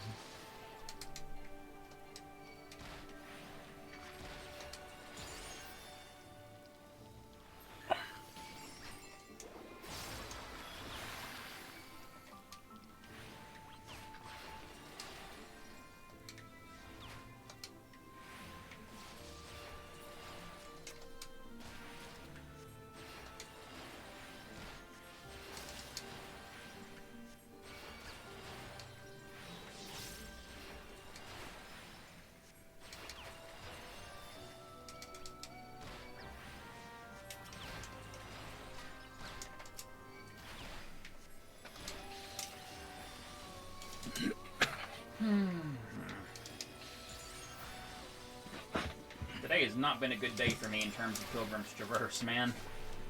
I mean, it happens, though. It happens, man.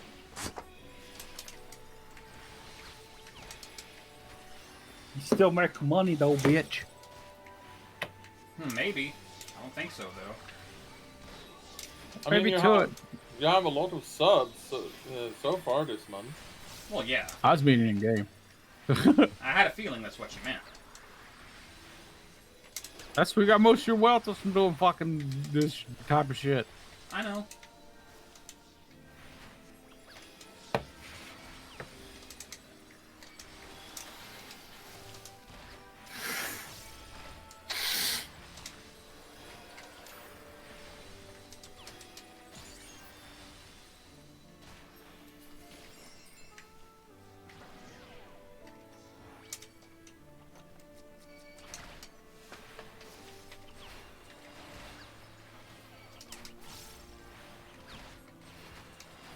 Ugh. Oh, gloom and damage down is such a nasty combination.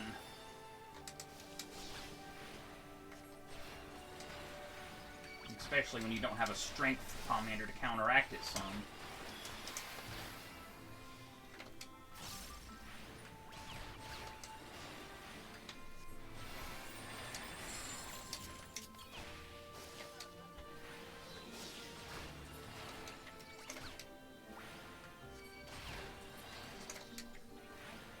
I'm going 14 to main scenario. Maybe a few things just so I can grind out some of those Mog tombstones. Good luck with that. I'm getting kind of tired of 14 today. At I least mean, you are literally burning yourself out almost every single day, though. not really. Close.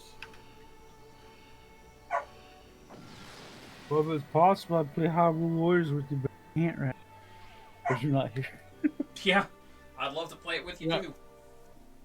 But also, no have Switch 2. I don't need it. Right, Don't. local. Don't need to because of yeah. Yeah. Well, it's got split screen, but also one of the new tricks is playing 2-player games like that, but like kind of ad hoc locally like that, which is pretty cool. I want to give Nintendo credit on that. That's pretty cool. Yeah, it is. That's one of the few things I'm going to be giving them credit on lately. Look at this, they still make good games. It's just the business side of things that sucked ass a little. That's why it's exciting for them to get a new president. Although with how economic shit's going right now, things will probably still stay expensive because, yeah. And that's worldwide economic bullshit. Make us a deal, Nintendo. Let us have an American-only Switch 2 that only has our region games, but is also built here. Nope, you're asking for too much. They can only do it in their home country. You want to know Fuck why? you, Nintendo. Because they're bastards. Yes, clearly. It's all because they're old bastards. Can't do it anyway here because America, like if Microsoft wanted to do something like that, yeah, they can make it American on Xbox. It'll cost more because Microsoft sucks ass. Because it'd be a premium edition rather than... And then something made for cost-cutting purposes. Yep. Because again, Microsoft, you suck. Raising their fucking prices on the Xbox again. Yep. That I can't believe they're fucking doing that. Like, it's already way too expensive. And now you're gonna do it again? The fucking Series X is gonna cost more than the PS5 Pro? Eat shit. And Series Are X you ain't even that surprised? strong. It's getting to that point. Because they already raised it up to like 650. The only point now is to reach that same price, which is... yeah. Wow. What the fuck, Microsoft? They really are trying their damnedest to kill Xbox, aren't they? Yep. Or at least Well, to they're kill the killing hardware console. division.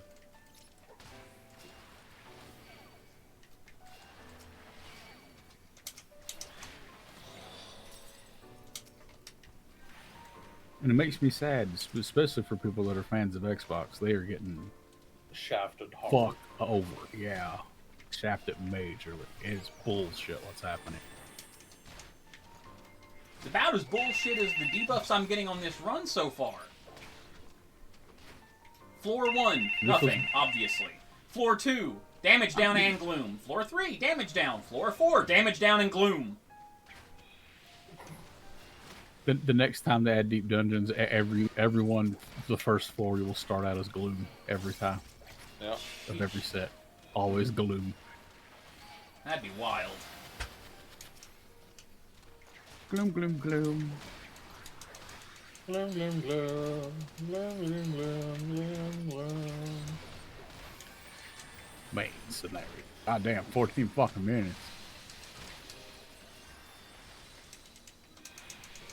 Let me fucking go in on a goddamn tanker healer. What is it in need?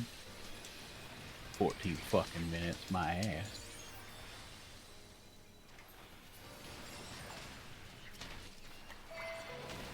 Ah, I'm hitting all the wrong buttons. What the hell? All the right buttons. That's what I... Although tank was an insta-kill.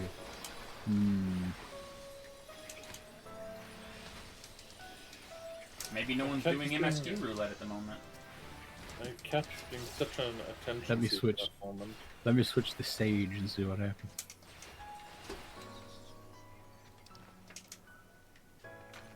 That's what cats do. They want the attention. There we go. Sage got me insta-kill. Well, maybe there's a shortage on healers. I don't know. But it said tank was in need. Lion roulette. Fucking bullshit. Annie!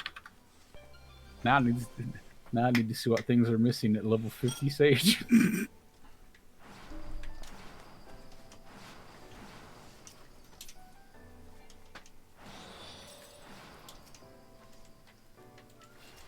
Ja. See du det?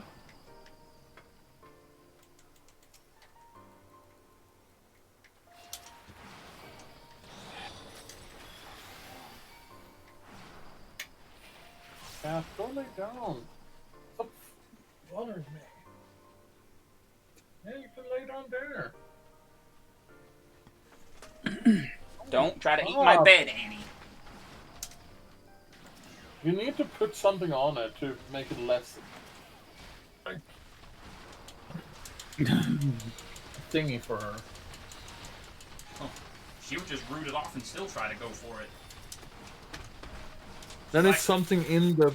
Then it's something in the. Cardia. Then it's something in the bed itself that she. Yeah, it's the fluff. She likes to dig for shit. Then she needs to stop. Next time, use a spray bottle or something. I gave her a pretty good smack the other day. She hasn't really tried it since.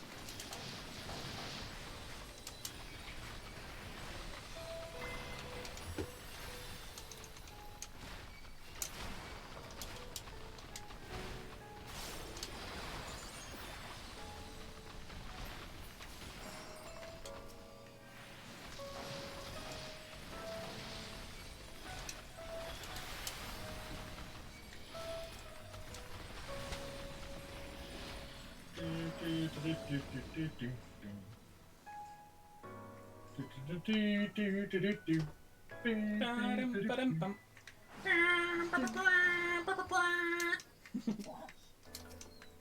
I'm so glad you caught on. Well, I mean, I should. Final Fantasy VII is one of my favorite games, man. Yeah, true.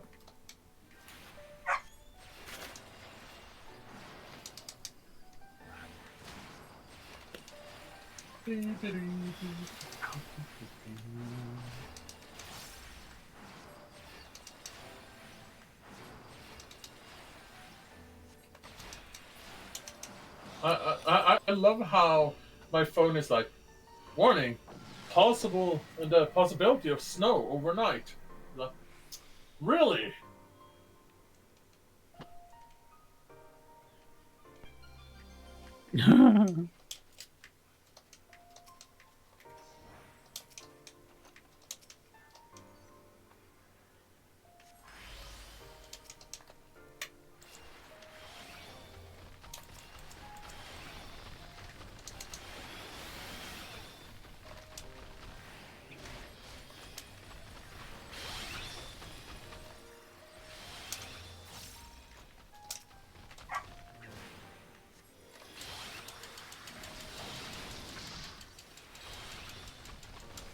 Huh.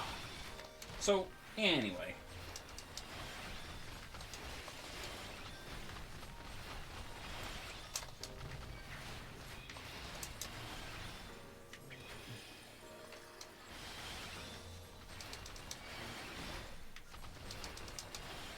After I finish this attempt, I might take the stream down.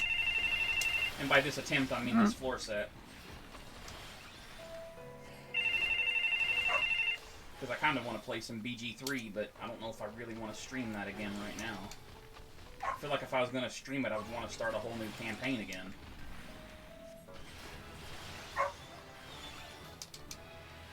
You know? Yeah.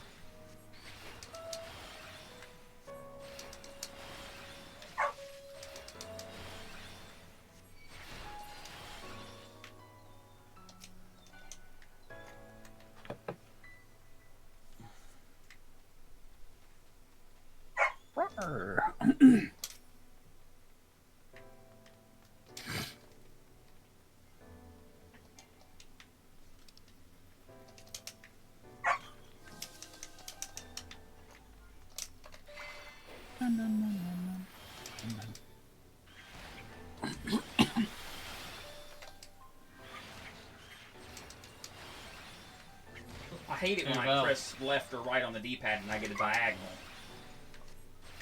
What's going on? Well, check this out. This is what she's doing at the moment.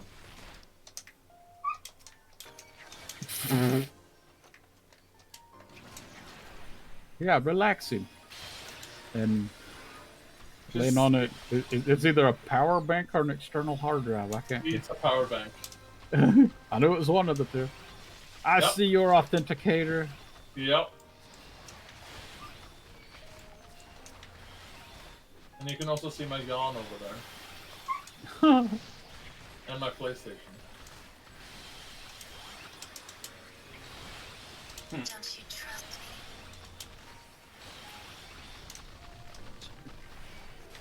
The cat is such a killer.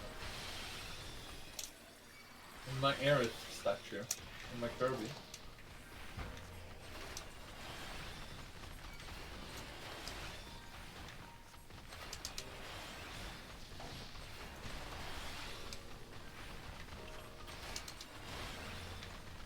So how's everyone up there in Viewerland?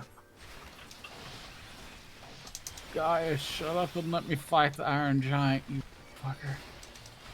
Just shut the fuck You up, got guys. Praetorium, didn't you? Yeah, which is what I prefer when it comes to getting these, but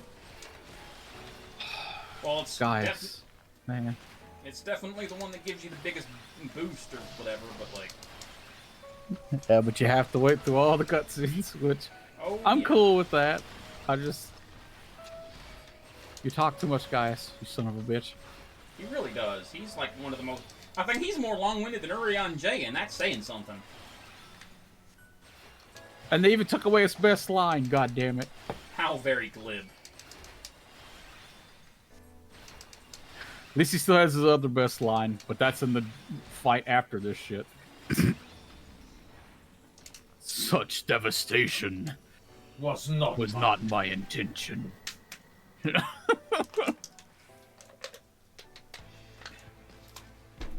Such devastation! This was not my intention! Such devastation!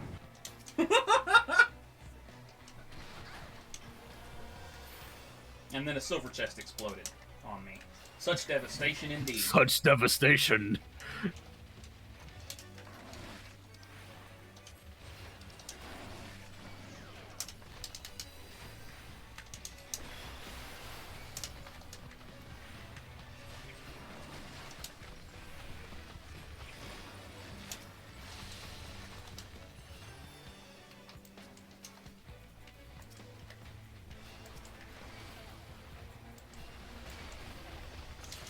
Ah!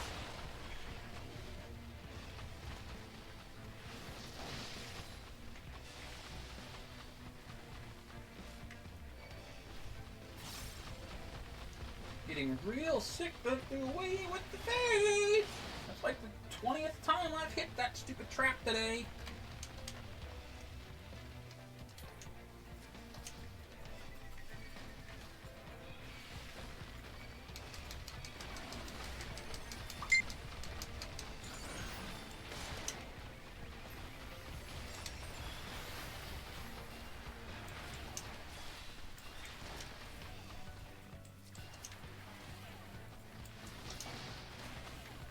You motherfucker.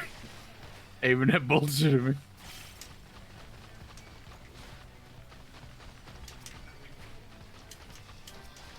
What did I do? You didn't do nothing but the Iron Giant, though? That's a different story. You aimed the big conal attack at me. Damn. You died for it, though. As it should be. Rawr. And now the Magitech part. Suck. Eggy Station. Such eggistation. Was not my occupation. Na na na na na. Stop exploding on me, silver chests. No. Now, how do you feel? Say, I know I might have access in the past, but how does it feel to have both versions of the Magitech armor in 14? Interesting. The illustrated one and the in-game model. And I'm pretty sure, to this day, I might have been the first person on the game to have gotten Magitech Fed. Very likely. Because Because of how... Yeah. Because it just so happens that was the dungeon we needed to do when the servers came back up. And, it dropped and you got it. Yep, I got it like that run. So, And, like, if I'm not the first, I am one of the first. oh yeah, absolutely, because we were on that game the second it went live that morning. And we instantly jumped into the dungeon. I still love that mount. Like, the Magitech Predator looks so fucking cool.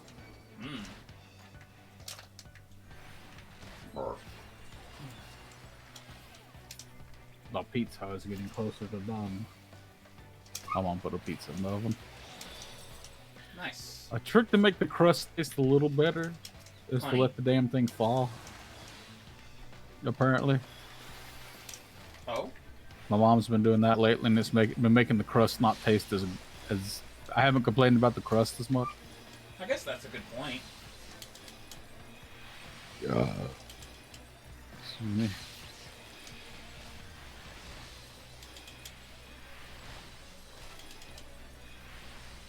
Also put some mushrooms on my side and some extra mozzarella and parmesan on top of it as well.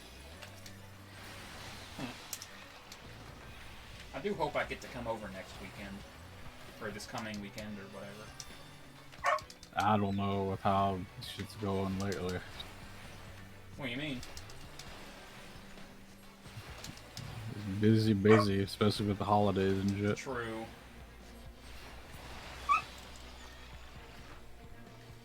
I only really get to come over like once a year at this point, and that's no good. It'll be much easier if both of us could drive ourselves around. True. You are no good. You are no good. I still need to practice driving. You Not- teach me to drive. It's not as bad as you make it out to be, Sari. Trust I me. know. And It's this only is the coming most from dangerous some- thing you'll ever do in life. No. No, it's not. It's among them, Driving apparently. Driving is not one of the most dangerous things you will do in life. It is kind of dangerous, especially to how many people and stuff. Like, you're basically using something that could kill almost anything on the planet. So, a big chunk of metal at a high velocity. We need to propel the velocity forward. Well, think of how many animals get killed all the time on roads. And we can't blame the animals. We're the ones that put shit in the path of where they would normally go. Yeah. And they don't know not to tread on the blacktop.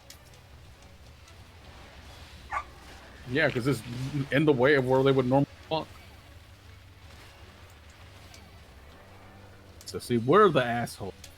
Humans are.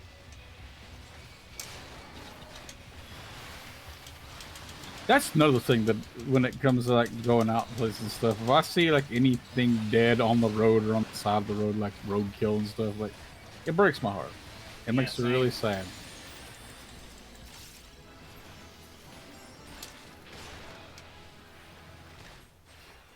And I have a problem where I can't look away once I spot it. That's something that you will learn over time. 'Cause, Intrusive thoughts.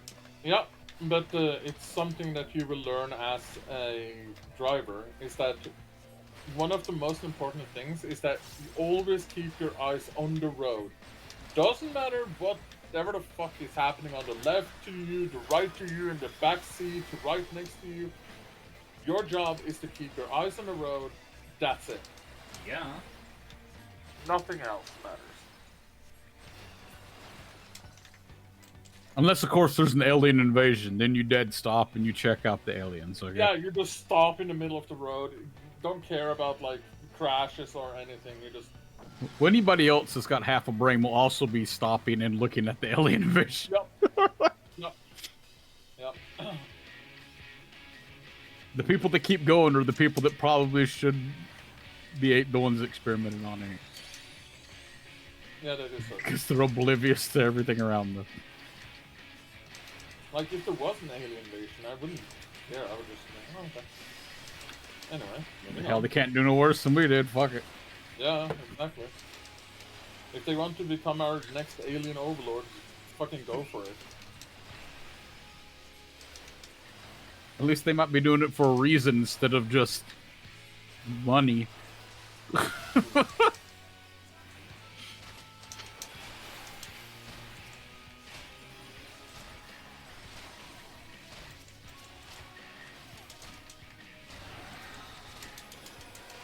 I think that's another thing that pisses me off about rich fucks, is they don't even spend their fucking riches properly. They just keep hoarding it. It makes me mad. Like, you're not a fucking dragon, bitch. They might as well be. Beg for mercy. How you doing, Super Yomi? At least dragons actually have items that they hoard. Instead of just make number go up. True.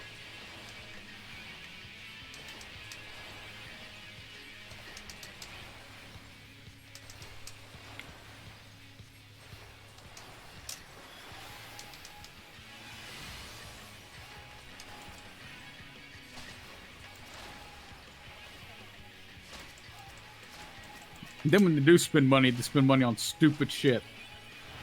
Like a yacht for your fucking yacht. Come the fuck on. You could be cooler than that. Oh, you're asking for too much.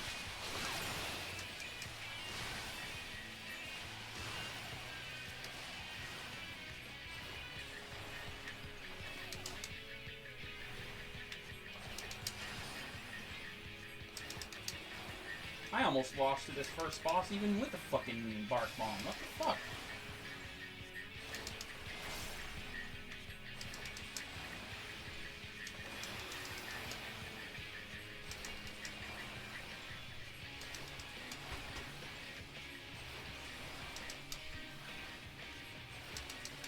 Today's not been my day, man. What the hell? Oh, goody. Target me, motherfucker. Go to hell, Deathclaw. Deathclaw? Oh, in Nail's fight. Not Nail, Nero. Nero.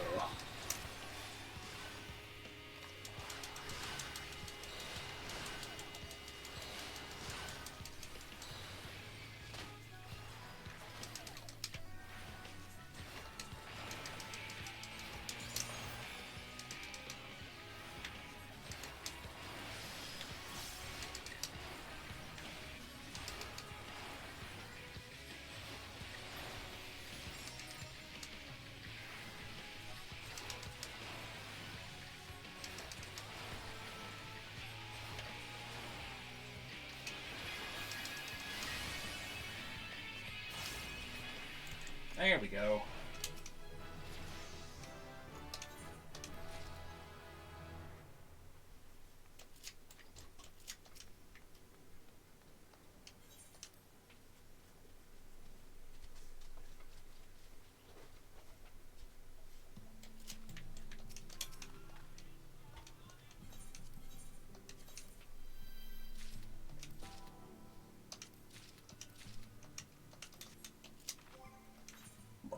Pardon me.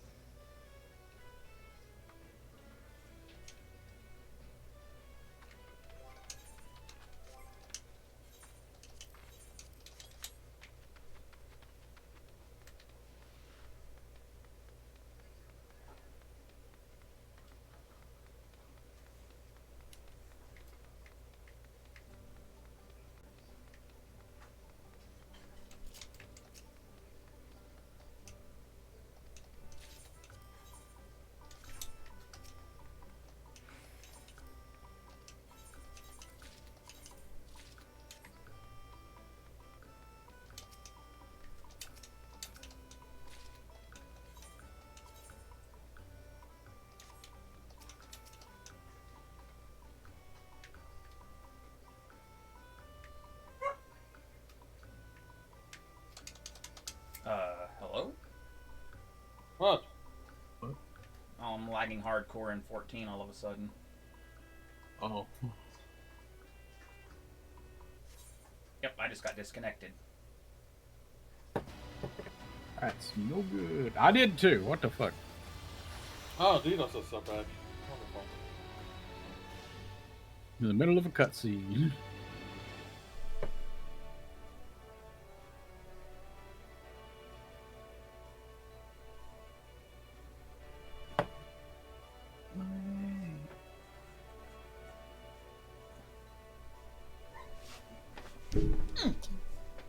And now I'm gonna get 2002. Wonderful. Same. Because it's taking too long to actually connect. Yep. I wish when it done this, it would just go ahead and do it instead of hanging on. Yep. Alright. You and I are both experiencing the same thing right now. So either it's our ISP or it's a DDoS. Yep. Or just a server crash. That's at home. 121221.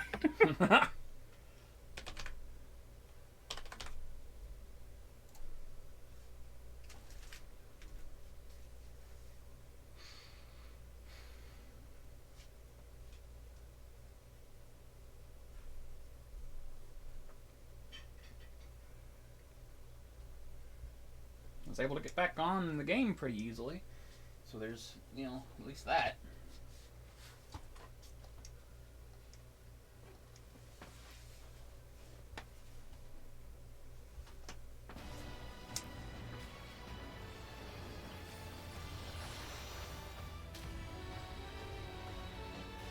Whoa. Okay, this is weird. What? I think I'm gonna get 2002'd again. Maybe Crystal just completely crashed. Connecting to the crystal data. Oh. Okay.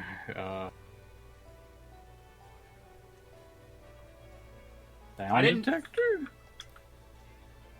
I didn't do it. I didn't break 14. Who did it? Who was fucking fishing?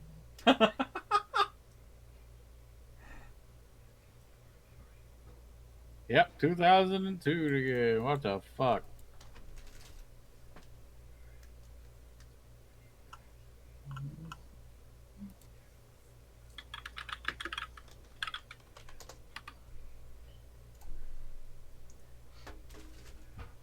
Well, this is a hell of a way. Hell of a way to capstone a stream. That'd be sad. No, I kicked the shit out of my chair with my heel down on the wheels. Ugh. You need to be careful, man. Yes, I'm well aware of that.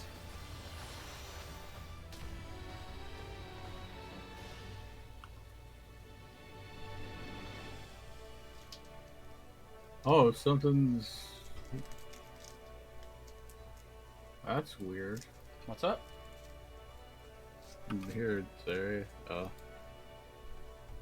it's all the North American data center having. Oh God.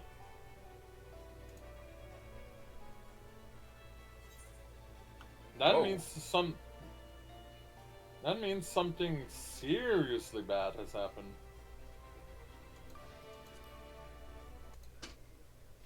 Yeah, they all say 100% packet loss. The hell? Mm-hmm.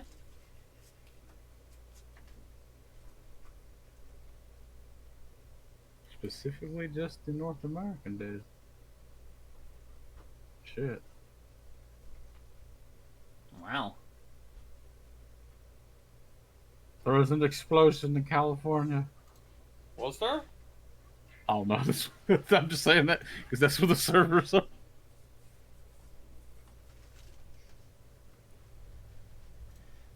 Well, I guess I either change gears or something, because I can't get back on 14 at the moment then. I'm gonna try one more time just to see.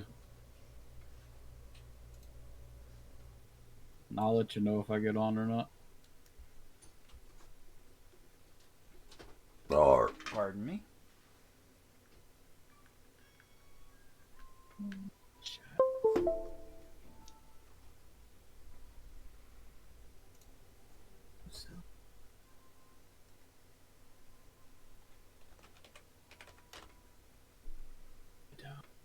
Oh, oops, what?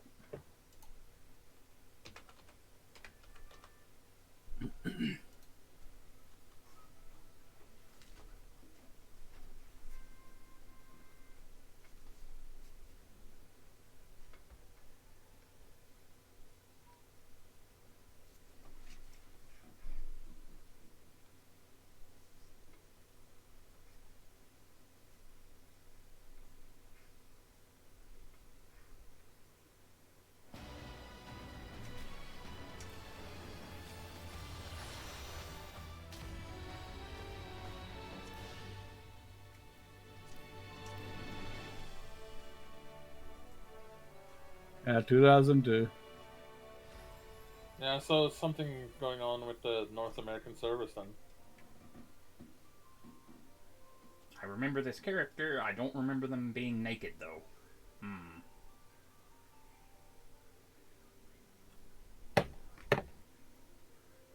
Oh, Quanda Silverscale. I remember him.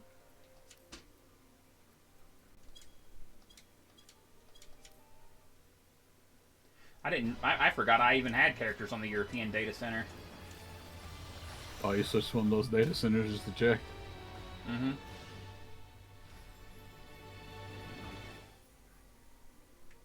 Seika Tsukino. Yeah, I've got a couple of characters on the European data center. Terra Fellcrest. Yeah. Got another one there.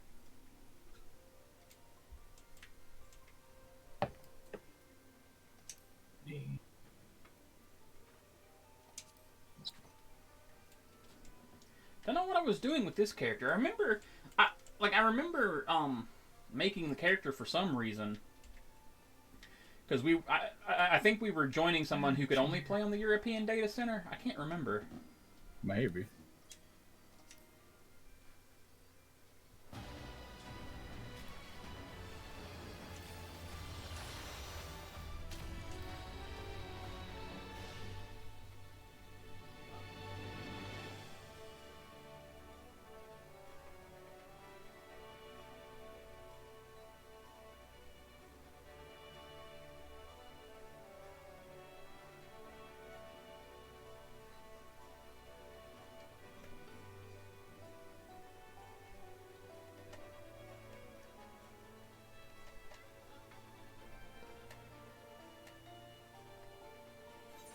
Yep. 14's just down in North America then. That's insane. Okay, well then.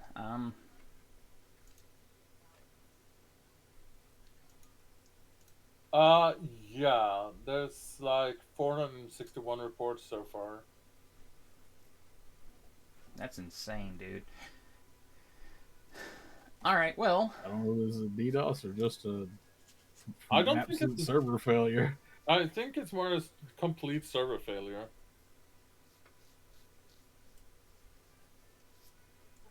Who wants to play Baldur's Gate?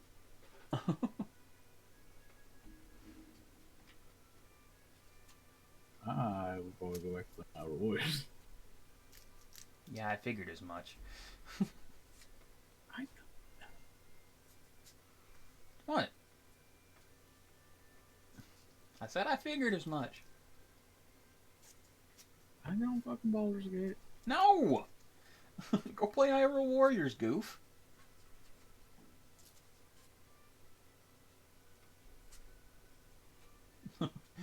You haven't really played it much since you got it, and you were super excited to get it.